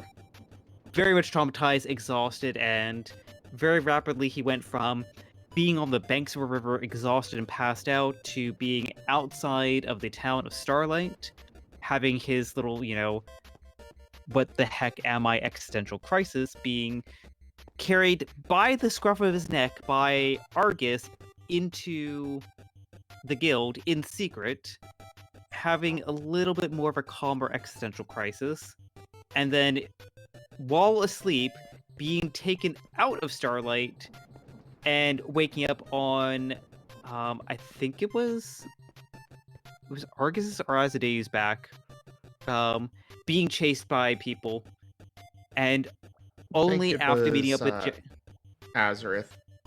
Azareth, thank you. Yeah, and then only then, waking up and going through the tunnel, being chased by, more of the cult, meeting up with Jet and Doc, and finally getting to safety, that he's like, okay, you know what? I'm out of danger. I need some answers.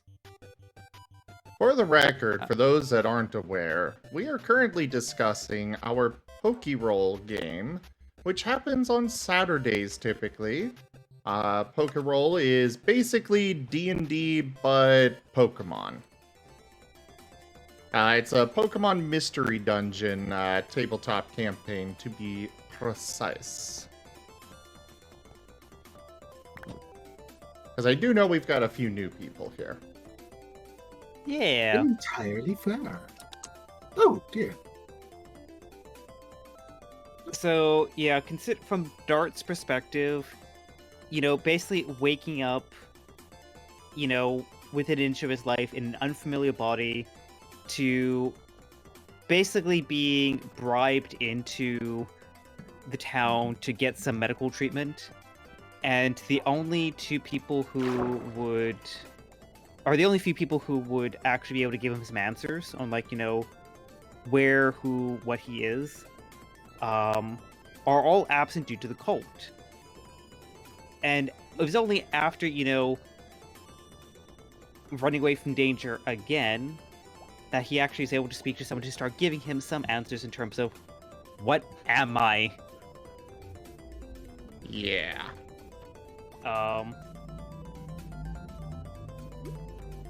Dart's not had a very good time. Yeah. Like, at None the of us very have, least... but- Yeah, none of us have, but Dart's definitely playing a bit of catch-up. Mm-hmm.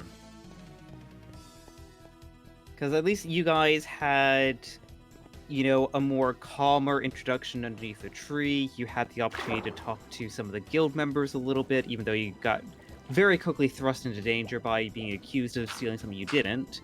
But then having some more conversation with guild members to kind of... Also, a bit of a training as well. Like, you had some training at the tavern, if I recall correctly. Not really. It's complicated. Basically what we had at the tavern was just it technically was a form of training, but it was more, he was just like, focus on this, that, and the other thing, and then you'll be able to use this to light this fuse, and that was it.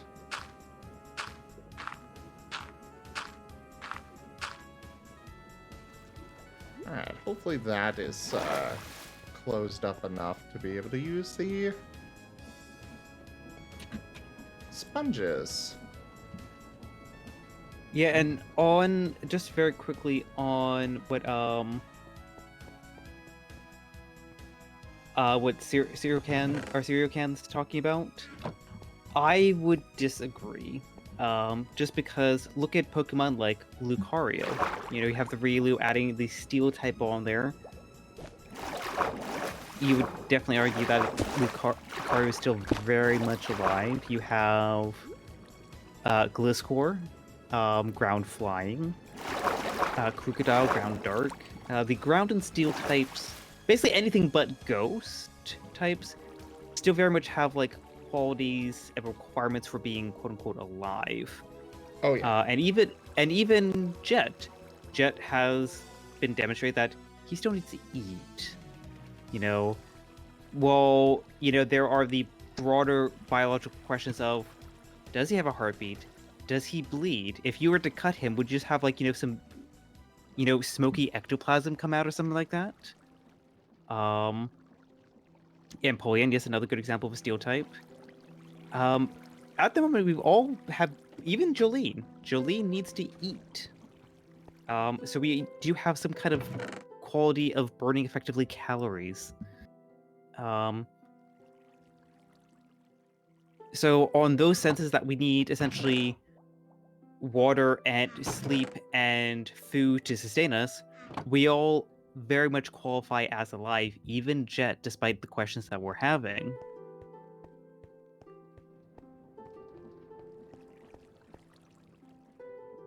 We're all having our own little existential crisis. I think the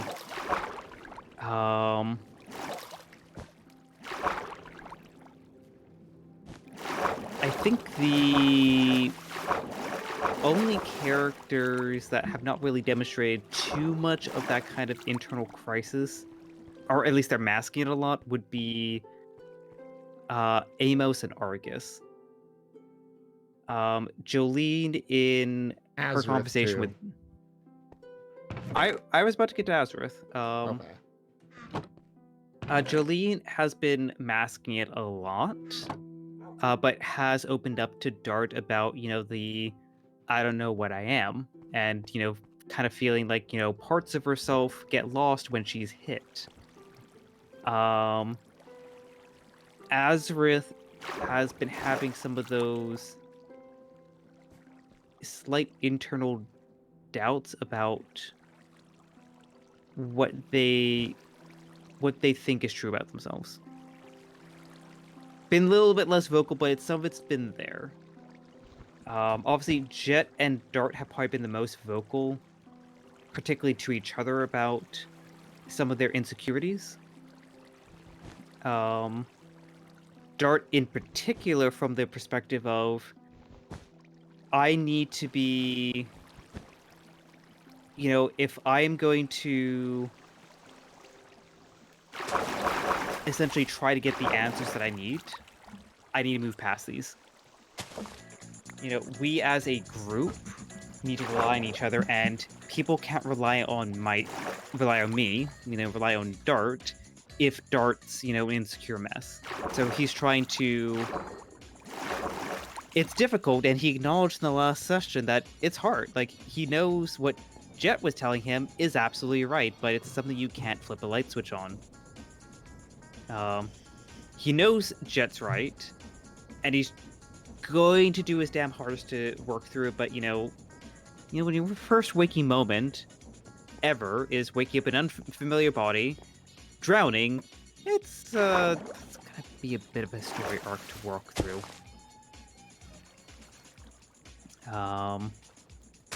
Despite, he's trying to be as open about it as possible because he doesn't want any more surprises. Because at the very least, if, Jet is very well aware that Dart has a phobia of water. Not so much a deathly phobia, but like it's something where if it was like, hey, we need to swim across this river, Jet will hopefully understand that, yeah, Dart might be a bit hesitant to cross a river because of what happened to him. Oh yeah, Jet's definitely not going to be forcing Dart into that sort of situation at all.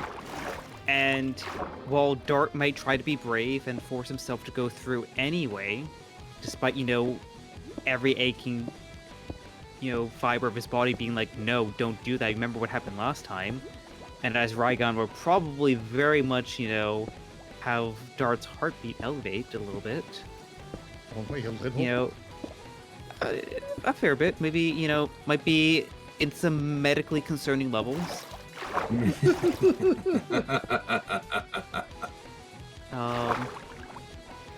Just a little tachycardia as a treat. Only slightly so.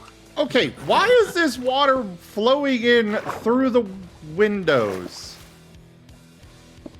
Because the window blocks are currently designated as water blocks. Unknown, if otherwise.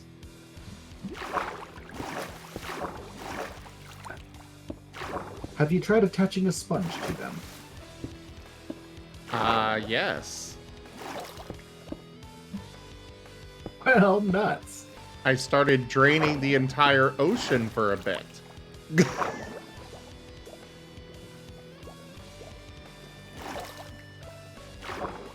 The water's gotten even deeper in here!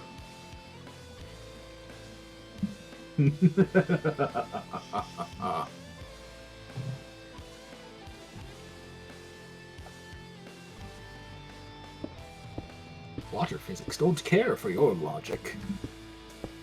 They demand only nonsense. Glorious, glorious nonsense. Also, it turns out that those sponges I was using are not as useful as I thought. Oh? Well, I suppose they must be placed on something to begin with.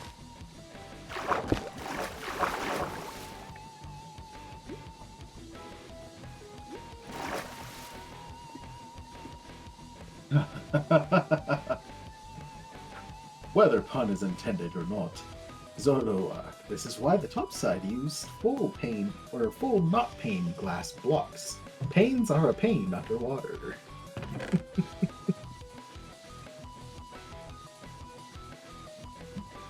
Well, anyways, in other, other news there. Yeah, this is a little bit of a thing that we're all gonna have to definitely figure out. All of this stuff we're dealing with. Yeah, I think we're most of us, I feel, are nearing the end of, as I've previously dubbed it in some of our conversations, the adjustment arc. We have been in these bodies, in this world for a few days. We are learning to understand the basics of how it works, the basics of what we need to do to survive, and we're slowly understanding what we can do to essentially what we can do to understand our true potentials. To take a case in point for Dart, because obviously I am Dart. He's learning to walk properly, to jump, to essentially play, to trust his instincts, trust his senses a bit more. One thing that I still kind of have on the agenda there is more of the ground typing of being able to feel some of those vibrations in the ground. but he's learning to trust, his nose, trust his taste, as opposed to just sight and feel, because he doesn't really have hands to feel with. Yes, we definitely know that you trust your taste. Yep, just eat the random orb. But then also things like being able to use moves, He now has 2 moves, both of his stab moves, under his belt. A mud slap and a pellet shot.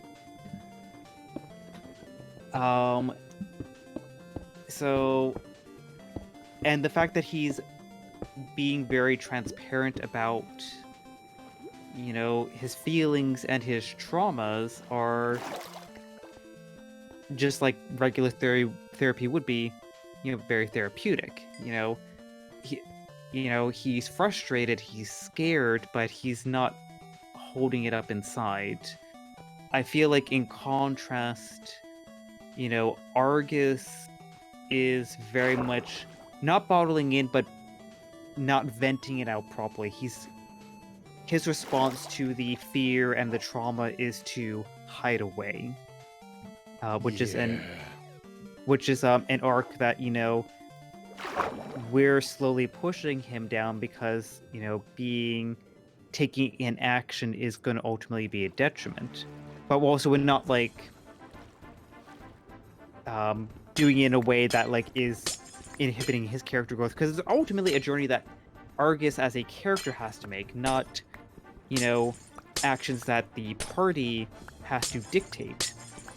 Obviously we can force his claw a little bit, but it's ultimately the journey arc that Argus has to make. Amos, on the other hand, is very much encapsulated by mystery right now. Particularly what we know out of character in terms of the voices in his head. What are they? I don't know if those are still actually a thing. But they were present. Yeah. I don't know if Rygon's still using that angle, though. I thought I heard a little bit of it a couple of sessions ago, but either way, Amos is very much bound by mystery right now. Oh, because yeah. it's very difficult to understand, hey,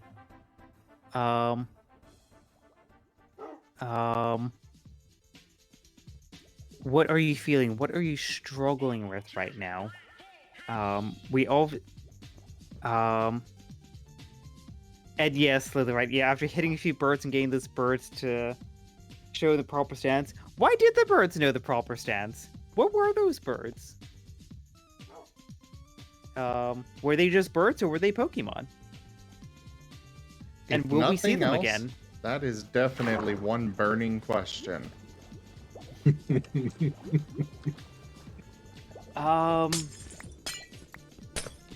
But yeah,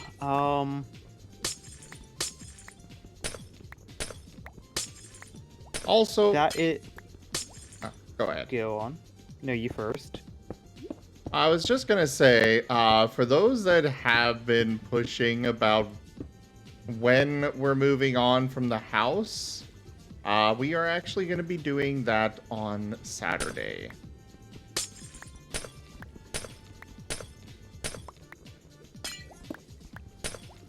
So, if the game has seemed a little stale or anything, don't worry. It's changing Saturday. For better or worse. Probably worse. Oh, definitely worse. We unfortunately got stuck in a very difficult situation because we were very much in a position where you could have had another Jet and Dart focused episode, because obviously we were ready to go for Saturday. Even though it was New Year's Eve, so very much, weird holiday season, shenanigans. Mm-hmm. But with where we had left off the previous session, Jet and Azurth were in the middle of a training session, and it wasn't fair to Arzadeu to just kind of hand wave the end of that training session off because, you know, there could have been a very important character growth moment there or breakthrough that you'd either be completely missing or glossing over. I believe Jet was still upstairs in the kind of the bedroom area, kind of outside where Duke. Doc was with Jolene, and they were mean having their Dark? heart to heart. What would I say? You said Jet. God damn it. Well, you know, okay, so Dart and Jolene were having their heart to heart, you know, in the bedroom outside where Doc was, and Amos was passed out, and Argus was passed out asleep. So considering where Jolene and Azareth were, it wasn't fair to both of their characters to continue on. Yeah. And also in retrospect, a lot of the next major steps really needs to be handled as a group because I think after solving the mystery of the house, the resolution of Doc, whether Doc has, you know, had her moment to mourn and to meditate or and do whatever she needs to do and comes out, or something worse happens. Either way, I think the house has served its purpose. There's not really much left for us directly at the house. Oran Grove seems like the more logical choice to go because obviously oran berries are food is good, and having a stable source of food is going to be vital for us to actually be able to train, gather our strength, and help potentially save Starlight. And, you know, get back to some normal adventures. Whatever that means. Potentially. Yeah. Whatever that means, indeed. Look, I've never actually watched the show, but I just, like, heard, like, the clip from, like, Rick and Morty, which is like, you should try having some regular adventures, like seasons 1 through 3. It's like, what does that even mean? Yeah, it very much feels like that right now. It's like, what?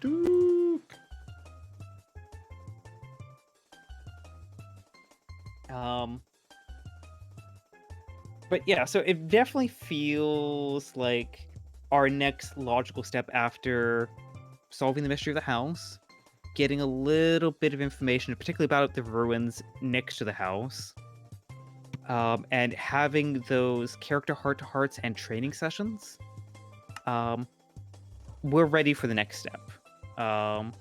I think initially when we arrived to the house, we were thinking, could this be a base of operations? But it feels more like a stepping stone now. I don't think we're going to, at this stage, properly settle down until we get back to Starlight.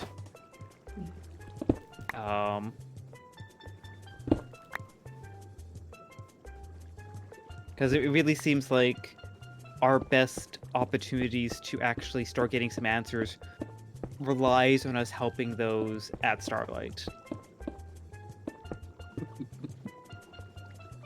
Which may or may not be exactly what Rygon is trying to get us to finally do. Well, I think the biggest thing is that we need to actually explore the world. Oh, yeah. Together. I think, you know, what we did this previous time was good, but based off of what the scouting party came back with, yeah, it might not be the best for us to actually, continue, spreading out.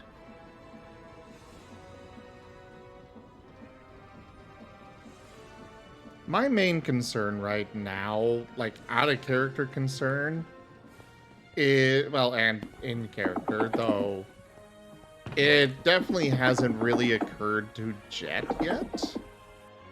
But a big concern right now is actually storage for our supplies. How we're going to get them from point A to point B.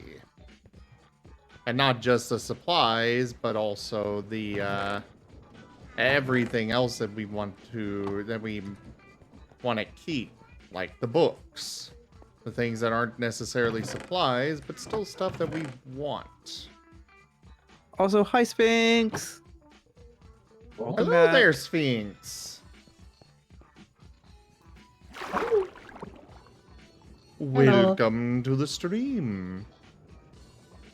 Yes, Sphinx is the wonderful, wonderful friend and artist that I've spoken to you about before. Ah. And they also really like Minecraft. Oh. Well, if you like Minecraft, you came to a good place. At least for a while. Sphinx is good bean. Say it is good bean. Unwavering purpose. And God damn it, my squeaks are too high pitched that voice activation does not want to activate. No. That is a shame. Your squeaks are so adorable. So heckin' cute. Squeaks tonight! And thank you for that follow, Sphinx. And yeah, we've got Seda here hanging out with us right now. He tends to pop in a lot. And it's very appreciated. Seda is good friend. I love physics! And he loves physics.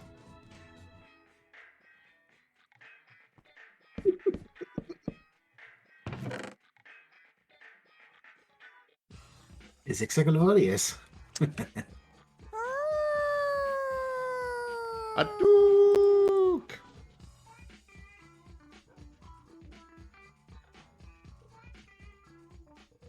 Alright. I finally settled on a style I want to go with for the area down there. But to actually pull it off, I'm going to pull that out, this out, put this here.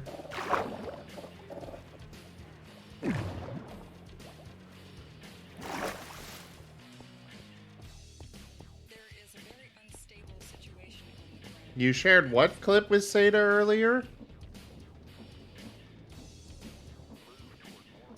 A clip was shared with you, Seda?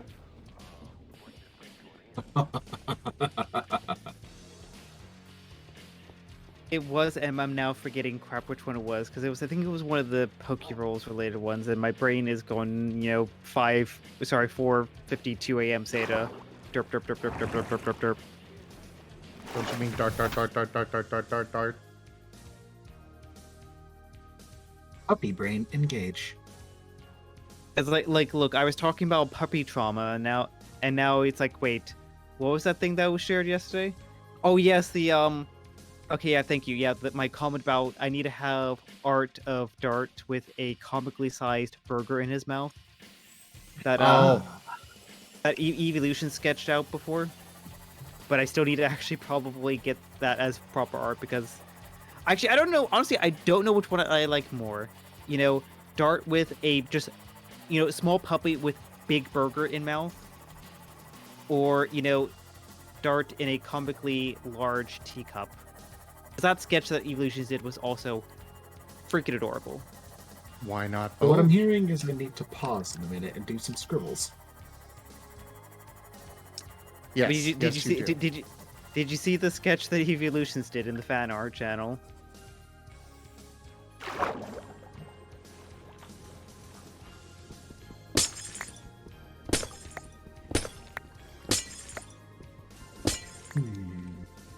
Perhaps.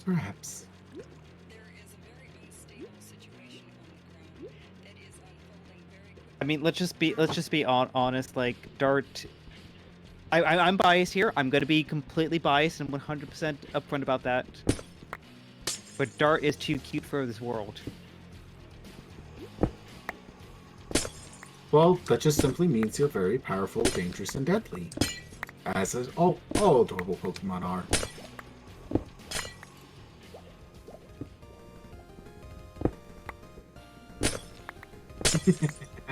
Yeah. You know I'm not wrong. Unlike Jet. Jet is old, apparently.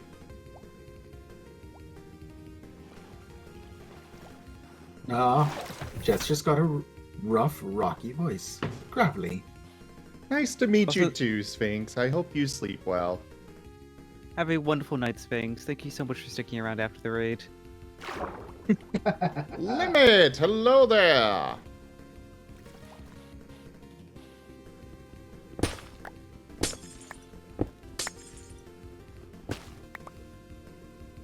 And again, thank you for that raid earlier, Seda. It's always so very appreciated. My pleasure.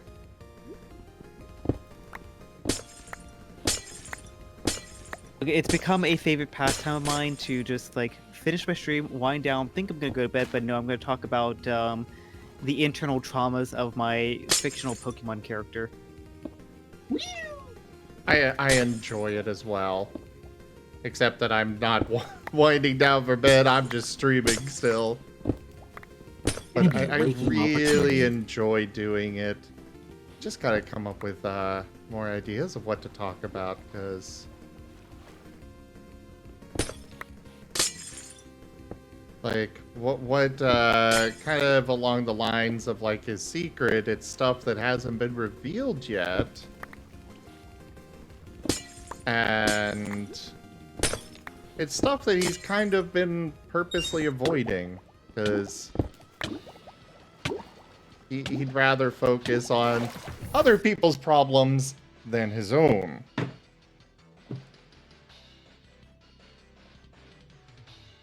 For somewhat obvious reasons.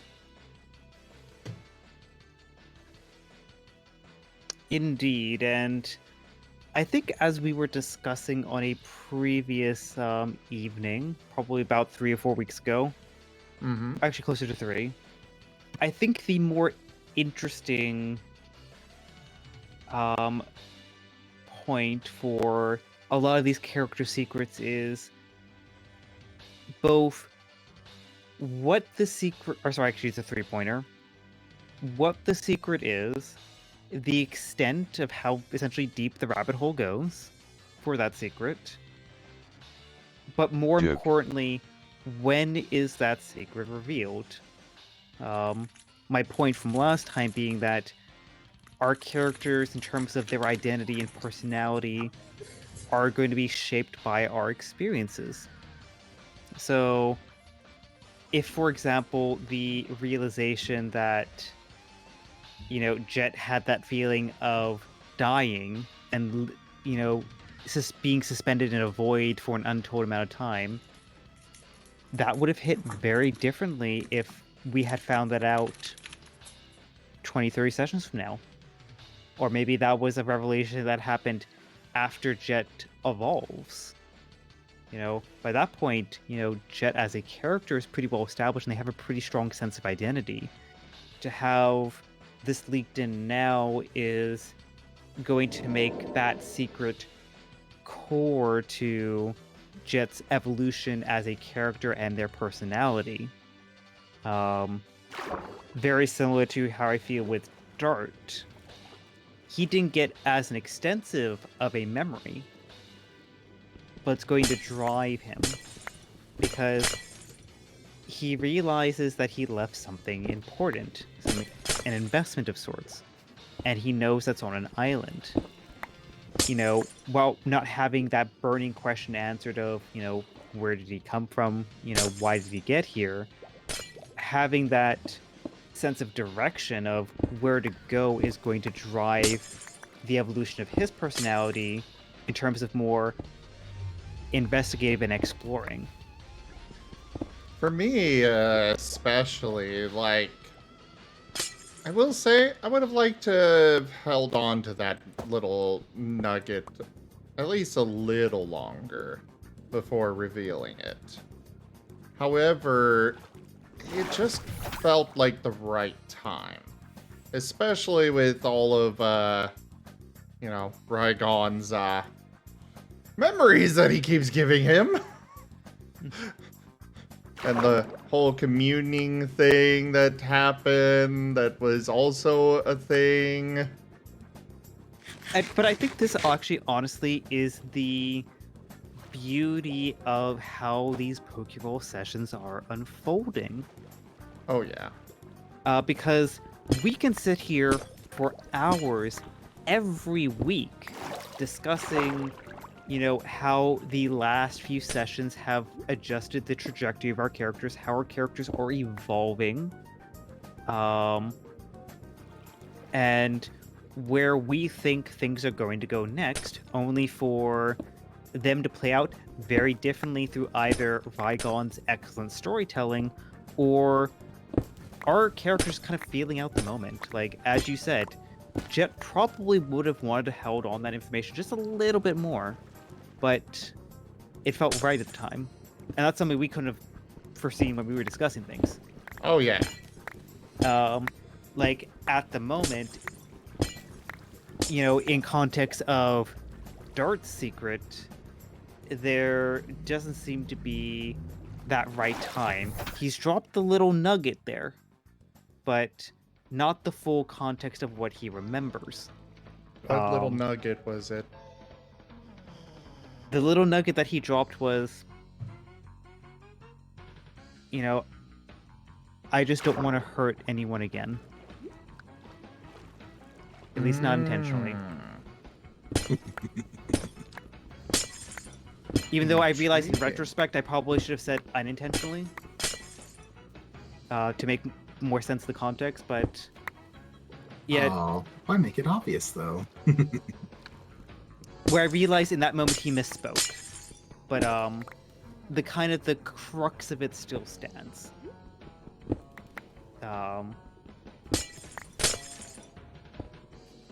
Is that he doesn't want to hurt anyone. Yeah. Something that he is withholding to himself is going to strive for him to try to make the diplomatic solution first. You saw with the Sableye fight, he wanted to talk things out, even though it was a little bit like, he was still kind of getting adjusted on his feet there a little bit and trying to figure out how he wants to approach situations, but he wanted to try talking it out first.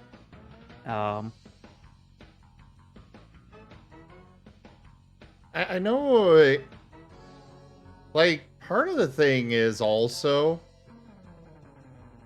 I probably could have held out longer with it if I hadn't have actually outright said that it's like, really dragging that secret out of me here. I probably could have held on to it longer because I had no idea that was referring to your secret at all until now.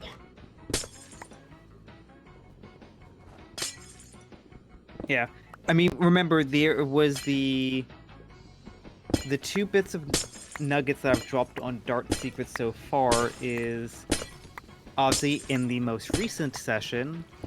Also, question: are you ad break scheduled? Yes. Okay, because I just noticed an ad pop up, so I just wanted to make sure that I'm not actually going through a very long discussion while some people getting ads. Yeah, so, yeah, the ad breaks are scheduled automatically because it gives me the most income and, you know. Well, no, I realized I was actually going something very in-depth and I don't want to, necessarily cut people off. Yeah.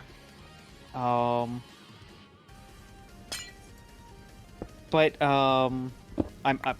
my ones are clear. But yeah, so the 2 bits of insight that I've dropped on that is obviously in the most recent session, where Dart mentions that he doesn't want to hurt anyone.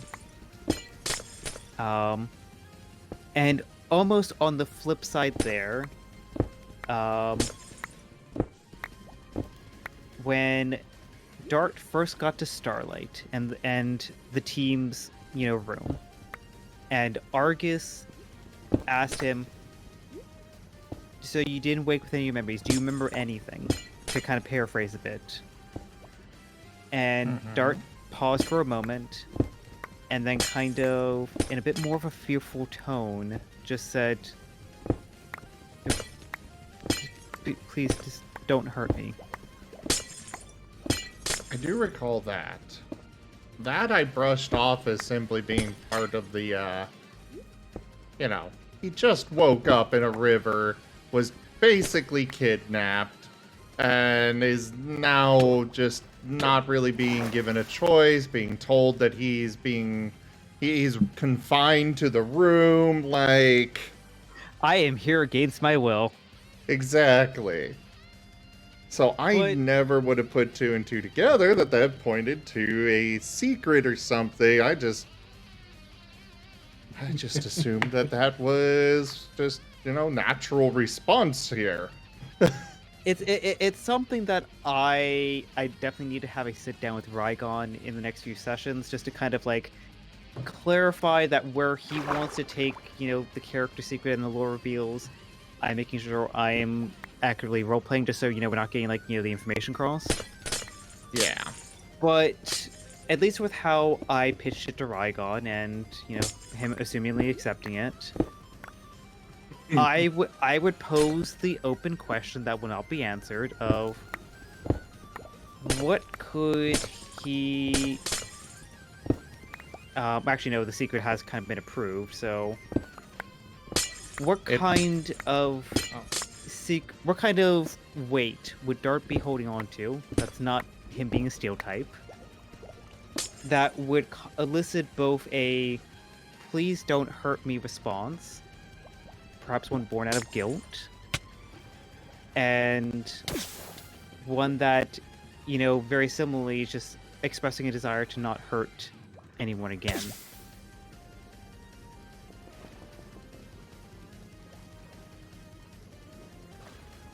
Yeah. What does he remember? What does he remember that would drive both of those responses? Hey there, Lexi. For me, a lot of it's like, even we as players, for the viewers and such right now, even we as players have no idea how Rygon is planning to implement these secrets. Like, what Jet remembers right now could be entirely wrong. Yeah, it could be entirely fabricated. Our brains are very much scattered at the moment. And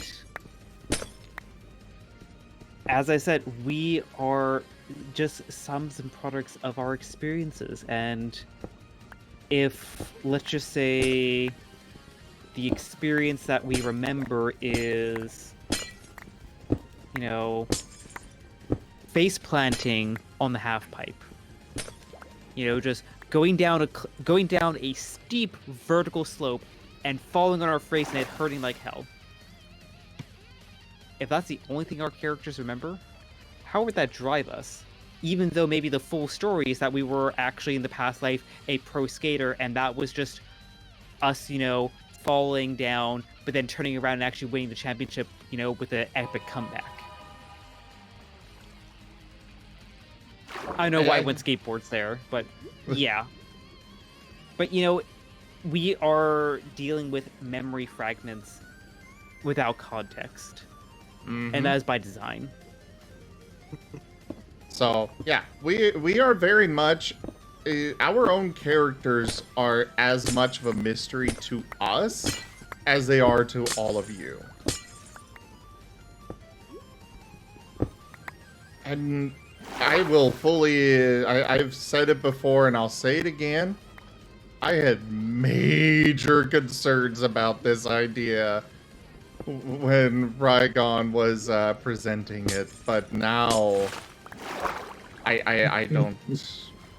I love how it's turned out. I'd be like, for example, you know, and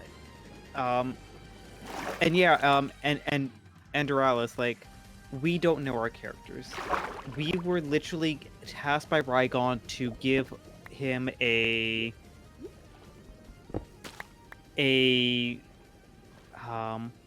what was it? Belief, a secret, and a goal. So, what is our goal? for each individual character. Yeah. Like Dart, for example, his goal is to learn, to explore. He finds himself in an unfamiliar world, in an unfamiliar body. He wants to get down to the bottom of it. He wants to know why, where he's at, what he is, who he was. Probably to a larger extent than what most people were. Like, you know, probably everyone has those questions, but like, that's his drive. His belief is that knowledge is power. The more knowledge you hold on to, you know, the more you can play the deck to your advantage.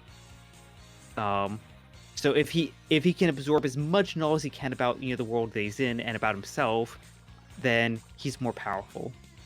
Not necessarily maybe in terms of a like geopolitical kind of sense, but you know, if he's not worrying about like, you know, trying to consciously walk and he knows he can put out a pellet shot if he needs to, you know, that's more power. So he's been driving to learn more about himself and, you know, do simple things like be able to do basic acrobatics. Because if he knows he can do that, then he's more confident in himself. He's more powerful. And his secret, well, spoiler, that's a secret. But, so far, only Jets has been fully revealed. Yep.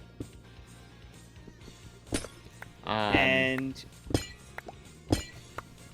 all we know from like Dart's memory reveals is, you know, essentially combining both together, leaving something of value behind, probably on an island, which is definitely going to do wonders for the whole water phobia thing. But yeah, that's all we know. So we are playing our characters basically as amnesiacs, but not to the point of, oh yeah, you're a great powerful wizard and you got knocked out and, you know, you just gotta like, you know, think back there a little bit. No, we are in completely new bodies. These are unfamiliar. We have basically no clue what Pokemon are, even though some of us out of character really know our Pokemon, but but it's a world where I know what you get. Well, I don't know if you're gonna know what I'm getting at, but I was gonna just say, even though some of us kind of made the mistake when we in our first session, because it was like, why am I a Rockruff? And then Rygon was like, nope, you don't even know what that is. I'm like, oh. This is even... amnesia even intensifies. More for one. Yep. But yeah, actually, like as Christoph says, it makes the reactions and the discovery very real. When we as players don't even know what's going on with our characters, it makes at least for me, makes the roleplay more authentic. Like during that one scene where Dart was kind of like, you know, talking about the trauma in the last session, I actually legit was nearly crying myself. Because I was just putting myself in Dart's mindset there, and yeah, Dart was hurting. Dart was hurting a lot.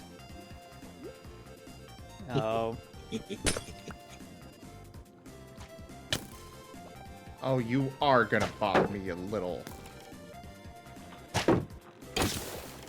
Only a little? Absolutely love the cheery music kicking off with the... I know, right?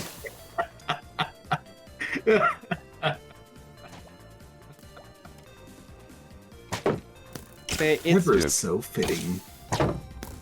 But yeah, it's what makes, for me, the Pokeroll session very interesting to talk about as well, because oh yeah, every few sessions, you know, or more frequent, we are learning about ourselves, and our characters' personalities are being rapidly formed by the experiences. Like we had a very lengthy discussion about 3 weeks ago about who is rising to that leadership quality. Oh yeah, that one. Because yeah, you know, we as our characters get more and more confident in themselves, and the group dynamics start getting more settled, yeah, the leaders are emerging, and I think that would actually be a very interesting discussion to revisit in probably about 3 or 4 sessions, if not sooner. Because I think one thing that I've noticed is that I know how you feel, Zim, and Roasting, since you're also here and you've been like watching the campaign. I feel like our Azareth has been kind of shaken a bit, a little less confident. Well, Dart's confidence, at least minus the heart-to-hearts, has been a little bit more forefront in building. In this regards, I know that,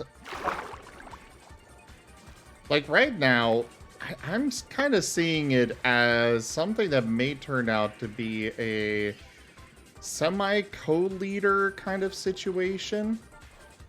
Absolutely. I don't think there's anyone right at the moment who's going to be like, yeah, I'm the leader and you're taking charge, because I think we're all still very much too nice to each other. At the same time, like, while I know that RZ has said that he wants Azareth to be the leader, I'm not seeing it. I'm seeing Dart be the potential leader, probably with as much as Jet doesn't want it, as his kind of second in command. Mostly because we always seem to be on the exact same wavelength on everything. And I think probably the more important thing at the moment, which is something that Dart is working towards, he still has to have the conversation with Argus, hopefully before we leave the house, and, whenever the time is right, a conversation with Amos and Azareth. He has less things to discuss with those two at the moment, but I think probably one of the more important things at the moment is that Jet and Dart have a open channel with each other. They might not necessarily see eye to eye on everything, but they at least have very quickly established They got good rapport. Yeah, they basically have a mutual understanding of what the other is going through, to the point where they can definitely more directly open up about some of their more deeper thoughts and insecurities, which, in terms of that overall adjustment arc that all our characters are going through, is going to put them in that more confident position. You need to have that confidence to be able to take charge. If, Episode 7 Dart is not a leader. Episode 7 Dart is having multiple existential crises on top of existential crises, and being more or less barely able to walk. We're now at episode 16? I'm actually forgetting the episode number now. We've had a couple paralogs in between. I want to say 18. Now fast forward, 11 sessions. Episode 18 Dart is a lot more confident, more or less night and day. Comparison what he was initially, going from asking Dart of what am I healthy for a Rockruff to, I'm still adjusting, but I'm better than what I was before. I think when he's finished that little adjustment arc of his, which is, I think, rapidly approaching its conclusion, I do think he is in a strong leadership position, just to kind of at least be, at the very least, the bedrock on which the group can kind of, work through their own troubles. I know what has kind of seemed to be, it's kind of come out like it's For me, I guess the best way to put it is it almost feels like Dart is already like the captain and Jet's like the one that is like, okay, we've agreed to do this, let's get going, people.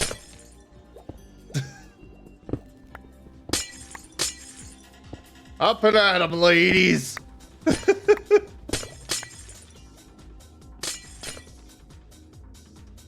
Because, like, as I said, Dart is driven by his pursuit of knowledge. He wants to learn, he wants to explore, he wants to know more about himself, he wants to know more about the world. And he realizes that that step to that goal is, you know what, the guild sound like some pretty knowledgeable people. You know, the guild master seems like a pretty knowledgeable individual. Edge seems like a pretty knowledgeable individual. So to have someone like Ethan and Doc around to try to seek out Smoke, which Dart owes a lot of gratitude. And I'm really looking forward to that encounter if it happens.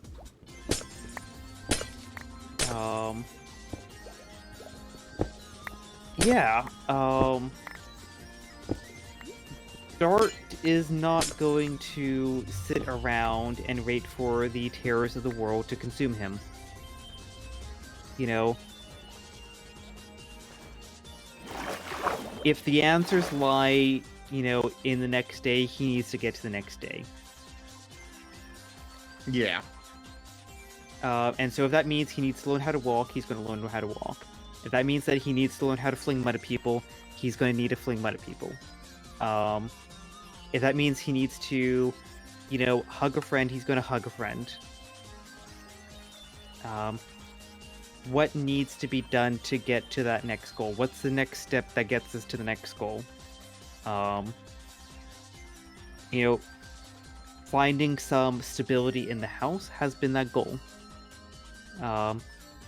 And look at where that's gotten him. He can now fight. He can now fight, he can now confidently explore with the group. And I think that confidence hopefully will carry on over to the rest of the group.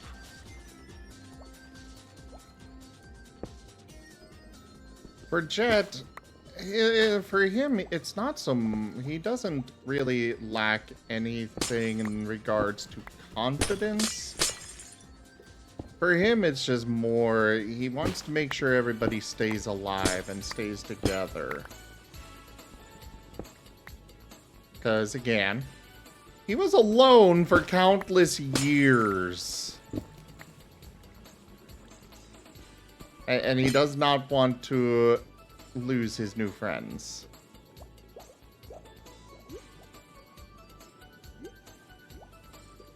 Oh, absolutely.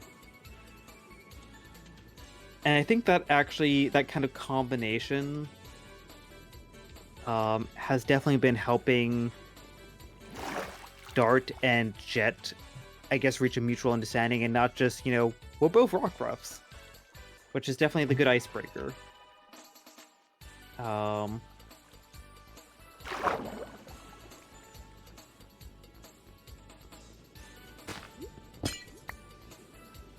yeah. But there's that mutual understanding, but also that slight contrast.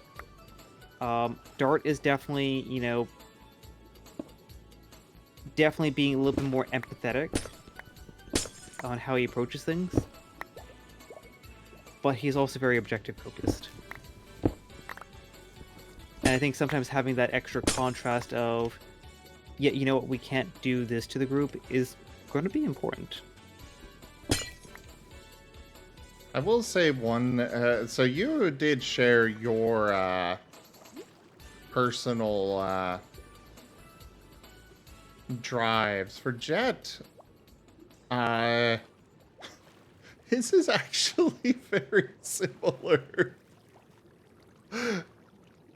But whereas yours is to, you know, the knowledge is power thing, for Jet, his whole thing is that mysteries must be revealed. secrets must be revealed.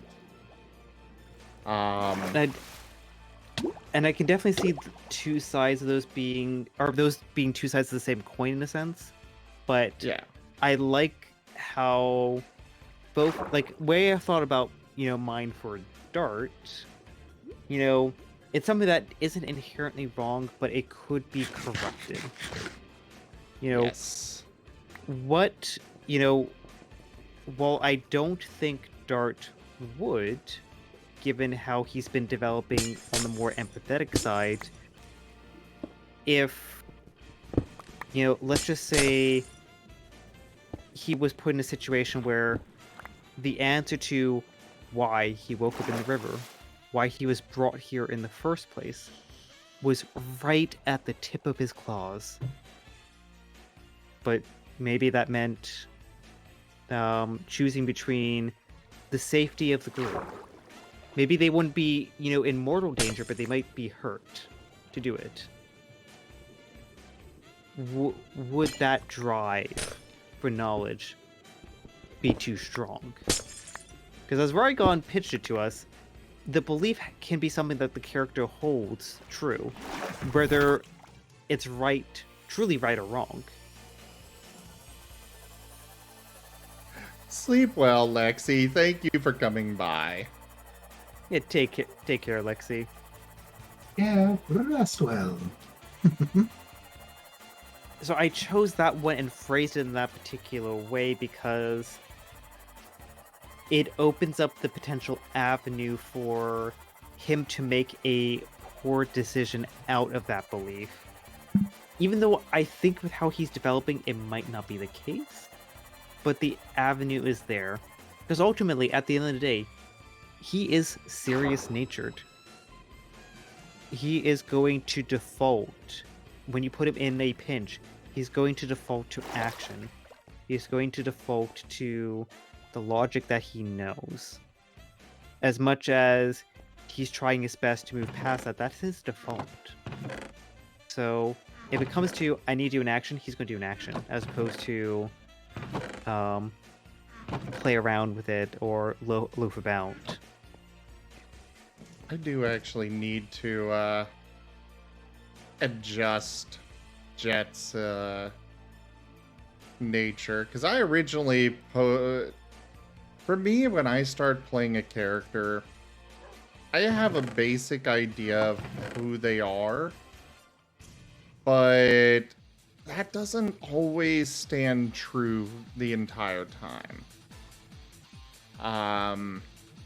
There have been multiple characters where I was like, yeah, this is how I'm going to play this, and I'm playing them like this now. Huh.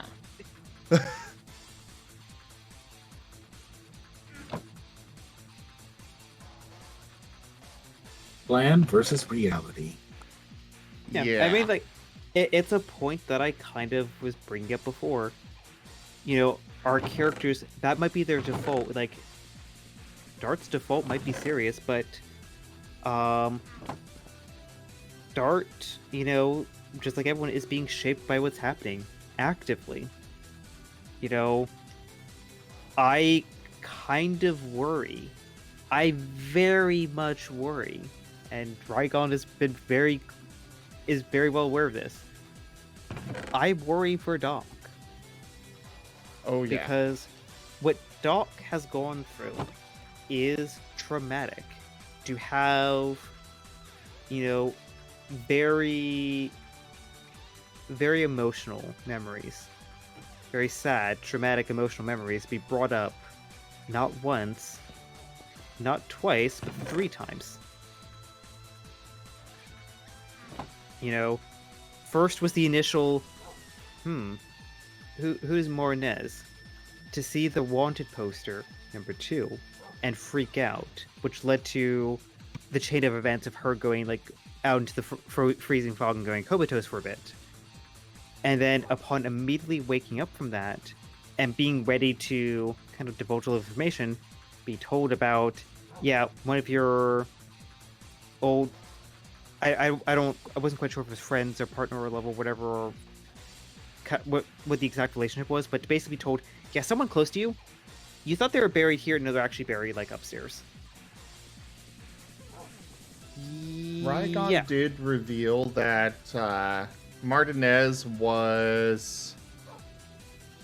Rygon did reveal that Martinez was not Martinez, John. Yeah. They were her brother. Okay, so yeah, to realize that, yeah, to have that like internal crisis of, is this person actually helping, the Pokemon under your care? Are they actually the same person? Are they good? Are they bad? Maybe am I wrong about who they actually were, or maybe what happened? And then, yeah, your brother's coffin's upstairs. Yeah, One thing's for sure. Go on. Sorry. One thing's for sure. RZ is not being the face of the party. Yeah, I think like that. I think that little outburst, like, since that was actually happening after the whole leadership discussion, I think that definitely knocked Azareth down a few pegs for. Because obviously you have to be the face of the party if you're going to be the leader. Yeah. And yeah, I think, not reading the room that well definitely knocked that kind of down a few pegs. But back at the main point, I worry for Doc. Because obviously that is a traumatic situation that got drudged right back up, that we at the moment are powerless. I think Jet and Dart, and thank you for following my lead on that one, I think we played the best card we could. Because, your lead? Yeah. Pardon? What are you referring? What do you mean? When, Doc sent us all out, and then everyone else went downstairs, but Dart turned back around and knocked on the door and kind of like opened up about his own insecurities and how really, he and the rest of the party needs Doc right now because, we are basically baby Pokemon who don't know who we are, don't know why we're here, and we can barely fight. We need Doc. Doc is, for some parts of our insecurities, a rock that we can turn to. Obviously, we need to grow. And I think in Doc's absence, we have grown, but we need Doc. And I think Dart and, in the follow-up, Jet opening up about that may have avoided has avoided the worst fear outcome, in which something results in Doc not being a part of the party anymore. But saying that, imagine how our characters will develop, or would be impacted by such a worst case scenario actually occurring. What if a tragedy befalls the party and we lose Doc through one reason or another? Seda? Yeah. Why are you so enthusiastic to put all of our characters into the most traumatic experiences possible? What can I say? I like thinking about all potential scenarios.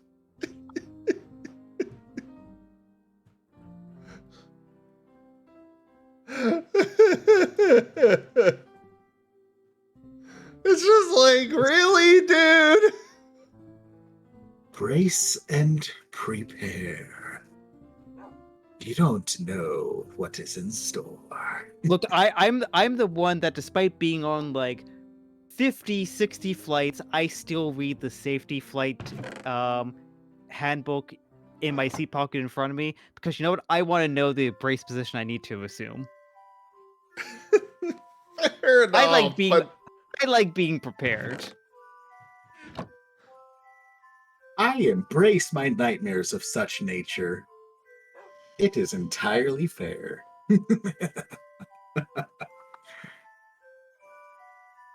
I like Dart. It was just a question I had to ask. It's a glorious one. Hey, it's a very fair question.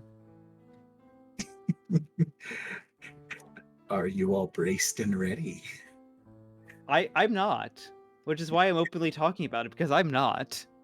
You don't know what the ethereal influences may ever hold.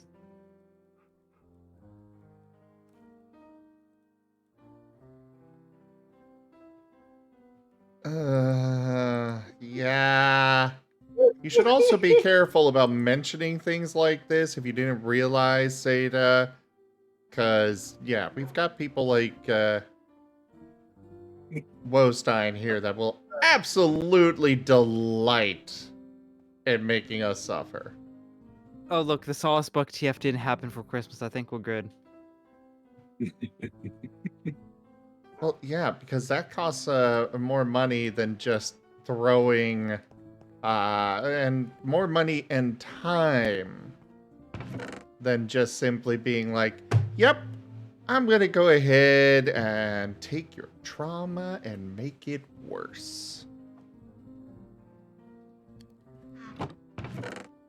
I mean, like, you bring a good point back up. It's like, Jet died. Did anyone else die prior? God damn it! What the hell did I just say?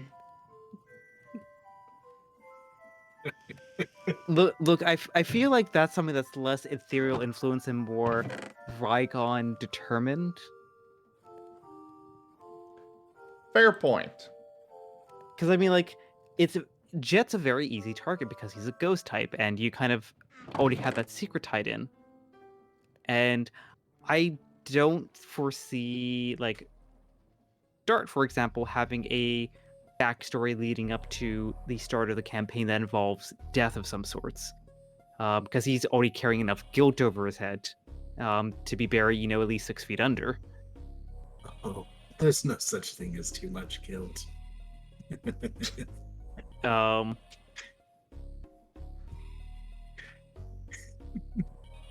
you regretting speaking now? Oh, look, I already gave Rygon the 3-sentence blurb of why I think Dart is holding on to the secret he does, and, yeah. If it's anywhere close to what I gave him, oh boy, Dart's gonna have a very, very, very, very, very unpleasant time thinking about that.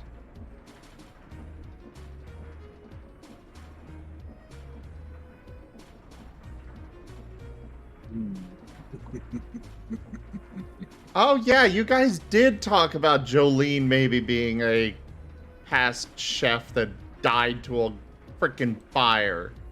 It's like, world-class baker dies in tragic baking accident.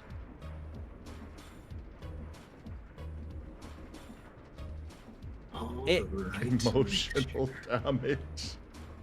Basically, like, I feel like you could probably go back and do just sections of the campaign where it's just like you just have that clip of emotional damage play.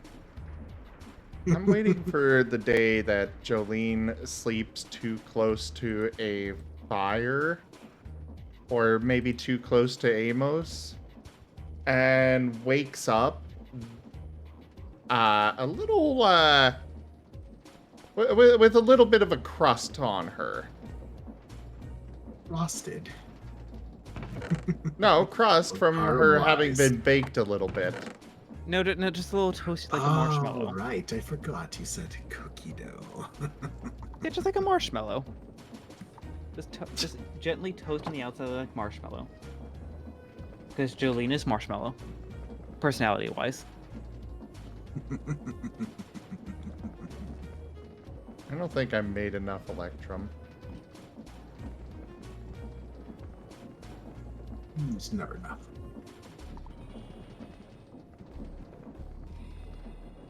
Aren't we all eager for Pokeroll? I'm Well, as I said, always eager for it. The beauty of Pokeroll is that all these things that we are discussing right now, we don't know how it's going to play out on Saturday. It can play out either kind of along what we expect or completely different, and that's the beauty of it.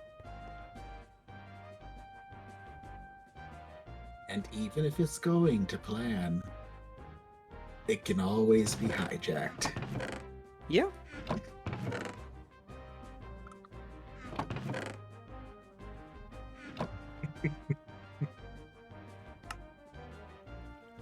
Oh dear, I'm having way too much glee in talking like this. Well, I'm gonna go ahead and lay down for just a moment. Oh, it's a giggling. So much more space. Woo! Can I make the next tier now? I doubt it.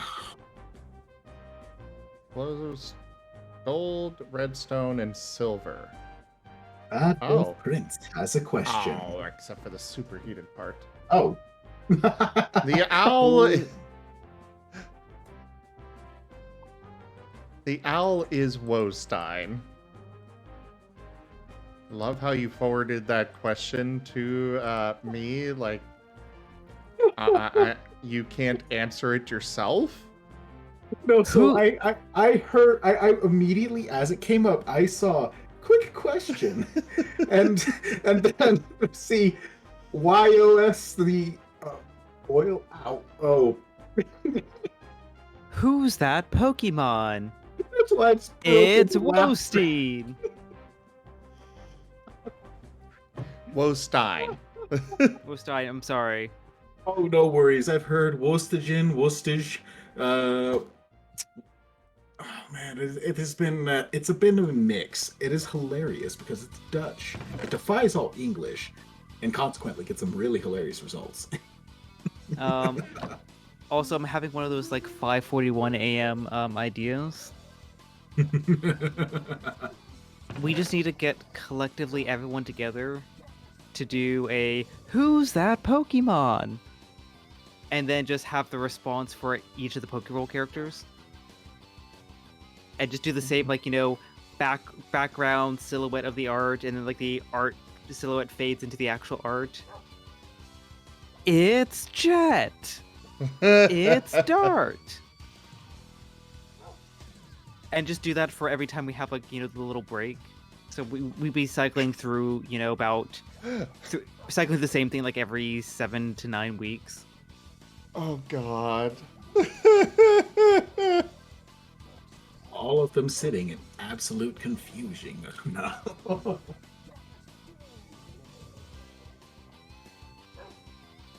No, I get what you're referring to there, Zeta. I like it. Definitely feel it'll get old fast, but I like it. What were you gonna say?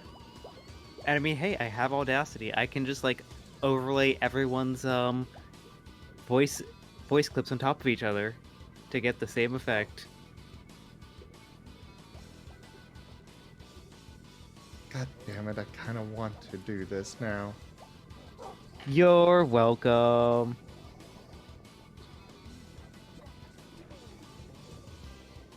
Alright, come here, Dart. You're coming in the ocean with me.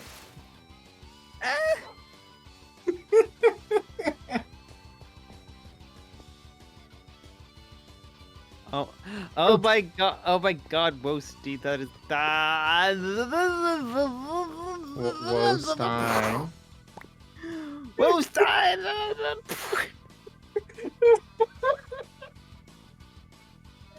Did he do fan art? It's not even done yet. Did you post it in the fan art channel? Oh, it's not even done. So?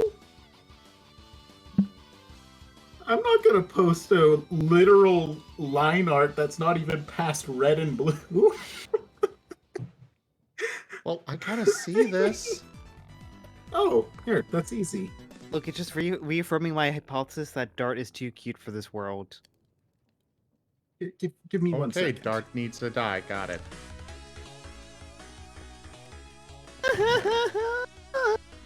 I have taken a suggestion and I've gone with it. Here you go. I throw it as message. I have no idea if that helps. 1 moment. Ah, that's where I left it. Wait. Oh no, there's a... Mostly because I'm still trying to figure out what in the world I am doing. You are existing. Yeah. Okay. Just that.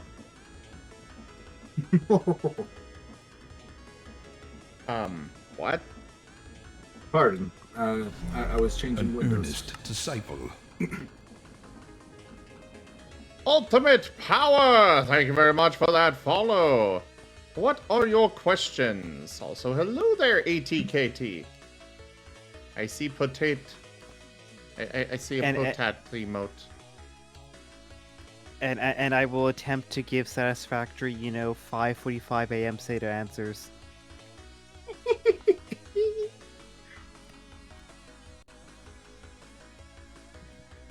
The present local time is now 5:46 a.m.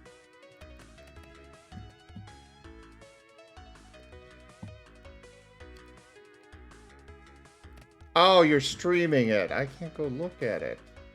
Oh, well, sorry about that. Here, give me 1 second then. Latest work in progress. That is not the work in progress. This one is. There we go. Also, I noticed that you have like the little Dart icon as like a little reference there. Do you need to have like the actual Dart art as a reference? Oh no, I can pull that if needed. I have that to the side.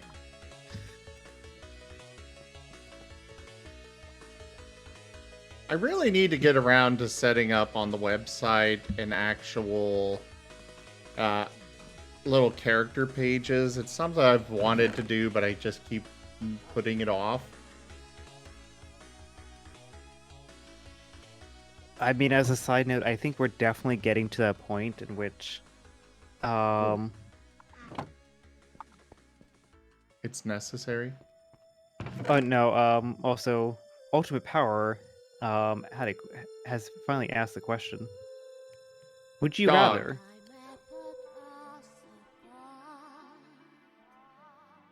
I That was prefer quick. Martin, but of those two choices, dog. Very fair. Also, yes is a good answer. Yes is also a very valid and equal response, yes.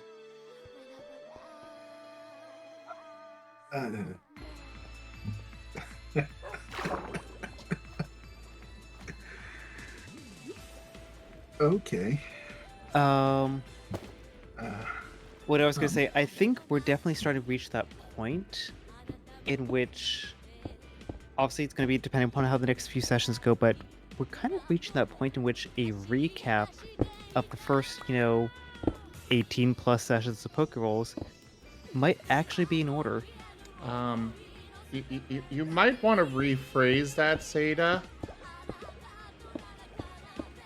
The first 18 chapters? That would probably be a better way to word it. Yeah. Because obviously you have the paralog sessions there between, but yeah, well, do you realize why I say to rephrase that? Please explain this to 5:48 a.m. SATA. What else could 18 plus stand for? Oh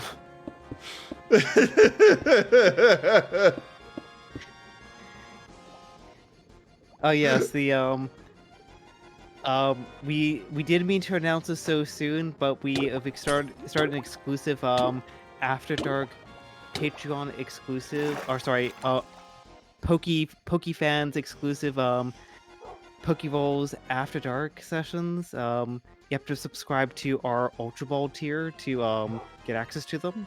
All proceeds go forward to fund the creation of a Dart plush that will be mass marketed and mass produced.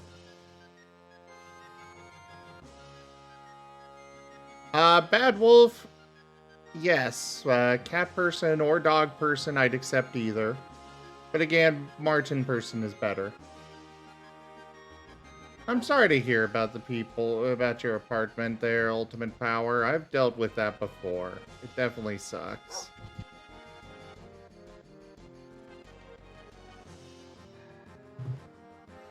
What did we not comment on, Alkane? I apologize if I missed it.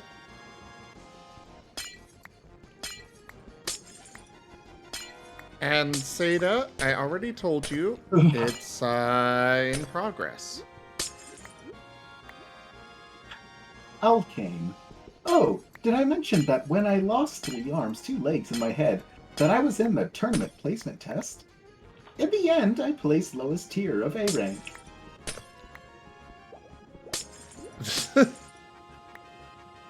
I'm still confused on what exactly this whole thing is, Alkane.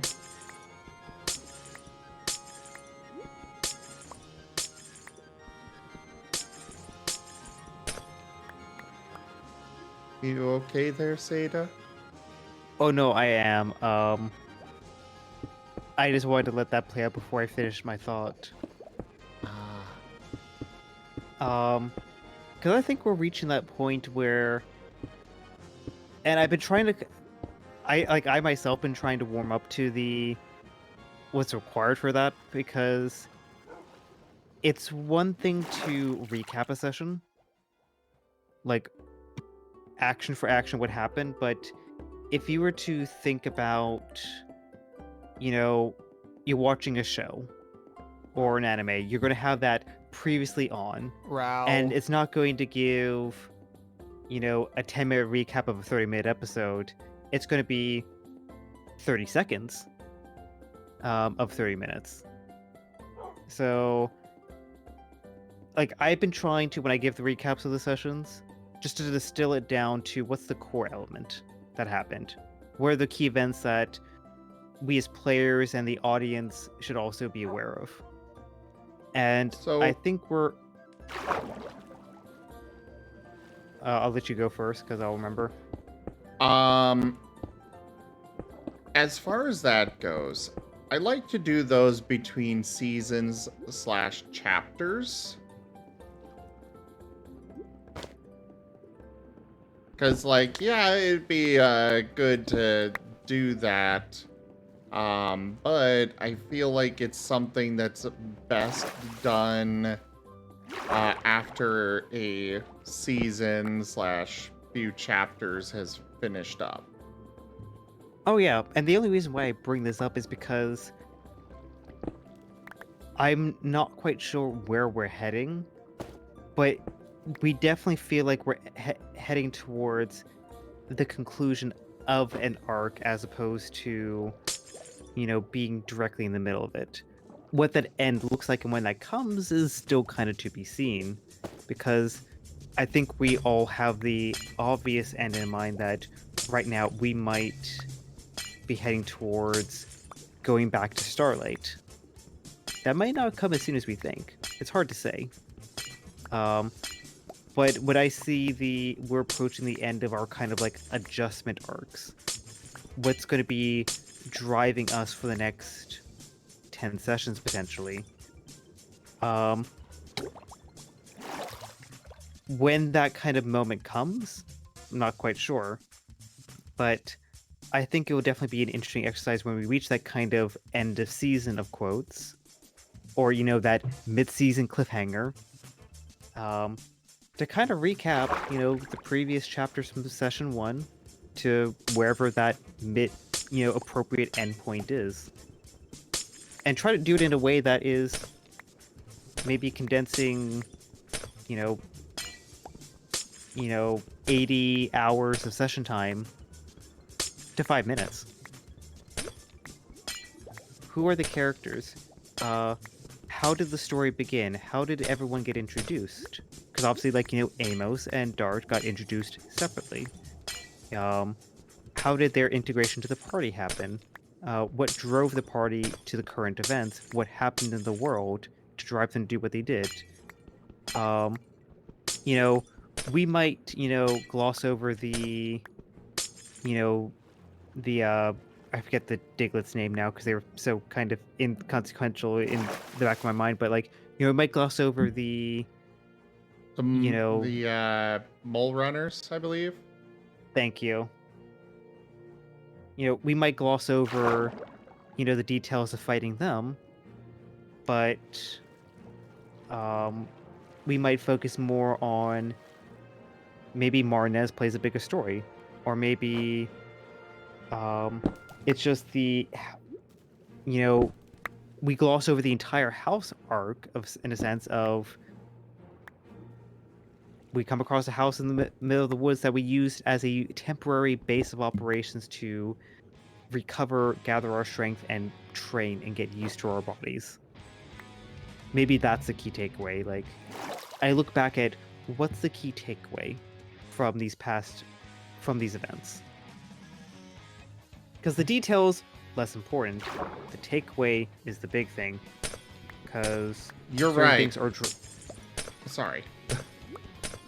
Oh, is that right to me or to someone in chat? Wolf Mage. It was the tunnel rats. Thank you. Carry on though.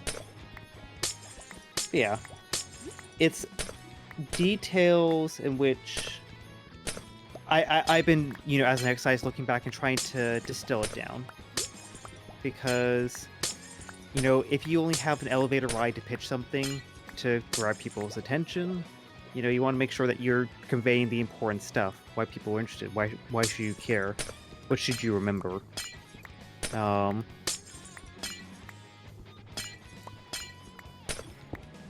So maybe maybe it's less important to comment that Dart ate some weird glowing metal orbs that tasted delicious and gave him an energy boost and allowed him to focus on that little energy pocket inside his body to learn pellet shot. But it's important to learn. You learn how to fight. So you're, instead of focusing on the on everything that happened with this, you're wanting to focus basically on just the really big points. Yeah, what were the memorable character moments that got us to where we were? Because if let's just say someone is coming in to Pokeballs for the first time and you're saying, hey, here's 80 hours of sessions to watch. Those 88 hours are really enjoyable. But, sometimes people just want to know what's going on. And so, hey, maybe if you were to focus on a character level, let's just say in this particular moment, Dart, if you focus on Dart as a character level for a moment, yeah, maybe finding the book and finding those metal orbs are important to helping him understand how to use his moves. But if we're trying to look at a group as a whole, that's relatively insignificant outside of him learning how to actually be a Pokemon. Obviously, it's entirely a matter of timescale and perspective. Because, that was a very important moment in the session. But if we maybe combine 30 chapters together, that might not be worth even the sentence. Bigger things have happened in the world, and bigger things will happen in the world. And that will definitely be a focus on an individual character arc, but maybe not the overarching story. And I think, actually, saying that, doing a broader story overview, but also a more focused character arc overview could be interesting. because I think the cohesion of the party and how we're all on the same journey, but also on our own individual journeys, is what makes talking about these characters very compelling.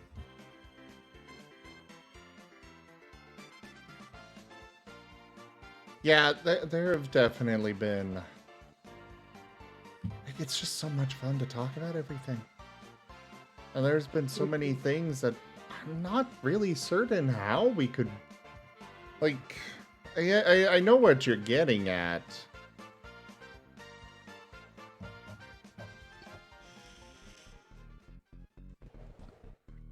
But at the same time, it's kind of like, how could we?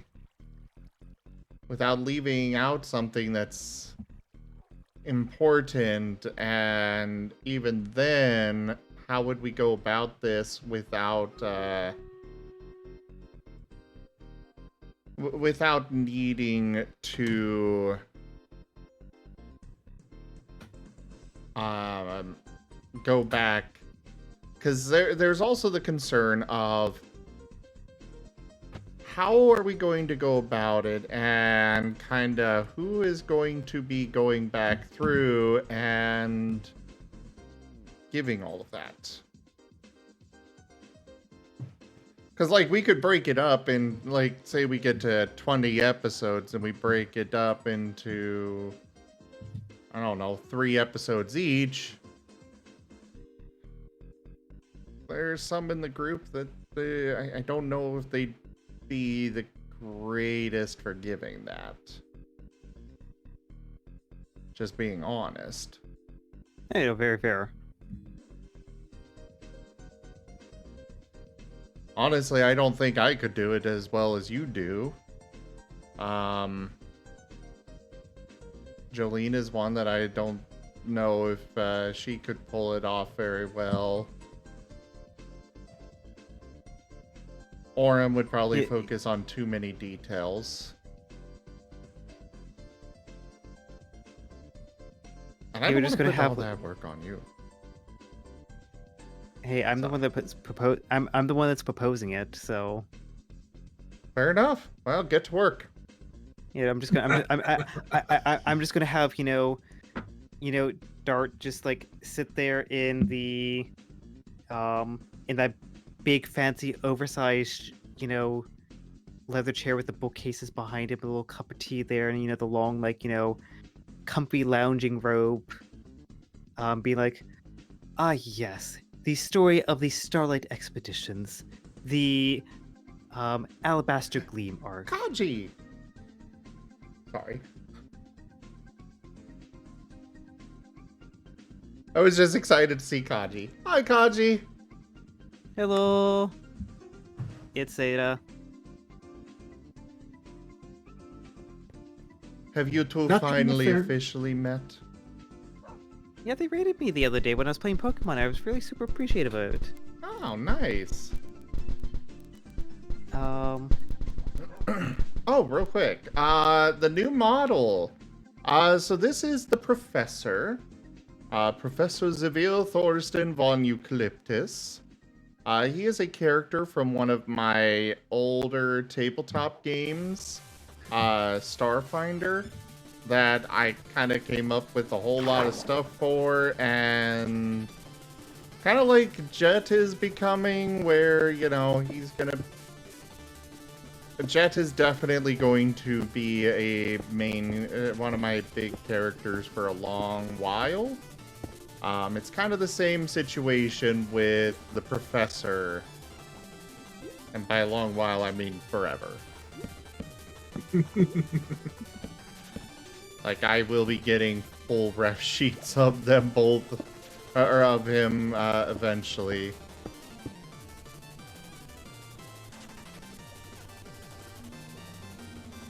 Yes, Starfinder.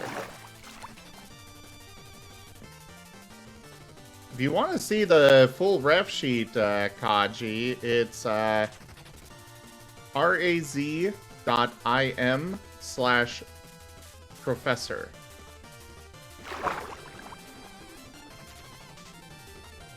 So the Professor is a Marsep, species of my own creation. Actually, is it still Professor? Or did I change it to Marsa? No, it is still Professor. And yeah, Kaji, I've got Seda here in voice. We're discussing our, we're discussing his, our poker roll game. Seda is a very cute noodle.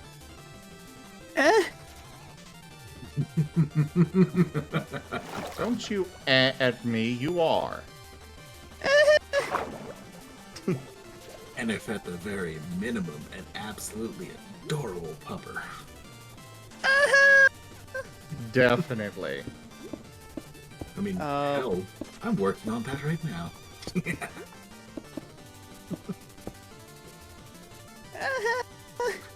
Hey there, SK.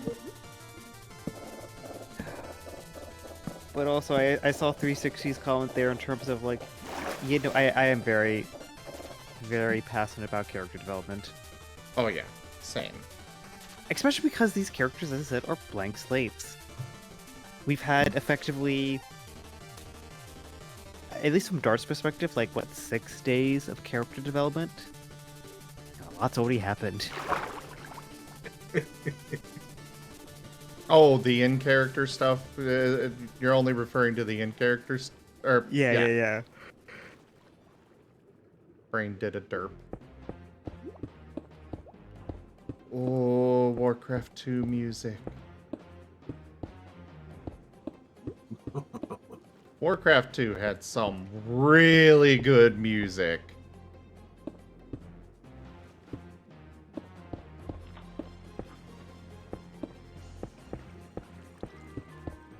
I can feed it through the Discord if you two would like to hear. I am okay. I'm just debating on when I need to actually sleep. Never. Because the time is rapidly approaching. You would abandon me? I don't want to. That's why I've been hesitant to leave. Just insert Jet with his little paws sitting on his haunches. Just pushing his paw toes together. And looking down and then looking up and then looking down and looking up. And then a big spotlight appears above him and the light gets bigger and bigger and bigger. He's Is not he ready. being abducted? No, he's going towards the light. Well, that's a good question, Serio. Holy crap, yes I do.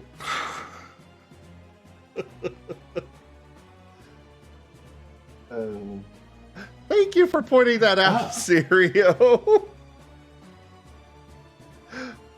I got so involved in the discussion.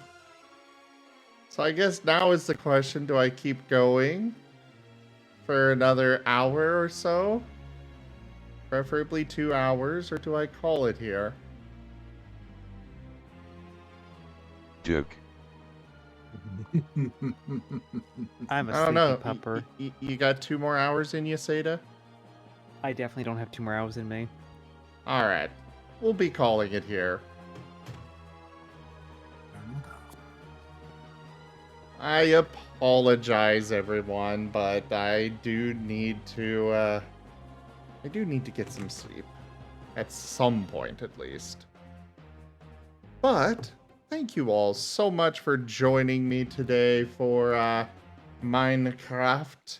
I will return tomorrow with more streaming. You'll probably get more Minecraft then. Check out our website, zgfgaming.com. We've got links for our Discord, Telegram, Twitter, Patreon, and more there on the website, as well as down in the description below through our link tree. Thank you to my patrons, donators, and subscribers.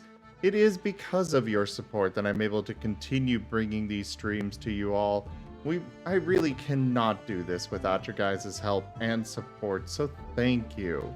Consider becoming a patron over at patreon.com/zgfgaming. It is one of the best ways to support the channel, though you can also do so by simply sharing the stream around. But for now, thank you all so much for joining, and I bid you the most fondest adieu. Have a great night. Take care, everyone. Night, morning, or what have you.